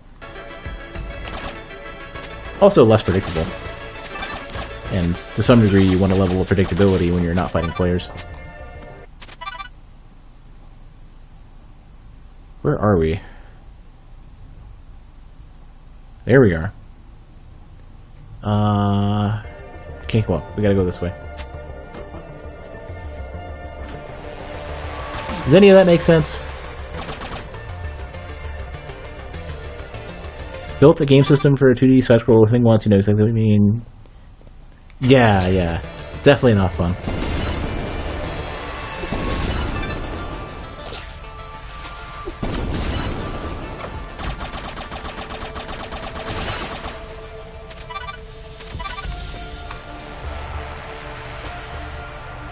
That's why my eyes itch. I forgot to take allergy pills and shit today. God damn it. Let me, oh god. Okay, hold on a sec. It's bothering me to the point where I need to stop for a sec. Let me take like a, let me take at least like a 2 or 3 minute break, stretch my legs, hit the restroom, get a water bottle, take the vitamins and allergy medicine I haven't taken yet, and all that kind of stuff. So give me like just a couple minutes. That explains it. Alright. Yeah, I'll be back in a sec.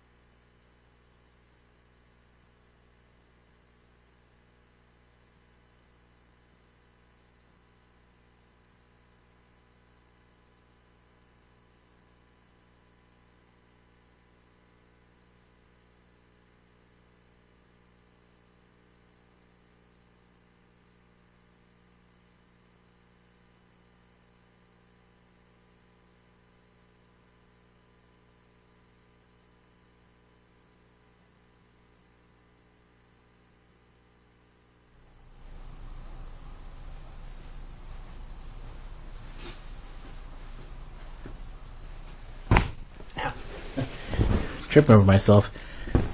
Okay.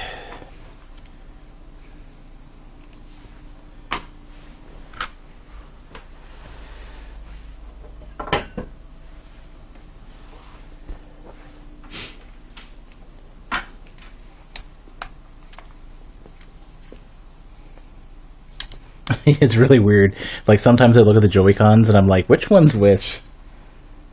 Like, if it wasn't for the position of the wrist straps, like... Well, I don't know. Even, Nah,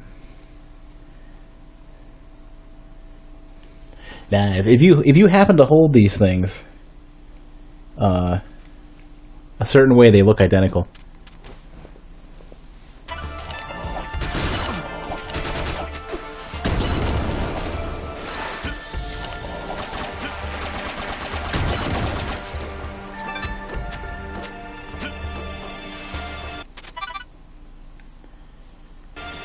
A little further and we'll be good.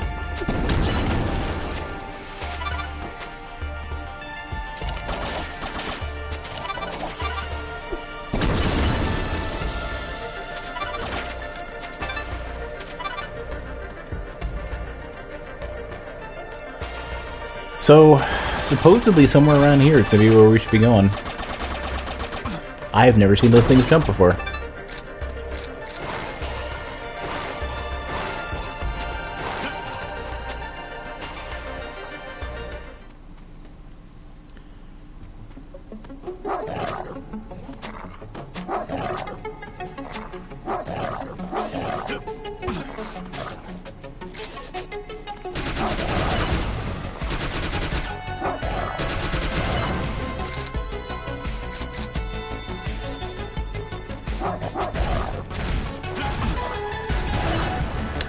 Wow, these things are either resistant to fire or just have a shit ton of HP. I don't think I can go up. Oh, I can go up. No, I can't. That's where I want to go, though.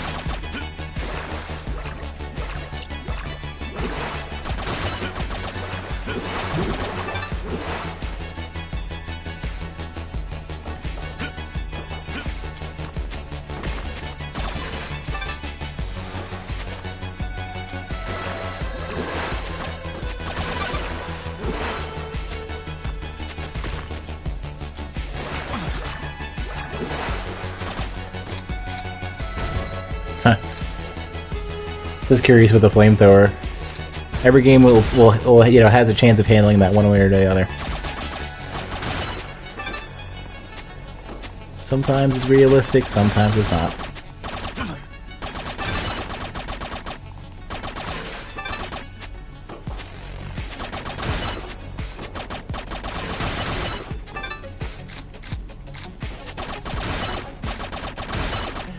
So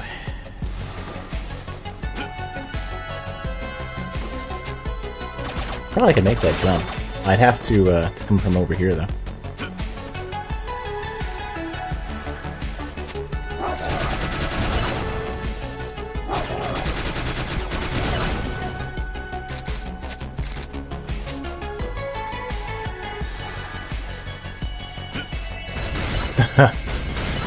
It's gonna come. Like, I would need to be able to make that full jump.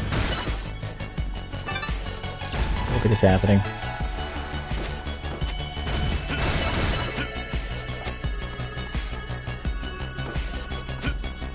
Oh shit, they let me do it. There's something I can do now.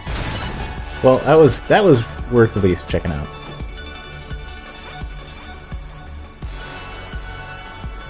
Yeah, there's no conveniently getting there in any way.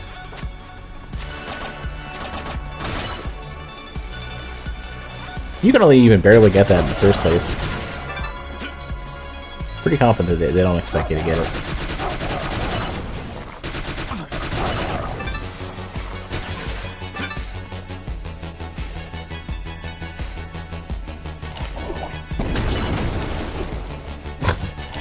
How about... There we go.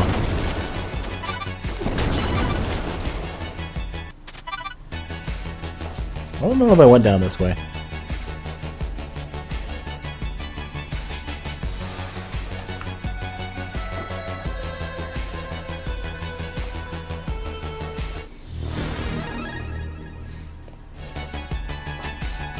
Speaking of unbeatable AI in 2D platformers,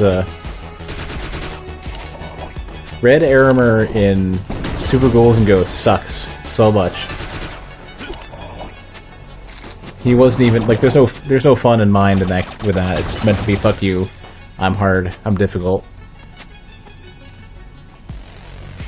Oh, I remember this one now. I can't do this. Or at least I don't know where to do this. They'd have to jump with just perfect. Well, even if I could damage boost on those things, I'd have to be able to damage boost like high enough up. I don't think I can.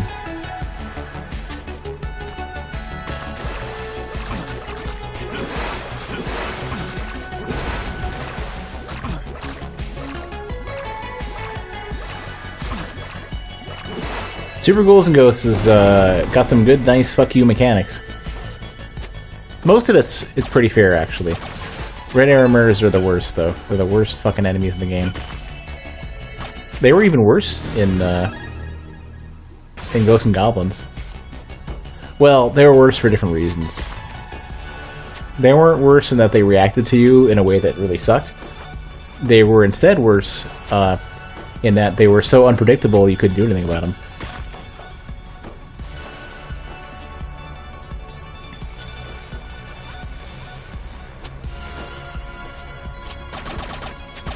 I actually played the entirety of the first playthrough of, well, I don't know how to explain that as not quite first playthrough, but I played the entirety of the game up until they tell you to play the game over again.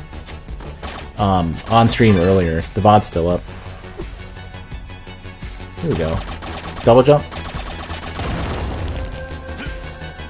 High jump. Rockets? High jump. Damn, you got crazy jumps now. All right, cool.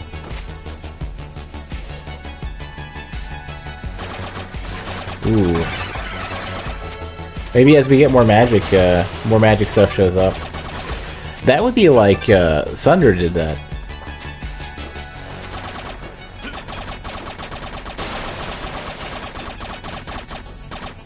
These things are really durable. Holy fucking crap. Those guys are assholes.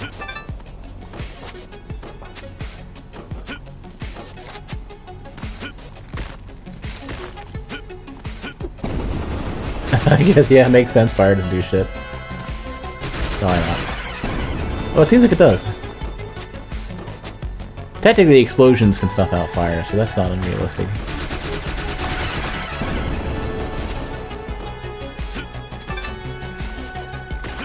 The much higher jump height is going to give me a lot of control.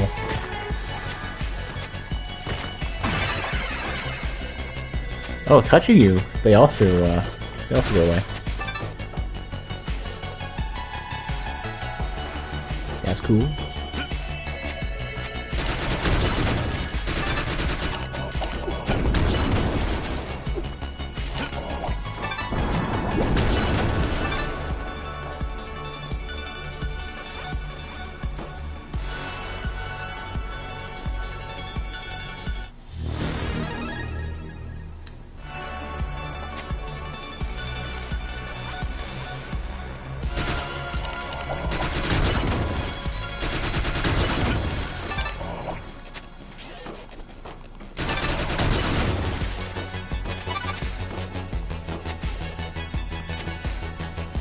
Alright, now we can get through.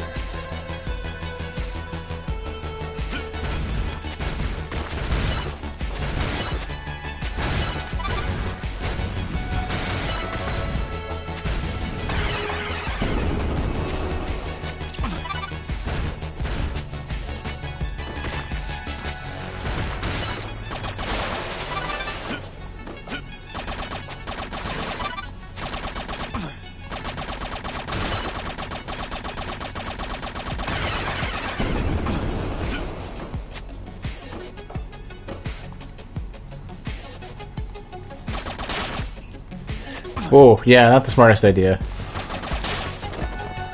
Do they just come out on their own? They do.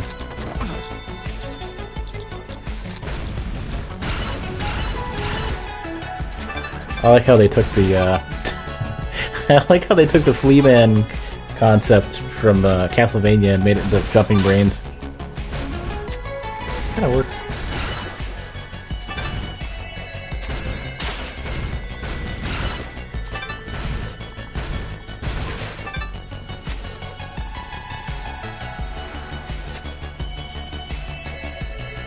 Fleaman were kind of way more obnoxious, though. Oh.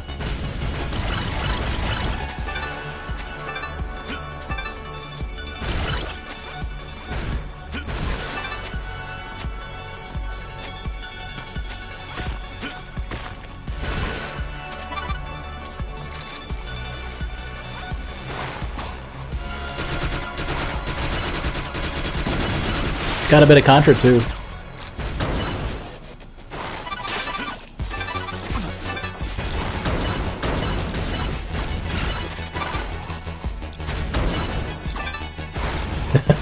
Well, that sucks, blood. That's rough. Kinda funny, though. Hell of a thing to face in the chat.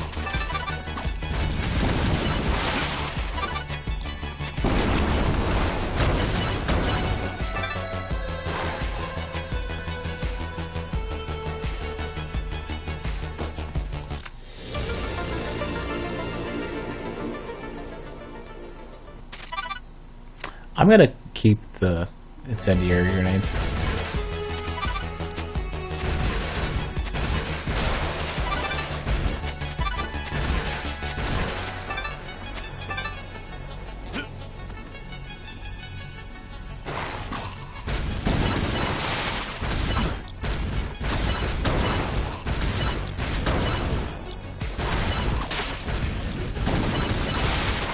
A little bit of slowdown helped out, actually.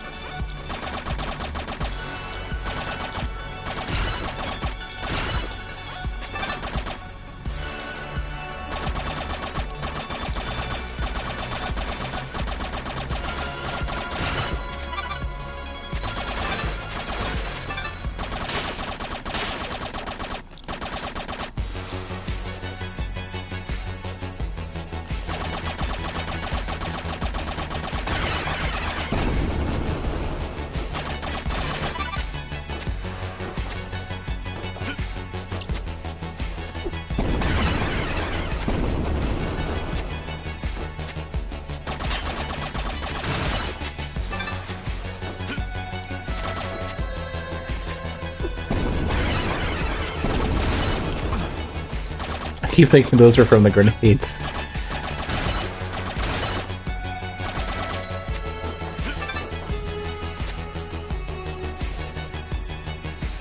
Bandolier.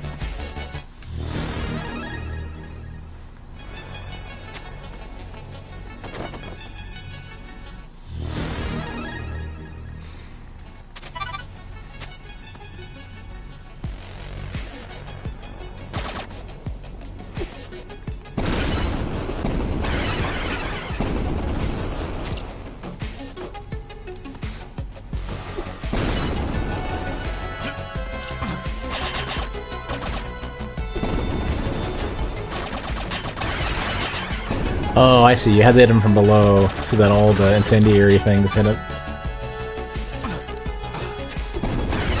That's why the game shits itself, too.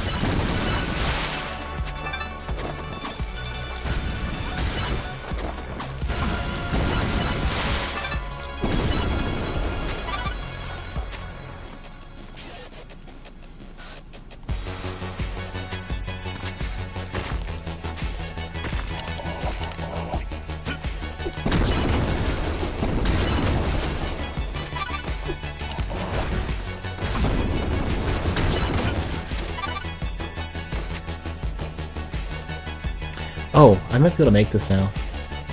Yep. No, well, yeah, I guess it doesn't matter. Never mind.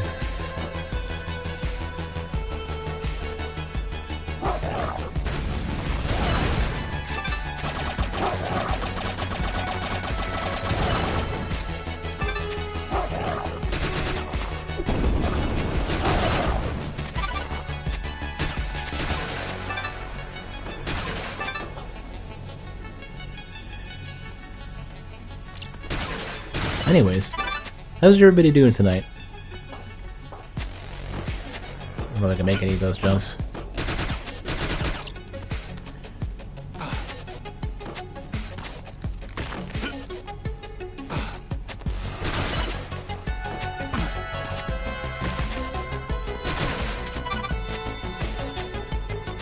I remember I was talking to one of the guys at work about how the Switch version of this performs, and we were like, it couldn't possibly not run at 60 FPS completely locked.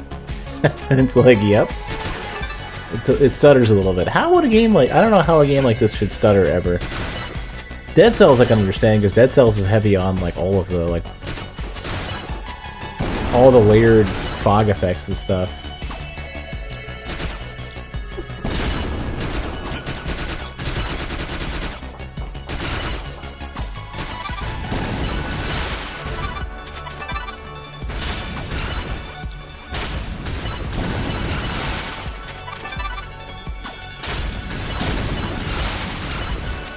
Damn, roasted brains.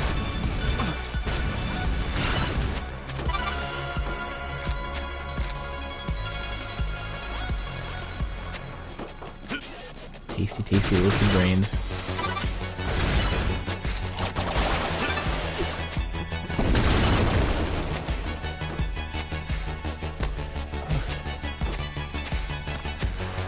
No! Power-ups, please!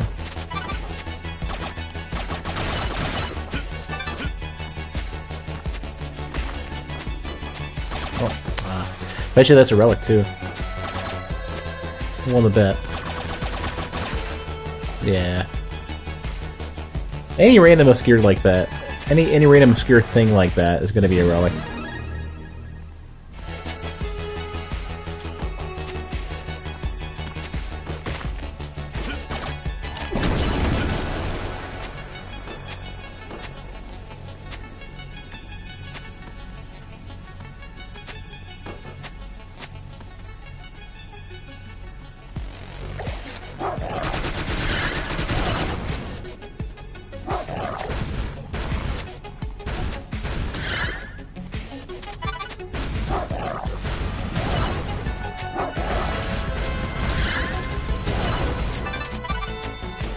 There will be Kenshi Sunday. I was gonna do Kenshi Saturday, but then I found out that Peeve was back sooner than I thought he would be. And I'm not doing Kenshi anymore when Peeve is doing Kenshi. This doesn't make any sense.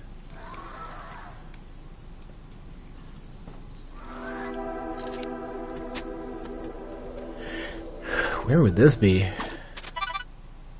We're in the middle of nowhere. What kind of game is Kenshi? Kenshi is like an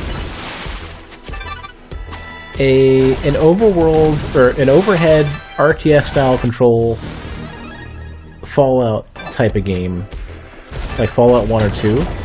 But it's more, the gameplay is more in the form of like the world is running at all times. It's closer to a more fleshed out simulation. And your character is nothing special. And the mechanics work together very, very well. So it's like the open world RPG that never was and finally is.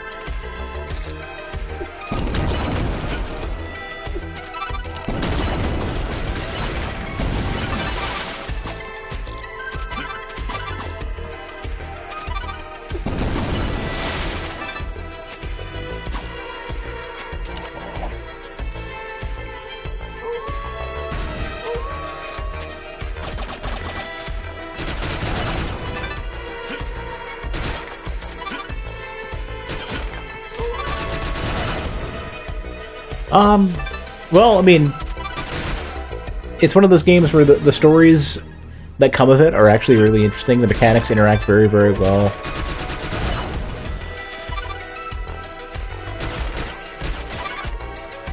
The amount of things that you can do is interesting.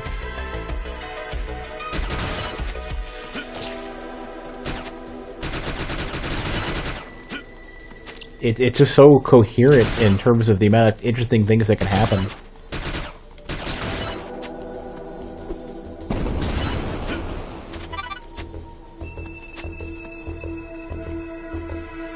Could this be a soup? No. Nah, this area runs like shit. This area runs like shit before I even do anything.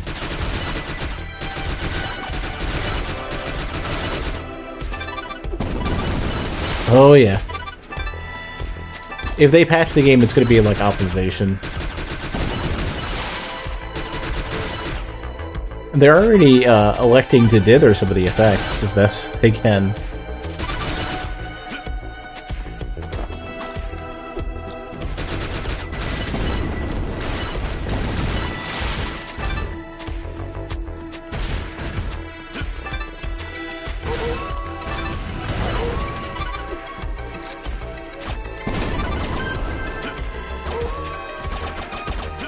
Yeah, I couldn't play Hollow Knight not at 60 FPS.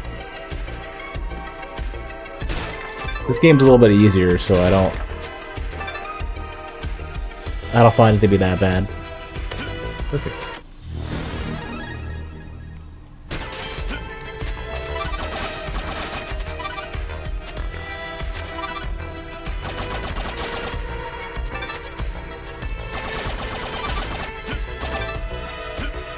Did I look at Guns of Icarus? I mean, is there a sale called Guns of Icarus? Because I thought there was a game called Wings of, or something of Icarus. Guns of Icarus. Confusing that in my head with Wings of V.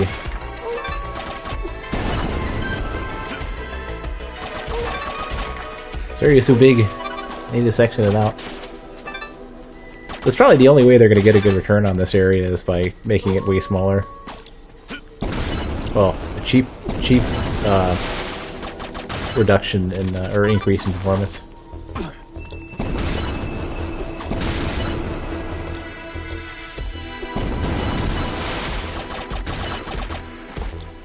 Oh yeah, Coliseum probably runs like garbage in Hollow Knight. Just for the amount of shit you have to deal with at all times. Some of the rooms would be awful. Can you post a link? Yeah.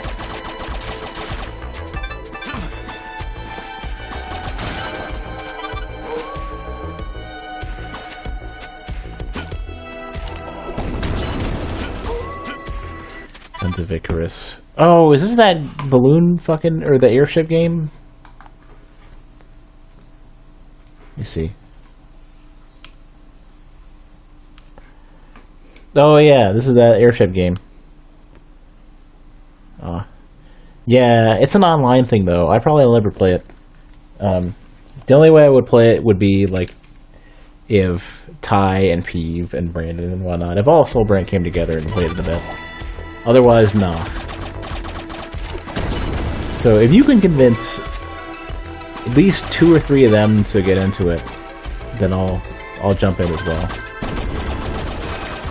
But like, online games for me are one of those things where like, if you don't play with people you know very well, then it's a shit show and it sucks.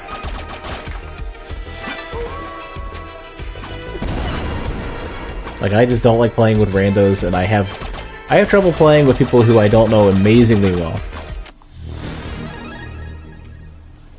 Yeah, well, send's not enough. I would very much... It would be mostly like Peeve, Ty, and Frosty. Those would be the big ones. Especially Ty or Peeve.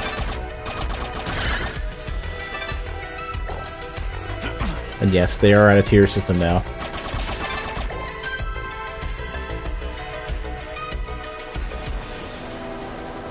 Alright, where else could we go?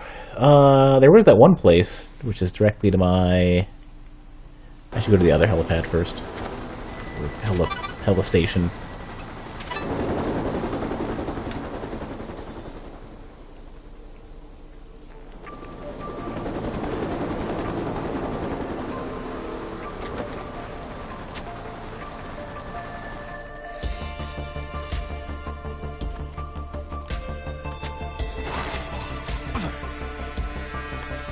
Bird.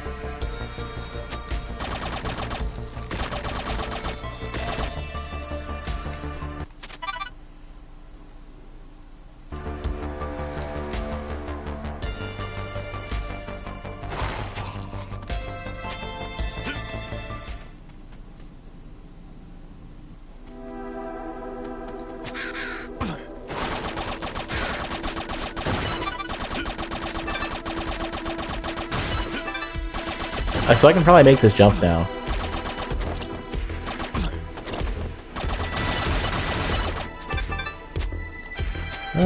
Maybe not. Nope.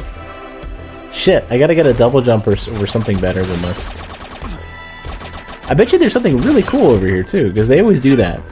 It's always one of those things where like the cool stuff is like right in front of you, but impossible to get to.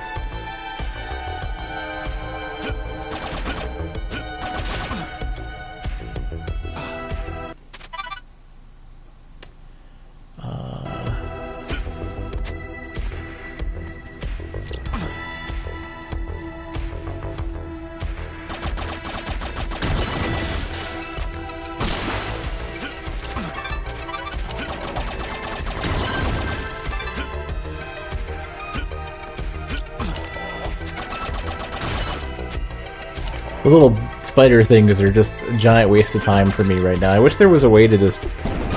I wish that I had, like, passed their test and I could just not be annoyed by them ever. They passed the point where I think they contribute anything to the game. Early on they're good because they make you pay attention and they're a good source of, like, health and stuff. But when you backtrack as much as you have to do in a game like this, there's sort of a threshold for how much you want to be bothered by anything. Okay, this is the way to go. Oh, I could have just taken a helicopter up there.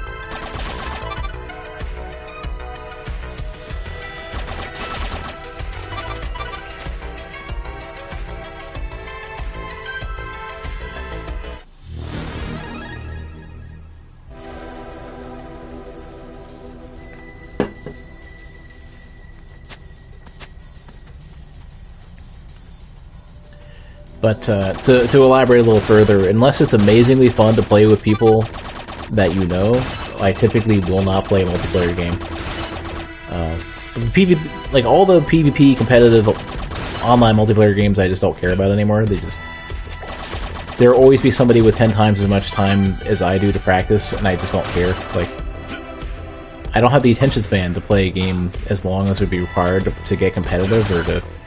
The only games that are exceptions end up being, like, Absolver, where Absolver is fun before you're top tier at it. Wait a... hold on a sec. Did they fade in that background element? No. No, I just noticed it now. Absolver, I'm not only really good at, but it's fun before the top ends. Most of these games just aren't. Can I make that? Actually, yeah, I can definitely make that. Go back and murder our frame rate a little bit.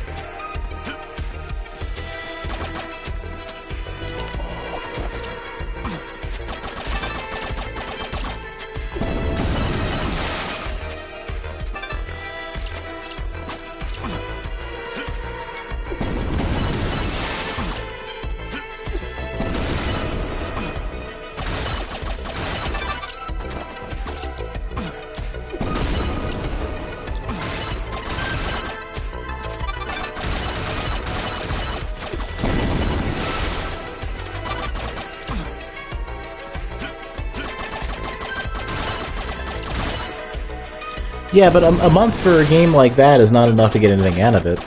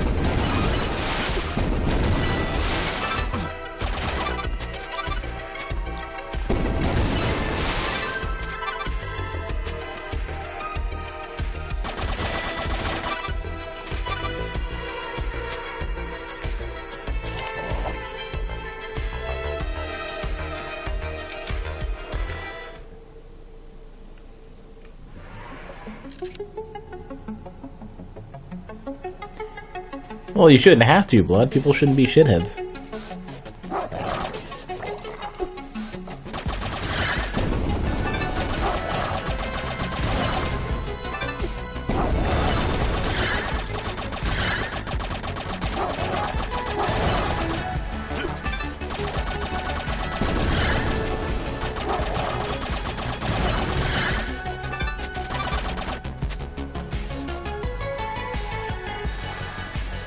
It's not part of online PvP. That's an excuse. It's a cultural problem that we need to solve.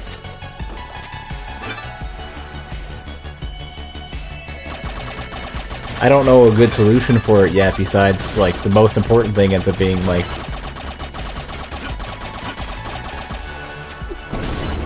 people tend to get called out more, and, you know, like, not, like, ostracized and, you know, completely remove from society or whatever, but, like, there are people who will never figure it out, let it become a part of them, and then freak the fuck out when they cross the line, and the line is already so far out that it shouldn't be, they shouldn't have taken that long to cross it.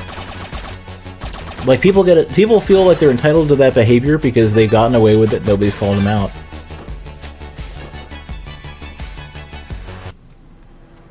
This is gonna be a boss.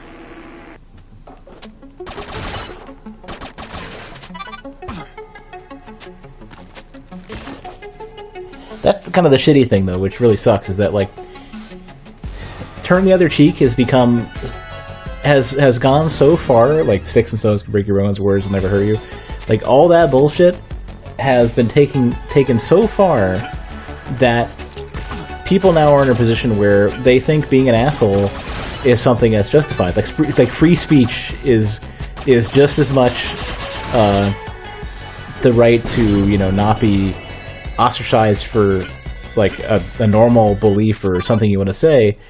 But people have decided if I can't be an asshole to other people, my free speech is being violated. If I can't say shitty things, where are we?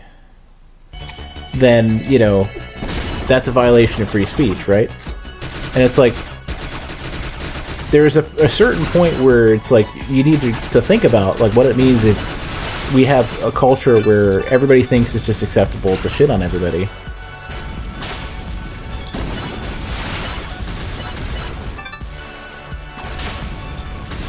It's almost like every liberty is going to get abused, so we should realize that there's exceptions to every rule.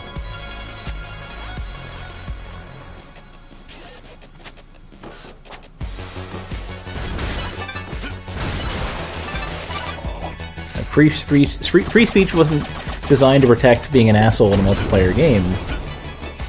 You know. Technically, like, the reason why people are afraid that to put a restriction on that is because people feel like it'll get stretched to the point where, like, that'll, you know, having a restriction put on that could be extended out to other things. That's where people that's where people get worried and confused.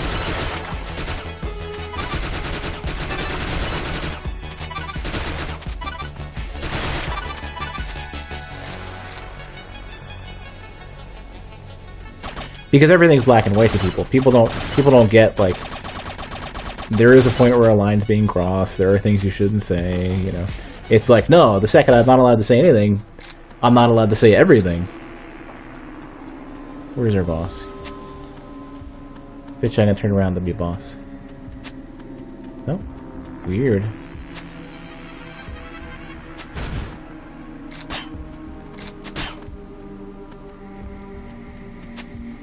This is totally boss, but I can't go there.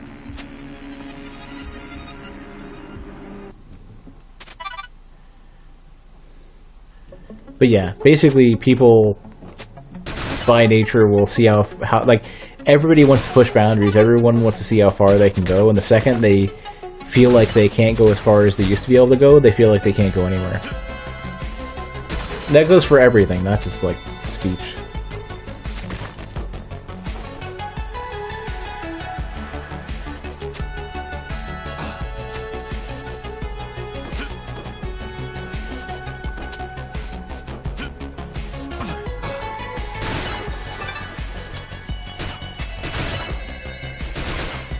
I guess technically the way to... a better way to put it would be, like,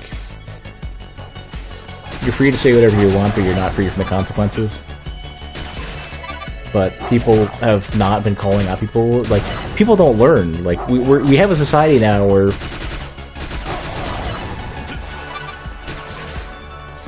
nobody teaches people how to be civilized anymore. How do I get all the way up there? I can't go... I need to find the ability... whatever ability gives me...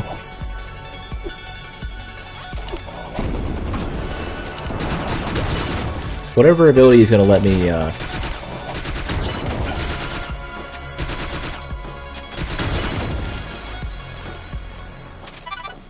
go through those gates probably is important now. Or drain the water, one or the other. Swim.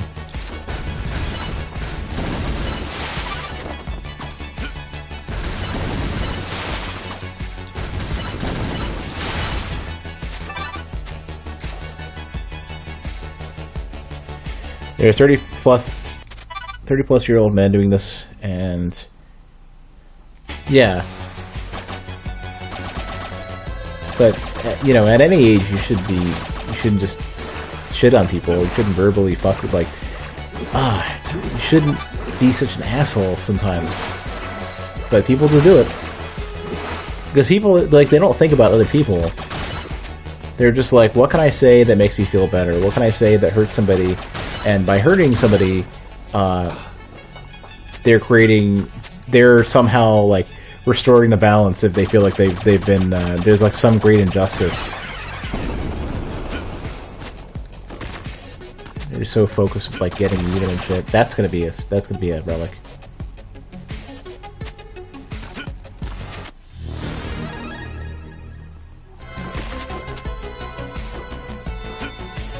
Very revenge focused, like fairness is revenge rather than fairness being people don't do the things that feel like people don't get into situations where they feel like they need to like correct that imbalance, you know what I mean?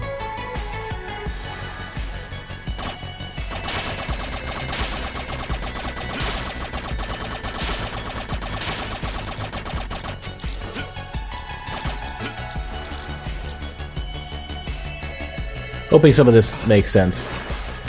More water. Maybe like fish food or something.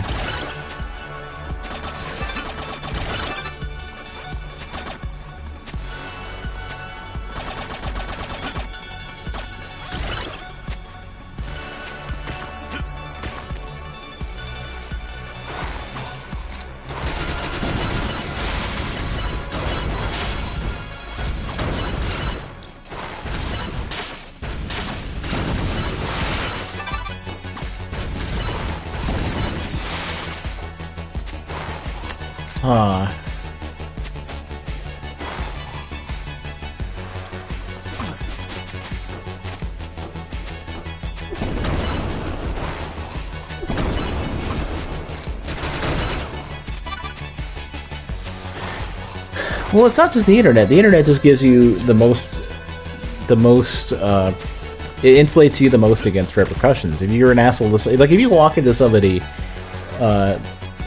having a conversation and you just start saying nasty shit, like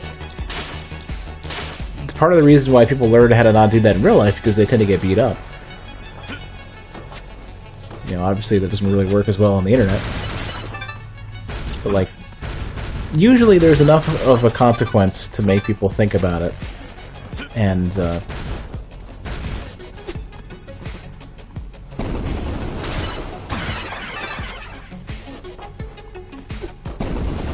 right now there's just nothing.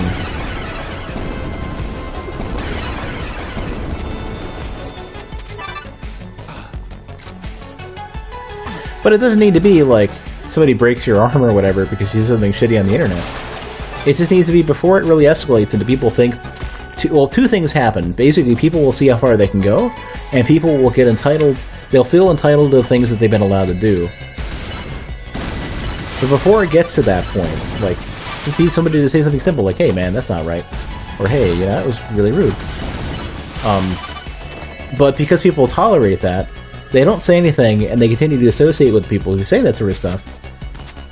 People decide, oh, it must be okay for me to be an asshole. Have I already been down there?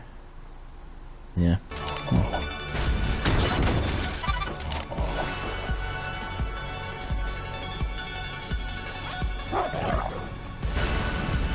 And that's something you, like, that portion of it you can solve even on the internet, with, like, calling people out or just not associating with them anymore. And then they have to spend the time to think and say, hey, like, maybe what I said wasn't right. I mean, it's more important to, like, actually mention to them, hey, like, this isn't right. The people who are saying heinous things, people who on the other side are super overreacting. Well, that was the other thing. When people do overreact, it gets worse. But to some degree, like, people who are overreacting, like, there is some validity to that, simply because there's two kind of catalysts for that sort of thing. One is that they've been dealing with it all the time, and the other is that a lot of the more severe stuff that we should have never gotten to in the first place will come out. So there is some validity to that.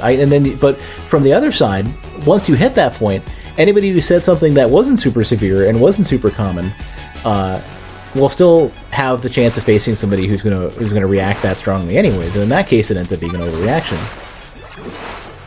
So like, it's not that it's invalid, but it's also not that it's like 100% right. It's like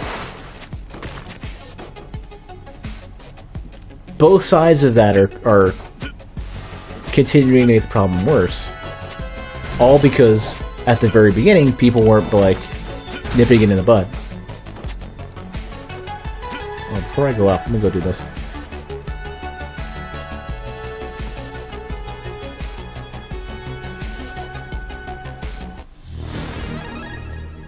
Yeah, this is one of the games that doesn't have realistic fire water behavior.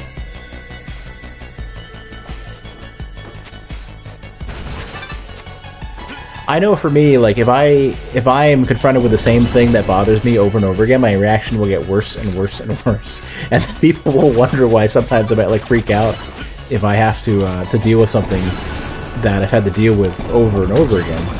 And it's not because that person in particular is like a giant problem. It's because it's like this is the 100th time I've had to deal with it. We've already been here, so where the fuck? I can't go down, that's water. Everywhere it's down that I can't go seems to be water. Although, the earlier areas that were covered in water I can probably go back to since I can do the high jump now.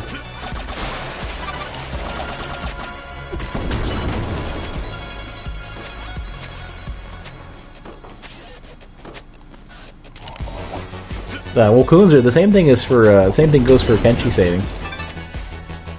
Looks like you're trying to beatbox or something.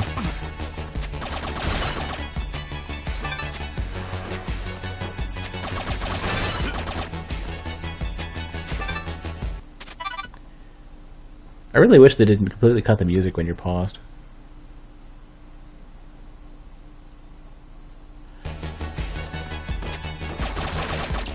Kind of drawing.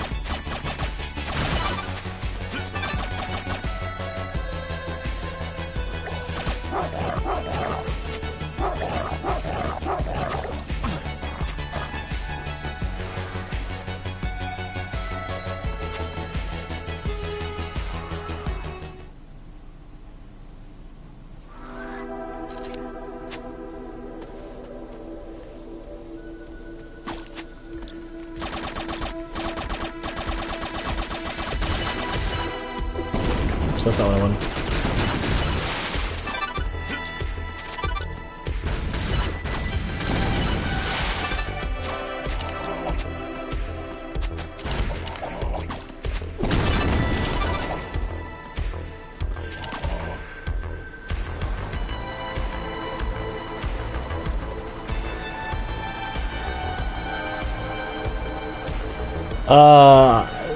It's not that simple. But yeah, it wouldn't go out instantly. It would more so like, well, water is really, really good at absorbing a lot of that heat and boiling away. So it's like, if you have, with a flamethrower in particular, it will burn longer, but it will not be infinite. What's going to happen basically is that the surface oil is going to burn, but you'll never be able to get into the water with it. Let's go this. Let's go this way. Seems better. Well. You take this, go the entire way down, try to get into the water, go up, go left, try to get into the water.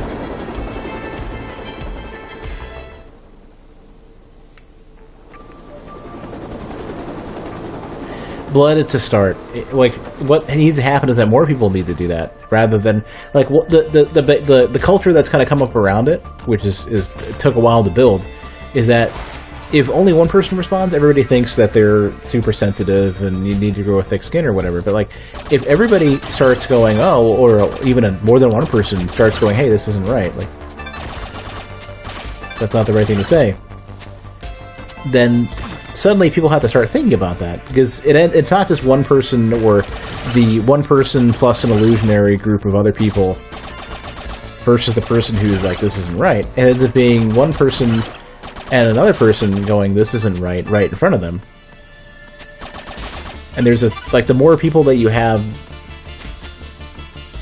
who can put up that account, the more people have to think about it and go, oh, well, maybe what I said wasn't right.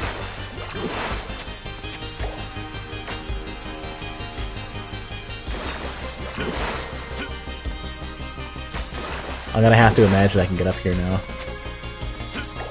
Or... No, this is what I already did. This gave me maybe the flamethrower, I don't know.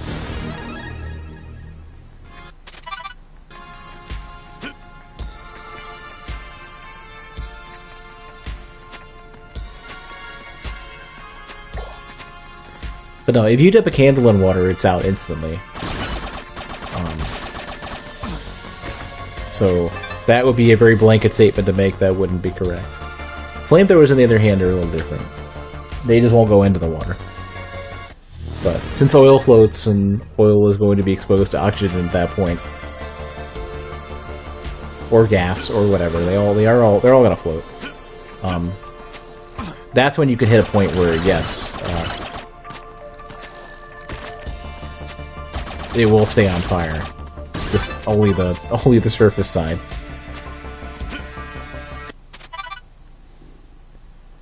Well, video game flamethrowers don't give a shit. They do whatever you want.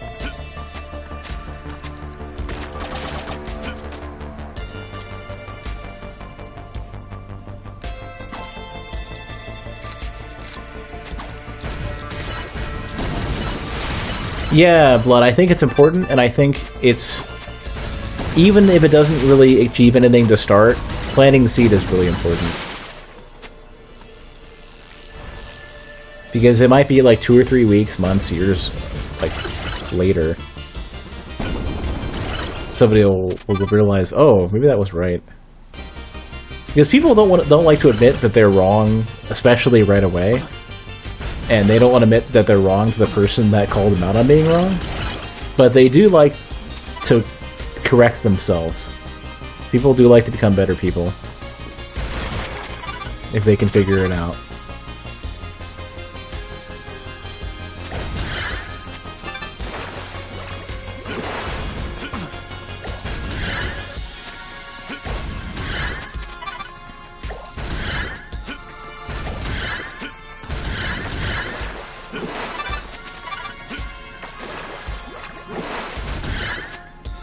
Okay, so I can't go down here either.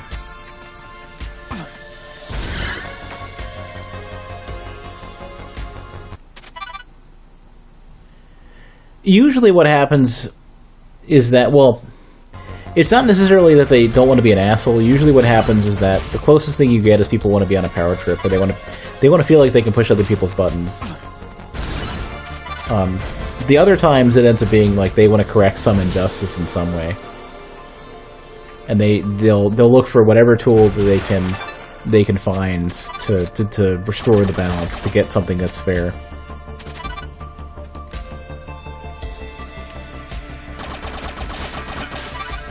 So, like, that's kind of where you have people develop those kind of tendencies.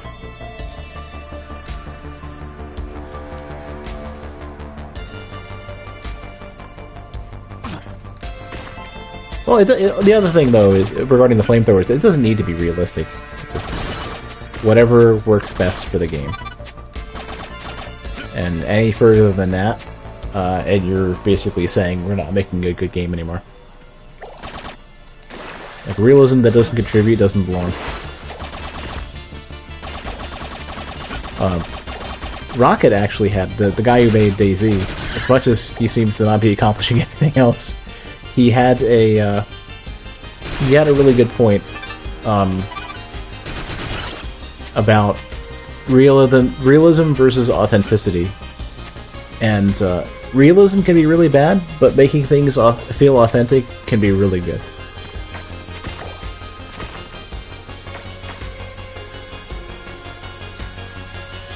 Obviously, you're a lot of the time you're just faking it.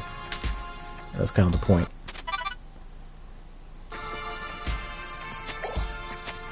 I mean, going back to the Batman thing, if you want to feel like you're a badass, super stealthy dude walking around taking out thugs, it would be realistic for everybody to watch their backs and turn around often, but it doesn't feel right when suddenly they turn around and shoot you and you're dead.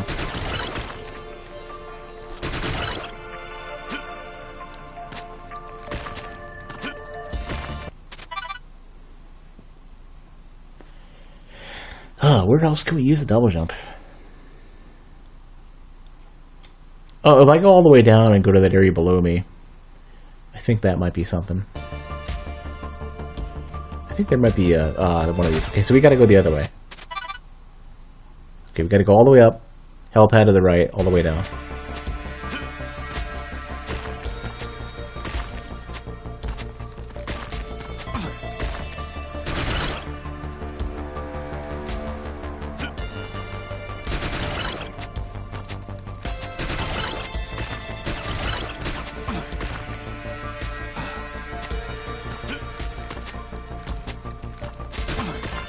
Motherfucker. I gotta be a lot more aggressive for that shit.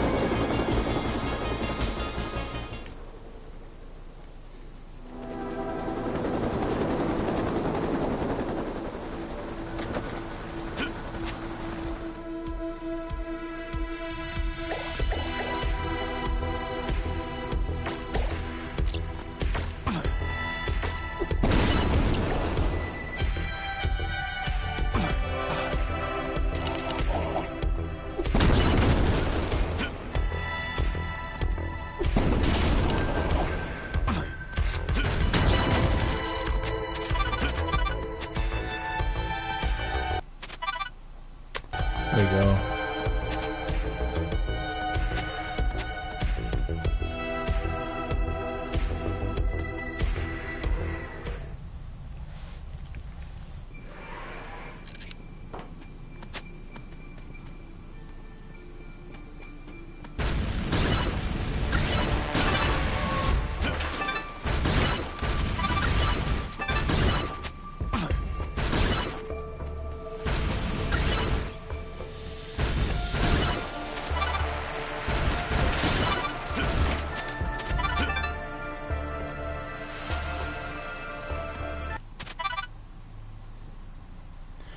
Okay, all the way to the bottom and then to the left, and we can see if I needed the high jump for that.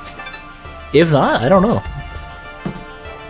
Consider myself lost at that point. Because it seems pretty clear now that I need whatever allows me to get through those doors that I can't seem to get through.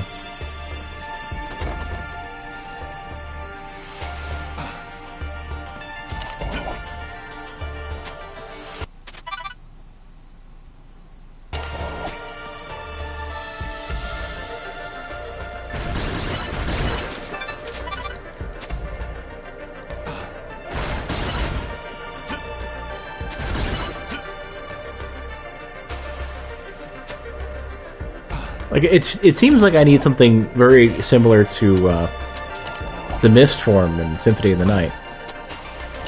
That's what it kind of feels like. Either that or the door's open. I don't know.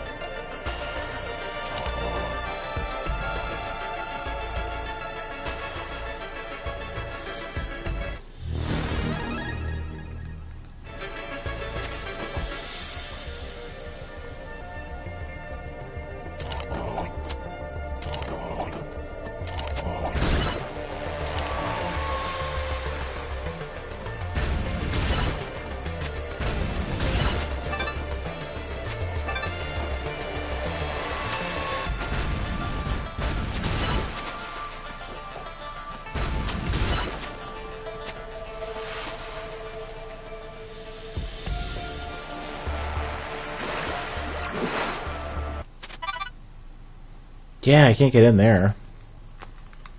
So yeah, I can't go on the very far right under the waypoint. There's a shaft that ends with a gray space. I can't go in there. I can't get to the waypoint. The two on the very top left for the... There's two pools of water I can't get into. I can't get into the water here.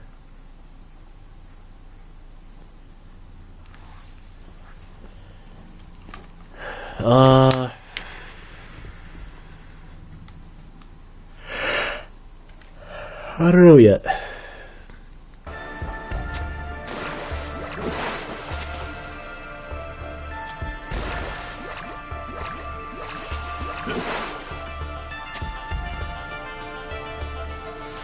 It'd be interesting to find out that they never actually put like a swimming behavior into the game.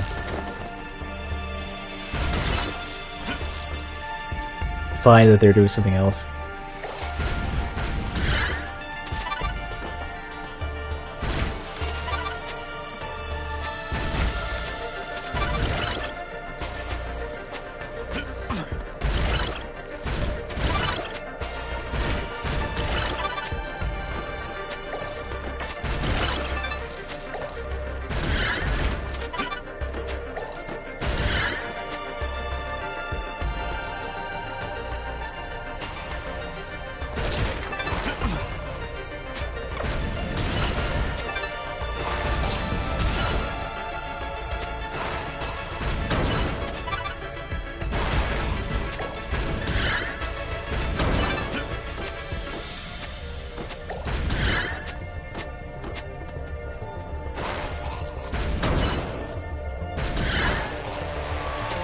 That looks like something, though.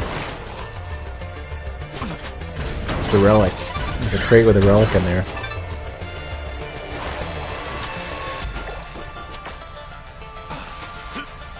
How do you get in there, though? Hey, Dominique.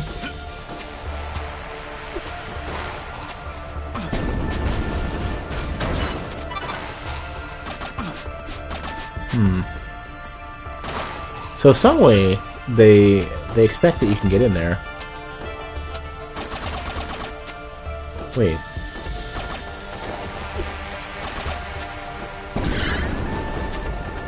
Oh. Yeah, there's like a way to get in there somehow.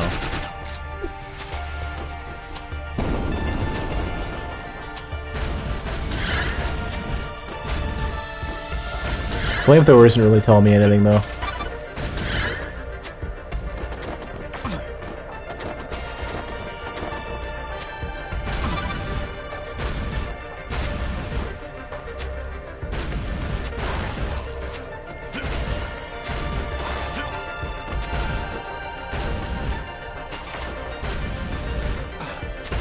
Yeah. If there was like a secret wall, the flames would start to go through. That would also be the first time we've seen a secret wall so far in the game.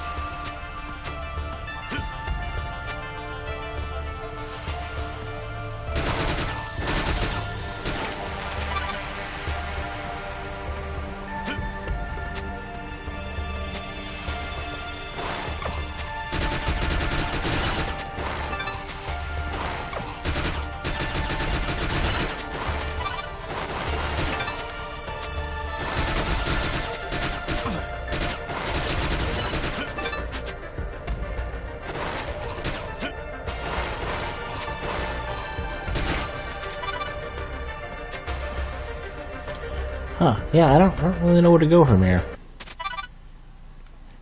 Like, there's no, like, up path that I could see that would be worthy of the high jump. And I can't seem to go down from where I'm currently at. Like, on the very far left, there's a way to rappel up and down. That won't work.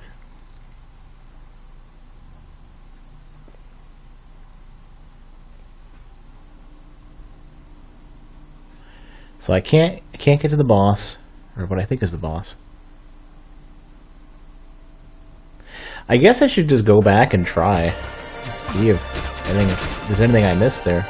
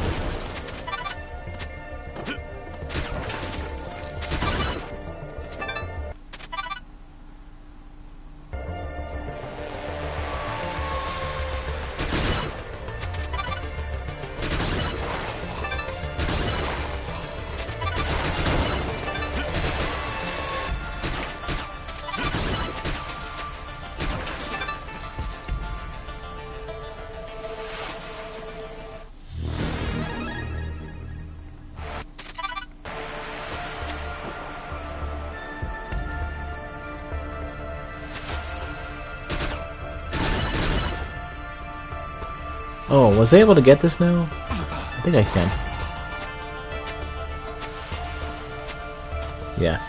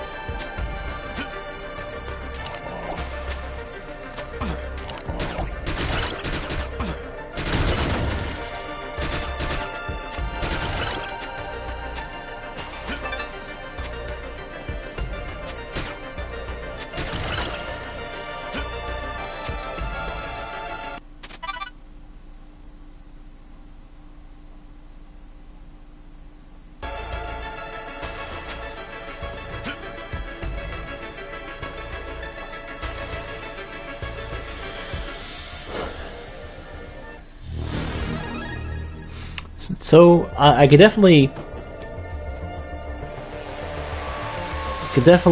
I'm starting to want to ask for help for this because I don't.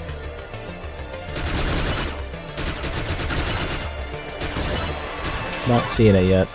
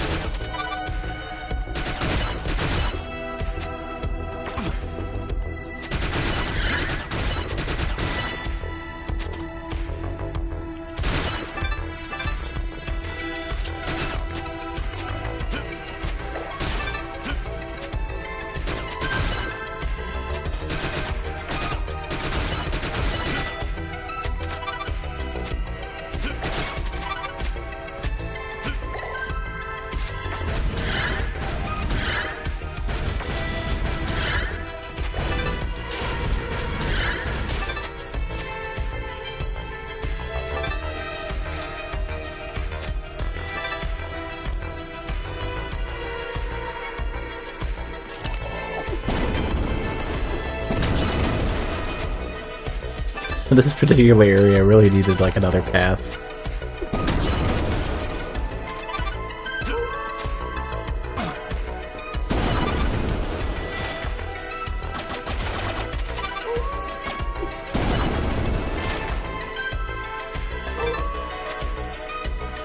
Oh, this just had a relic.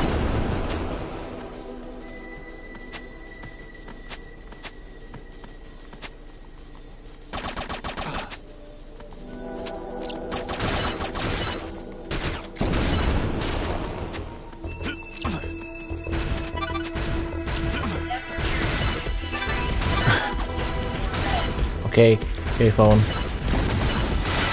Got it. I don't know if you could hear that. It's gonna be a cold night.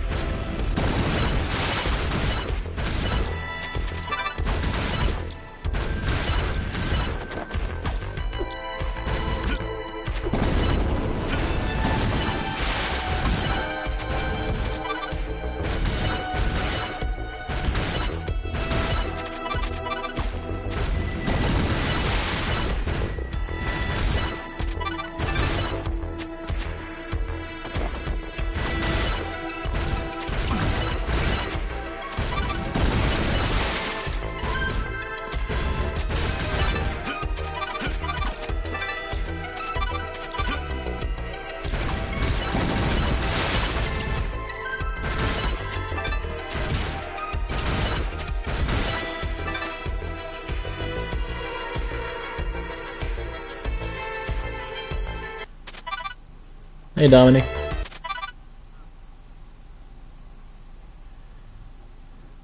Okay, we're almost where we want to be.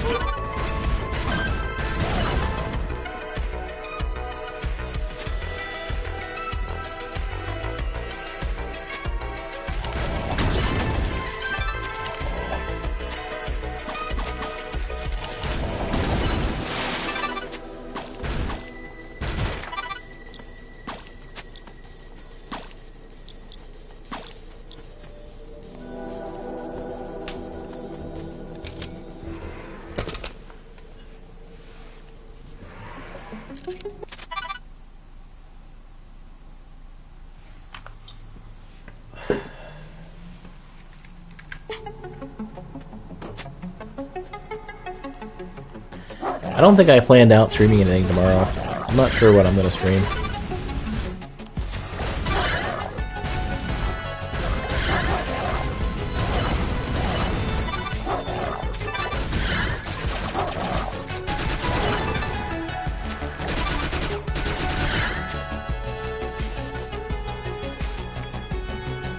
Can't stream Kenshi.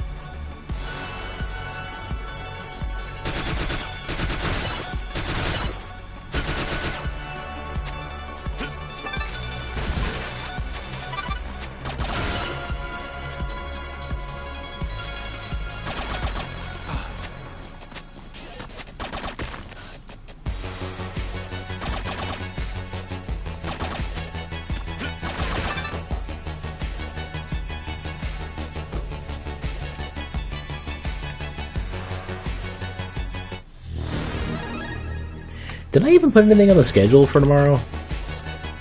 I don't know, I don't even know if I did.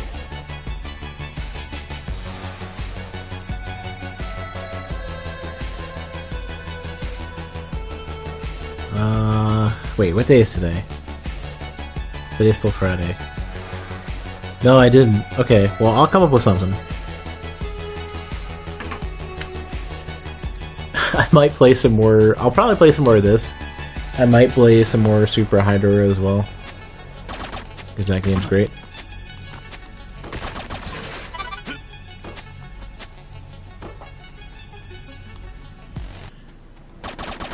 Be a little bummed out nobody's gonna watch, but whatever.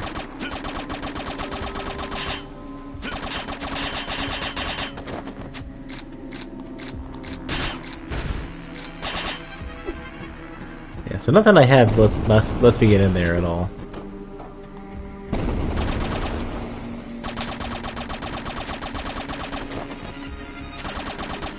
I kind of feel like maybe this is a scene from the end of the movie or something like that, and that's why it's like they allow you to get to it and it's all mysterious so early. I don't know what to do here though. It says I'm 50%. I have 53% of all the completion. I wonder how many bosses and stuff that's going to be. Man, I want to know what else we're dealing with here.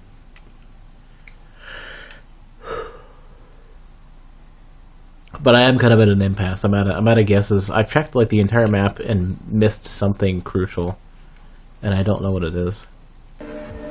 Because I can't go further to the right. I can't seem to get into the boss room. I'm blocked by those metal grate things everywhere. Whatever these happen to be.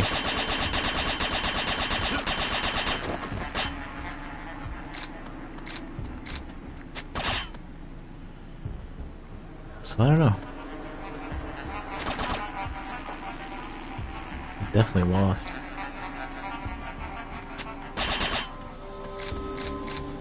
Has anybody else here even played this game? I'm guessing probably not. It seems like it got no attention on Twitch. I'm not sure anybody, I'm not sure many people played it. Maybe the game bombed. I don't know.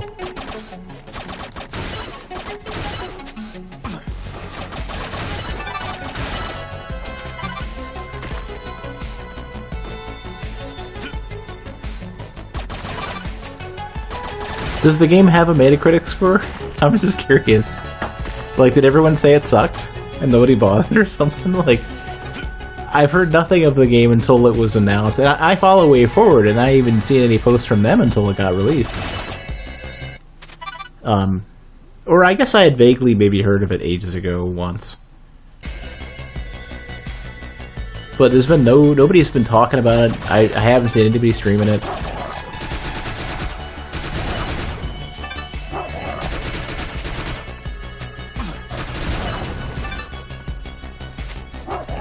So I don't think there's anybody I could turn to who would know anything about the game.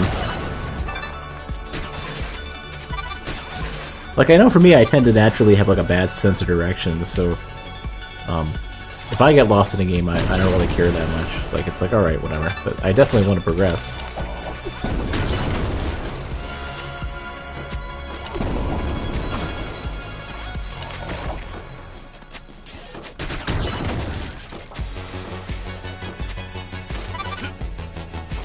Oh, so it pretty much bombed then. Is this game on OpenCritic as well? Yeah, it probably bombed.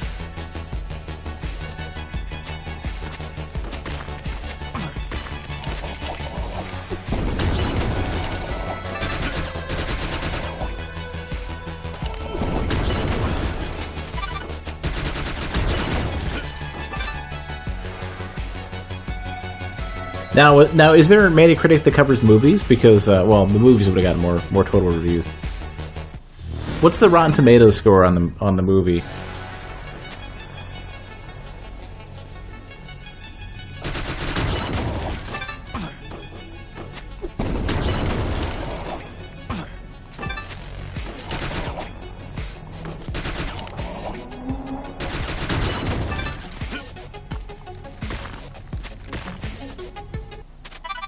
Hmm.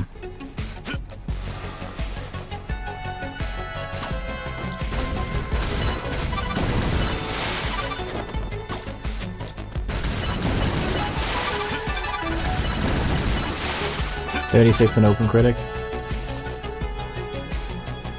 Still not spectacular. Well, it's not like it's not a mind-blowing revolutionary game or anything. So it's kind of to be expected. I would give it like a 6 or a 7, but I have my scale goes down to like the 1s and 0s, and I don't do the IGN scale where like a 6 is trash, you know, and never play it, and if you get most games get an 8 or a 9 regardless. It's like IGN scores are almost like the can it pass the like. IGN score is like, is the pass for Alive that it like breathes and it's a warm body?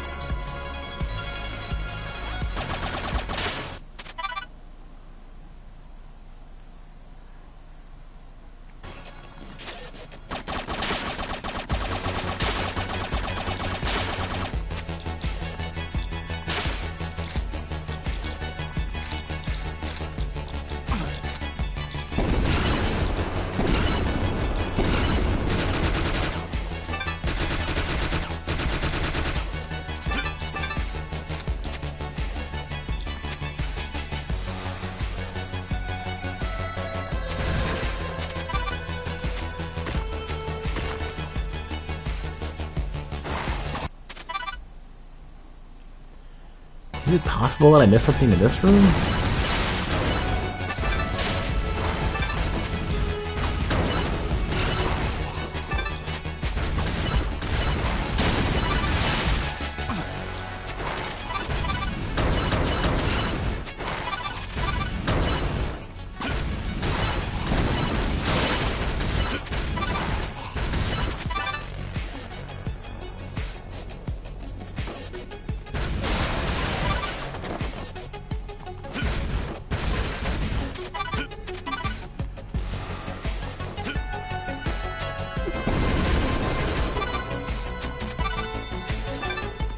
I feel like I should be able to get into these. I just can't seem to.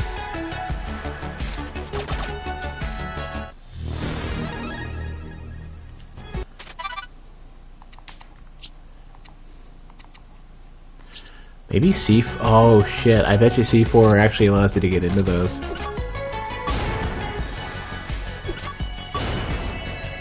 I'm gonna try it. C4 might be treated as they probably don't say anything about it. Oops. I keep doing that. Wrong buttons.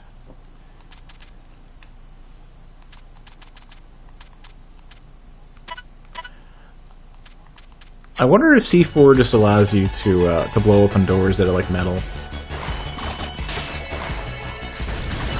It's not explained anywhere. Normally you'd want to point it out, because like stuff that you could think might have special properties currently, like nothing really does unless it tells you. C4 might be an exception though. Metal Gear. Well, Metal Gear tells you. They tutorialize everything.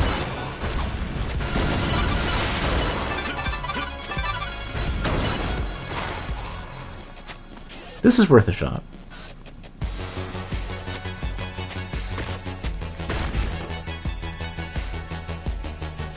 So in that case, it would be the bottom of this, the corridor to my right.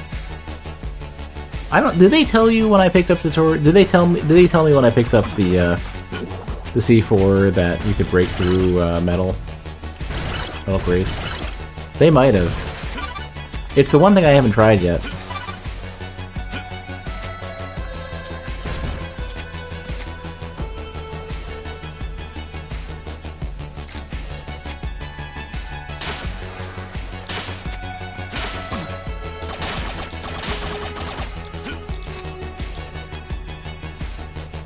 Watch me fight the boss and get dunked because it's too early.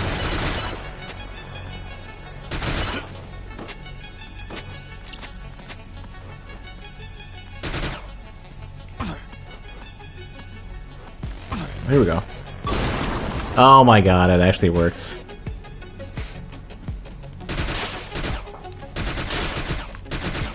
Yeah, I would put a small mark against the game for that. Because, like, you can't arbitrarily assume some of that shit.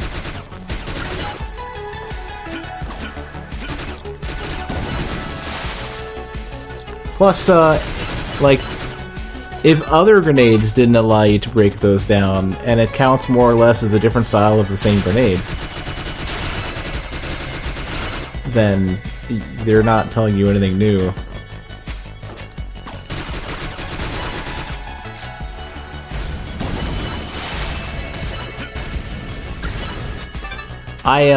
We found out that C4 allows you to break down the metal doors.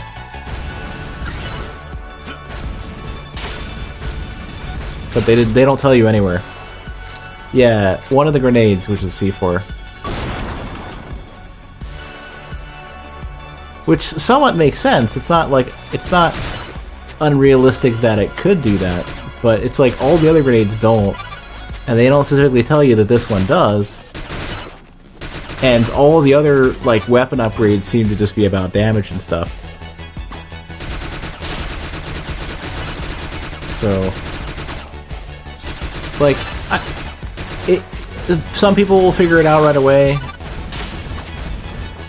but, like, it's probably more about whether or not you're looking at this from the perspective of somebody who plays a lot of video games, where the convention of video games is to be very explicit. Or if it's about if more of your experience comes from expecting something that would apply to real life, where C4 is a lot more powerful for blowing down doors than other stuff. That's like, okay, alright. You know? So, what is your expectation at that point? I don't know.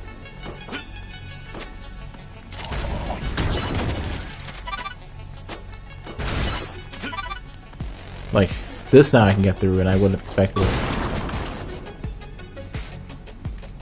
Oh, they don't do that like, shit, what was the other game that allows you to do this? Hollow Knight. Where Hollow Knight will move you to the side. Mercury weapon. They have codec calls. They could have put one in. They could have called you when something was up.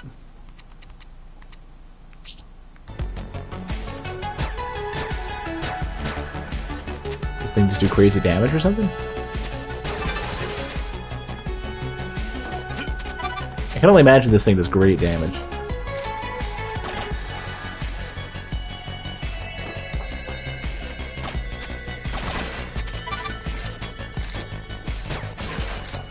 It pierces is probably part of it. Alright, where are we at? Well, we can get to the boss now.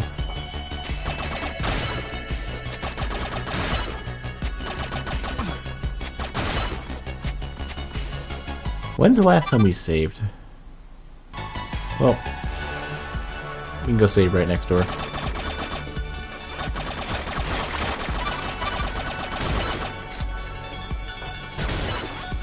Oh yeah, it does some pretty good damage, I think.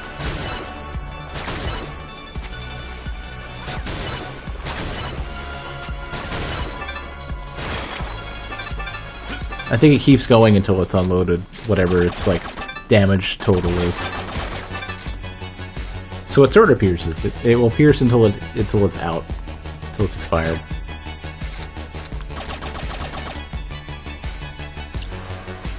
I just realized, those guys when they drop, they always drop facing away from you, so if you stand still, you don't get hit. That's like a reliable mechanic for that. Shit. I gotta go all the way around again. Actually, no.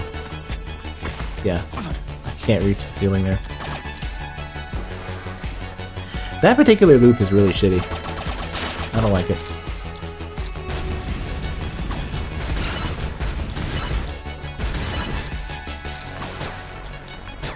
It's not that powerful. It's got a lot of ammo for the damage that it does, though.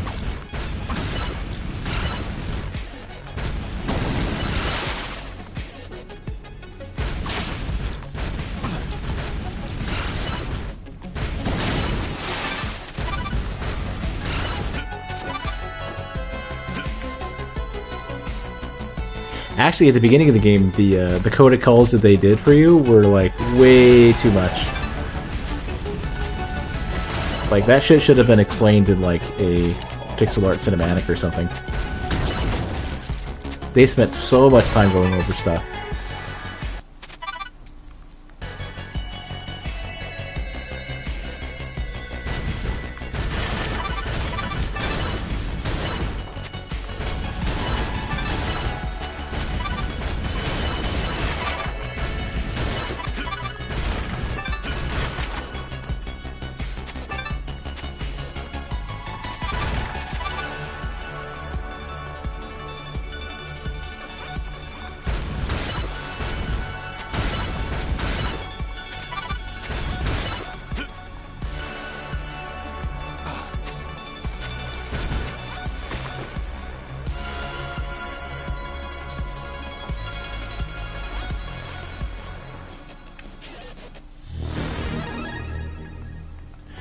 Well, the Metal Gear ones were well done. This one was just a text box that interrupts the gameplay over and over again. Telling you, like, super tutorialized stuff that you couldn't care less about. Like, the codec ones added, like, a ton of flavor to the game. Like, in Metal Gear, there was a ton of flavor to the game from that. Alright, here's your boss. Probably.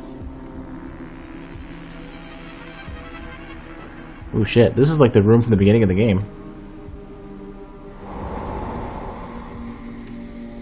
By Set's will, I summon a god to usher your tattered soul to oblivion. Behold, and despair.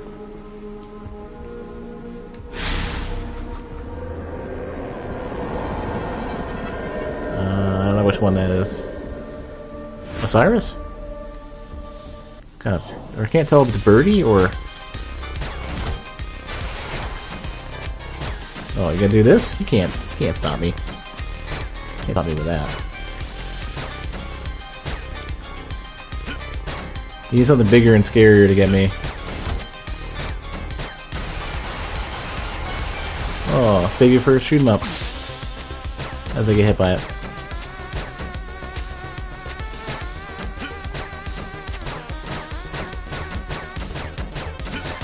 Something bigger, something scarier. Something? Very, very wide projectiles, huh?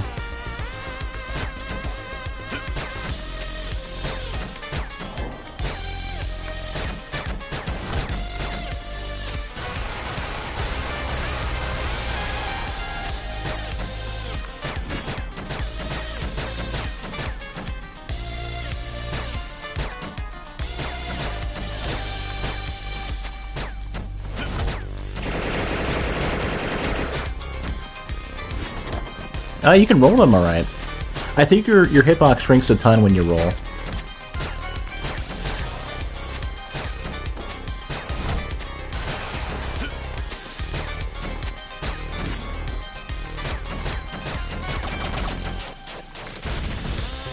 Everybody can set them on fire. That's gotta be quick.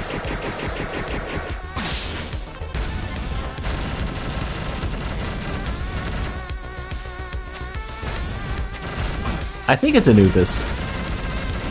Trying to make out the head-looking thing on it.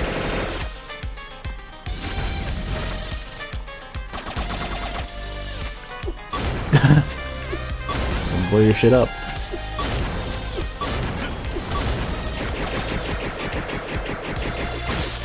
Oh, the gap gets wider depending on how quickly he has a little bit of momentum to his movement. We should be done pretty soon, I think. We hit him real hard.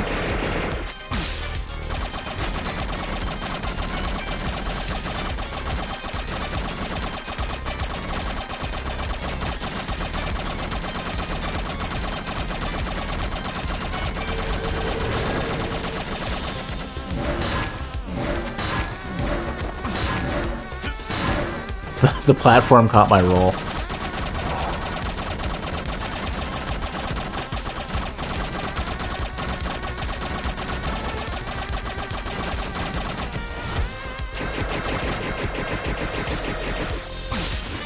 I can't get perfectly between those. They're really, really wide.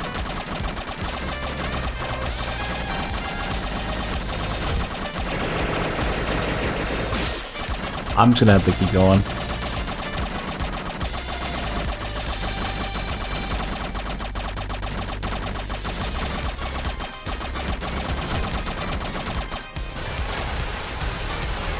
Platforms keep catching me.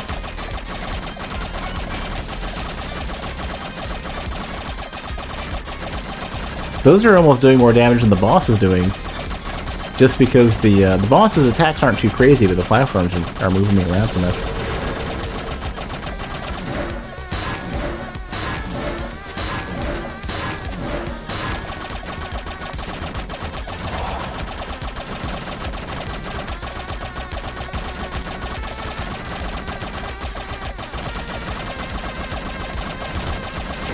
He's gotta die real soon.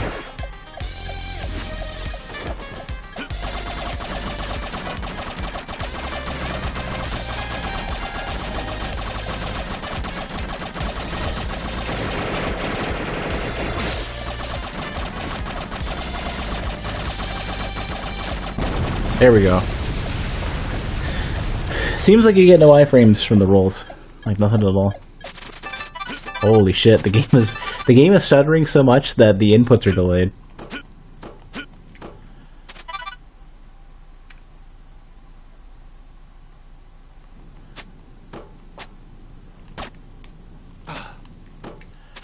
I Trying to figure out where I should be going here. ... Safe for the moment. Any agents receive message. Amunet remains a critical target. Be eliminated. She's unleashed her wrath. City, creating incalculable destruction and loss of life. Prodigium cannot fail. Mankind's final line of defense. That responsibility extends to our agents. I don't need to... What happens should we fail? We cannot. I'm still able to track our movements. Center location along this frequency. We must have hope and act decisively.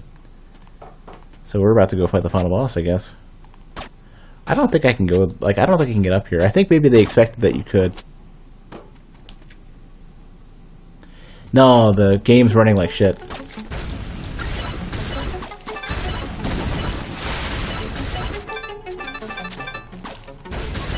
I don't want that.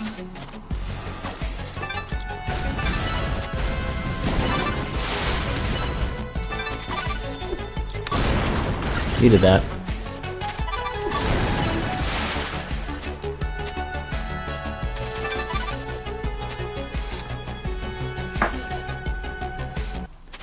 Wonder, she's way out there. Okay.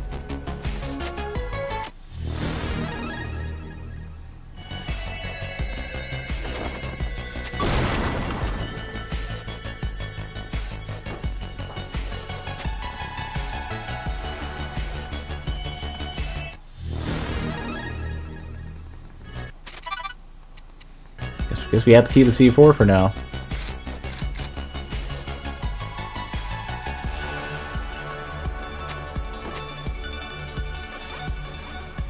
Oops. Hollow Knight was way better at this. About that like jump into another screen kind of mechanic. Because Hollow Knight would literally just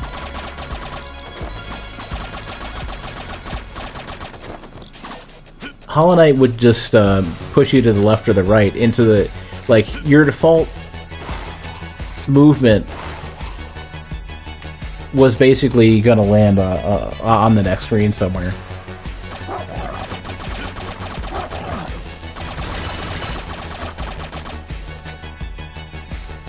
I need to get to a helipad. Yeah, I kind of need to go up and to the right. I don't think I could over there though. Oh god, it's when the game stutters, it actually drops inputs.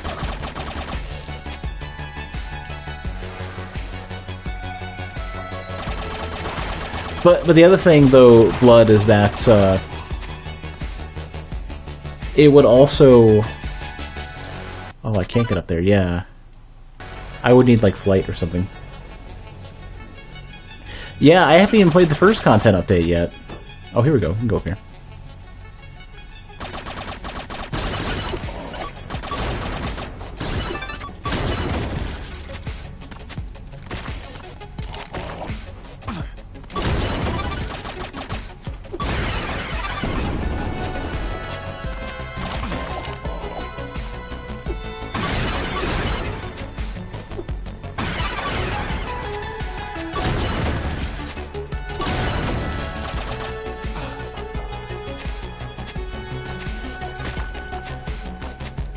It was, like, Crimson Troop or something, right? I don't know what the name was. But I do want to play it. I was actually looking for time on the schedule to play it. Oh my god. Alright.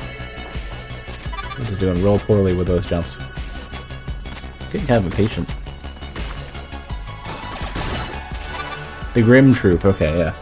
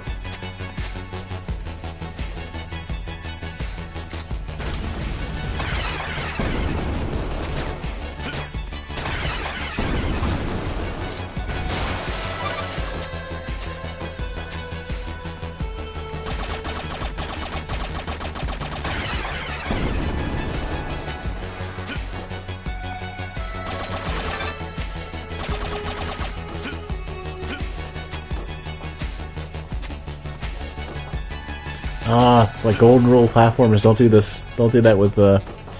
Don't put the ceiling too close to your jumps when you... That should be a reasonable, safe jump. It's one of the golden rules. There's many golden rules of platformers.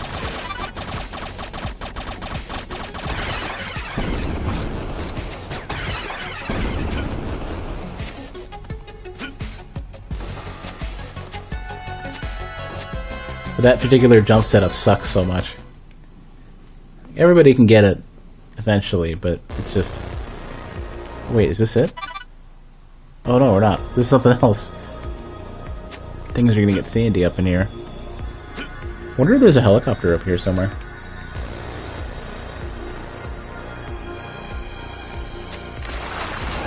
Whoa, cool and terrifying. Alright, we're gonna have to just jump those.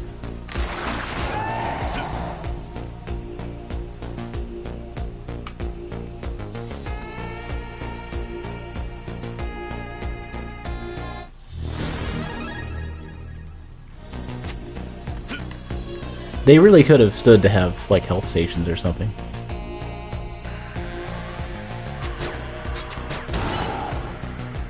That was cool.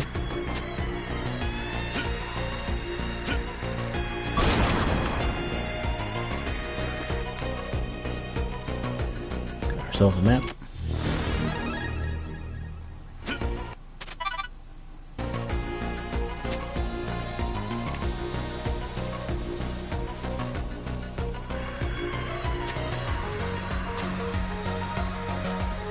What are these guys all about?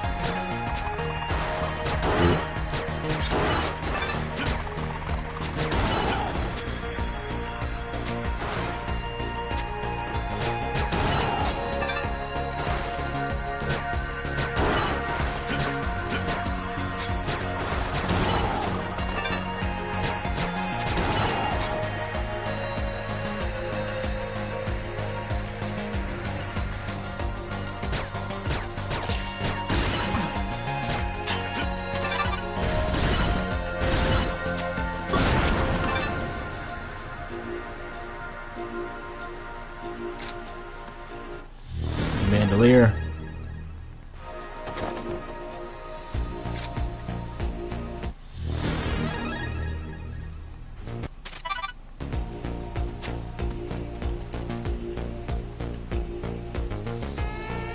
Much as I like the flamethrower, it's not carrying its weight.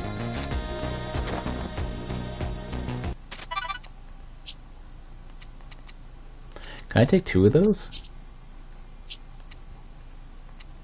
No.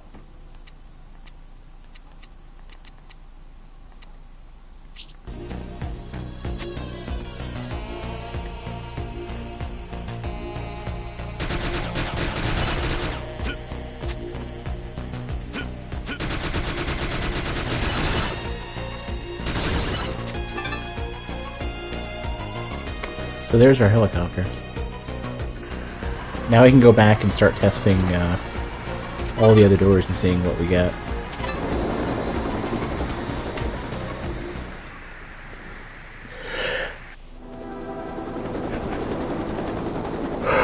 I'm getting tired though, I might be stopping soon. It's been like 5 hours.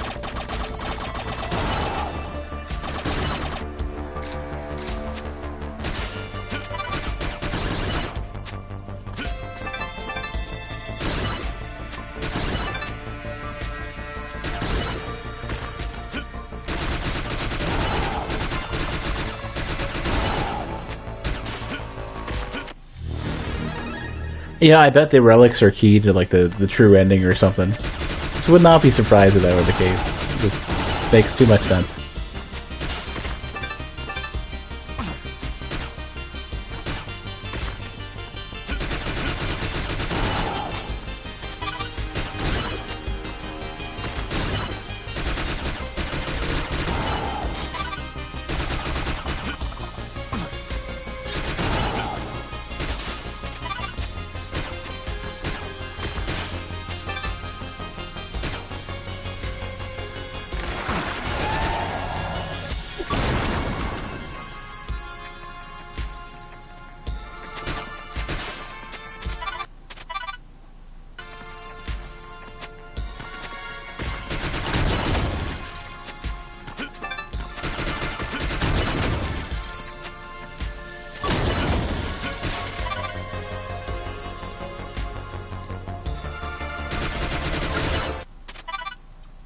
Where the fuck are we going? Like Templars? What?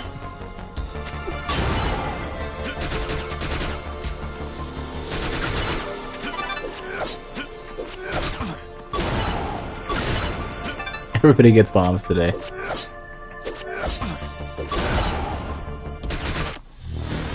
Relic. So that was the bottom of this area.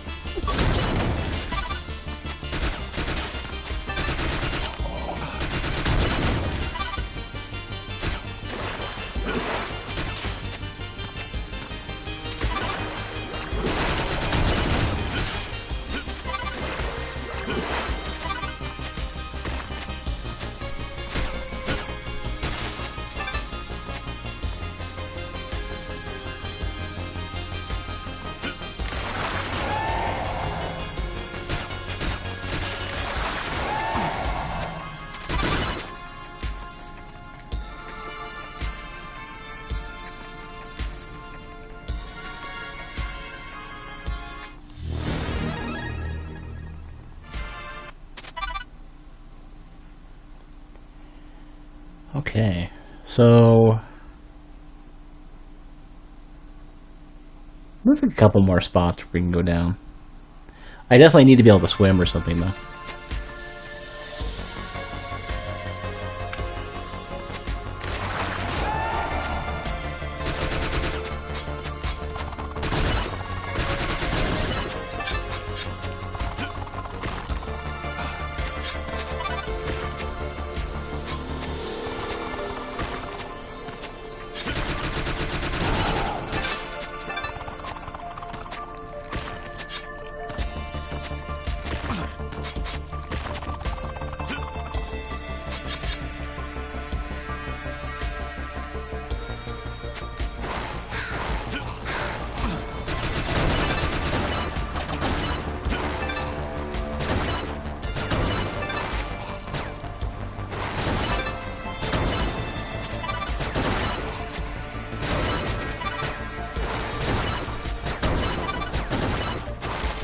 Well, that was a good shot.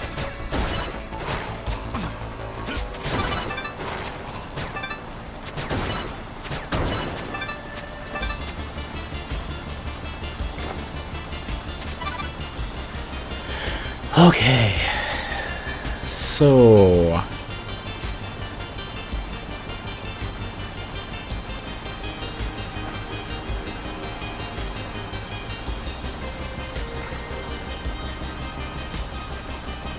I think down here is a place I want to go to, I think. I already went there. I guess we're just going back here and to the right.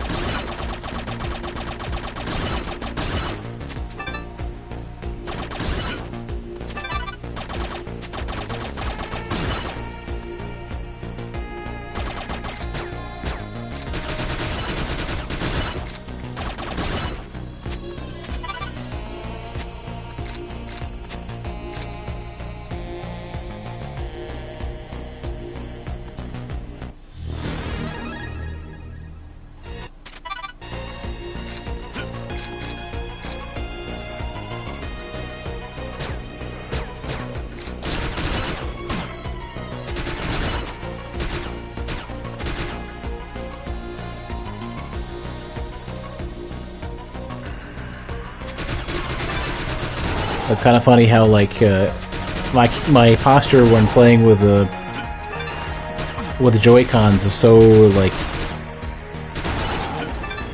nonchalant and relaxed because you don't have to keep your hands together.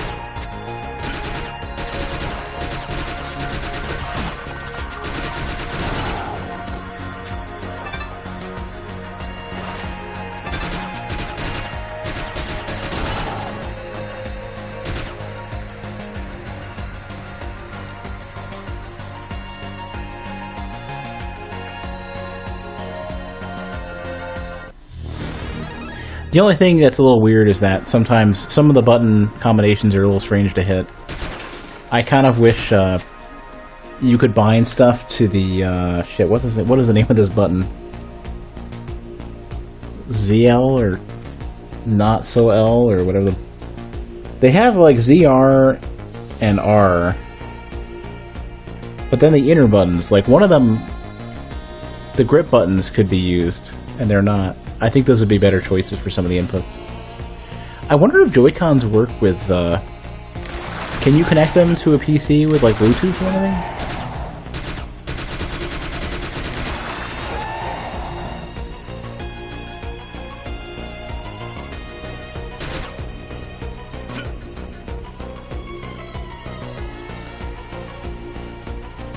I feel like for some games they'd be super comfortable.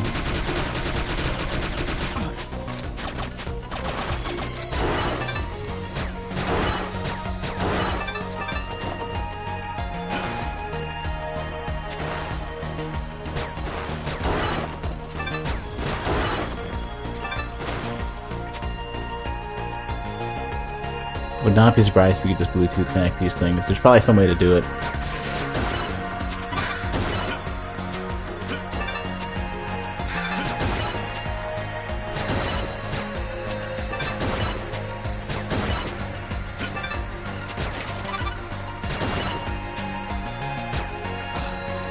I'd have to get a good running start for that.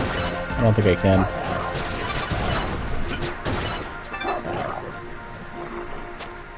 Maybe.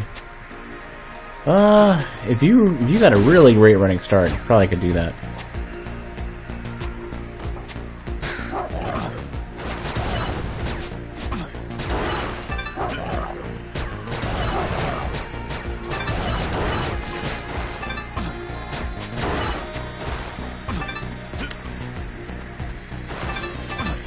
Man, we are losing that war real quick. There we go.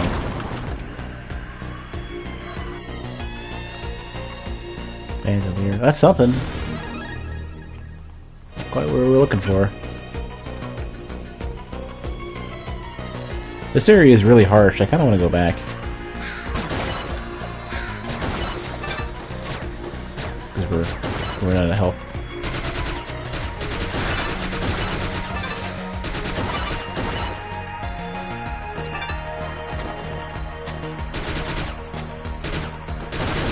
You can just farm casually here for a bit, I guess.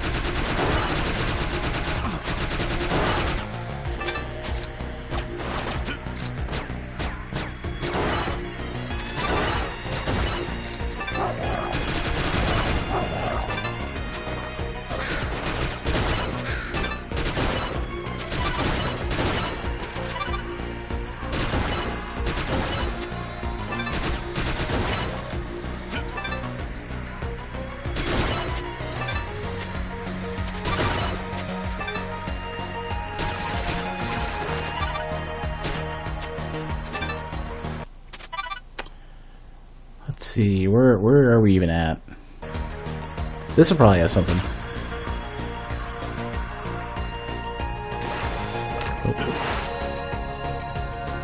So the Templars are submerged. So they expect me to do combat underwater.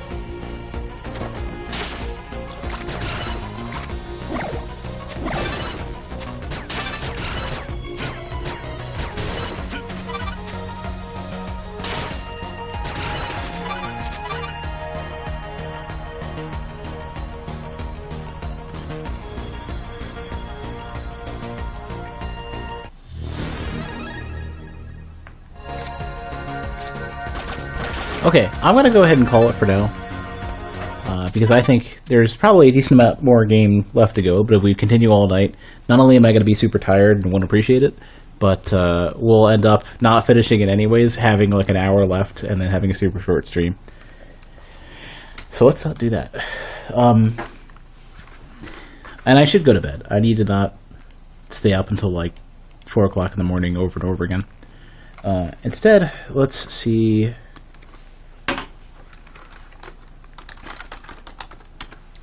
I want to take a quick look and see if there's anybody who I really, really want to raid, but I'm probably going to resume the vodcast for Kenshi instead. Let's see. Oh, okay, all right. Dan, aka Dukel, was doing Darkwood. We gotta go ahead and pop into his stream because Darkwood was great. As much as I got my fill, so I'm not really going to continue to play it, it's still an amazing game. It does a lot of things amazingly right. It's a really good horror game for people who are sick of jump scare theme park horror games. So I'm going to head over there and watch. So I'm done for now. Sometime tonight after the raid, I'll swap my channel over to run the vodcast for Kenshi. Sometime tomorrow afternoon, I'll be streaming something. Probably either this or Super High Door or something. But yeah, I'm going to call it for now. So until then, thanks for watching, and have a good night.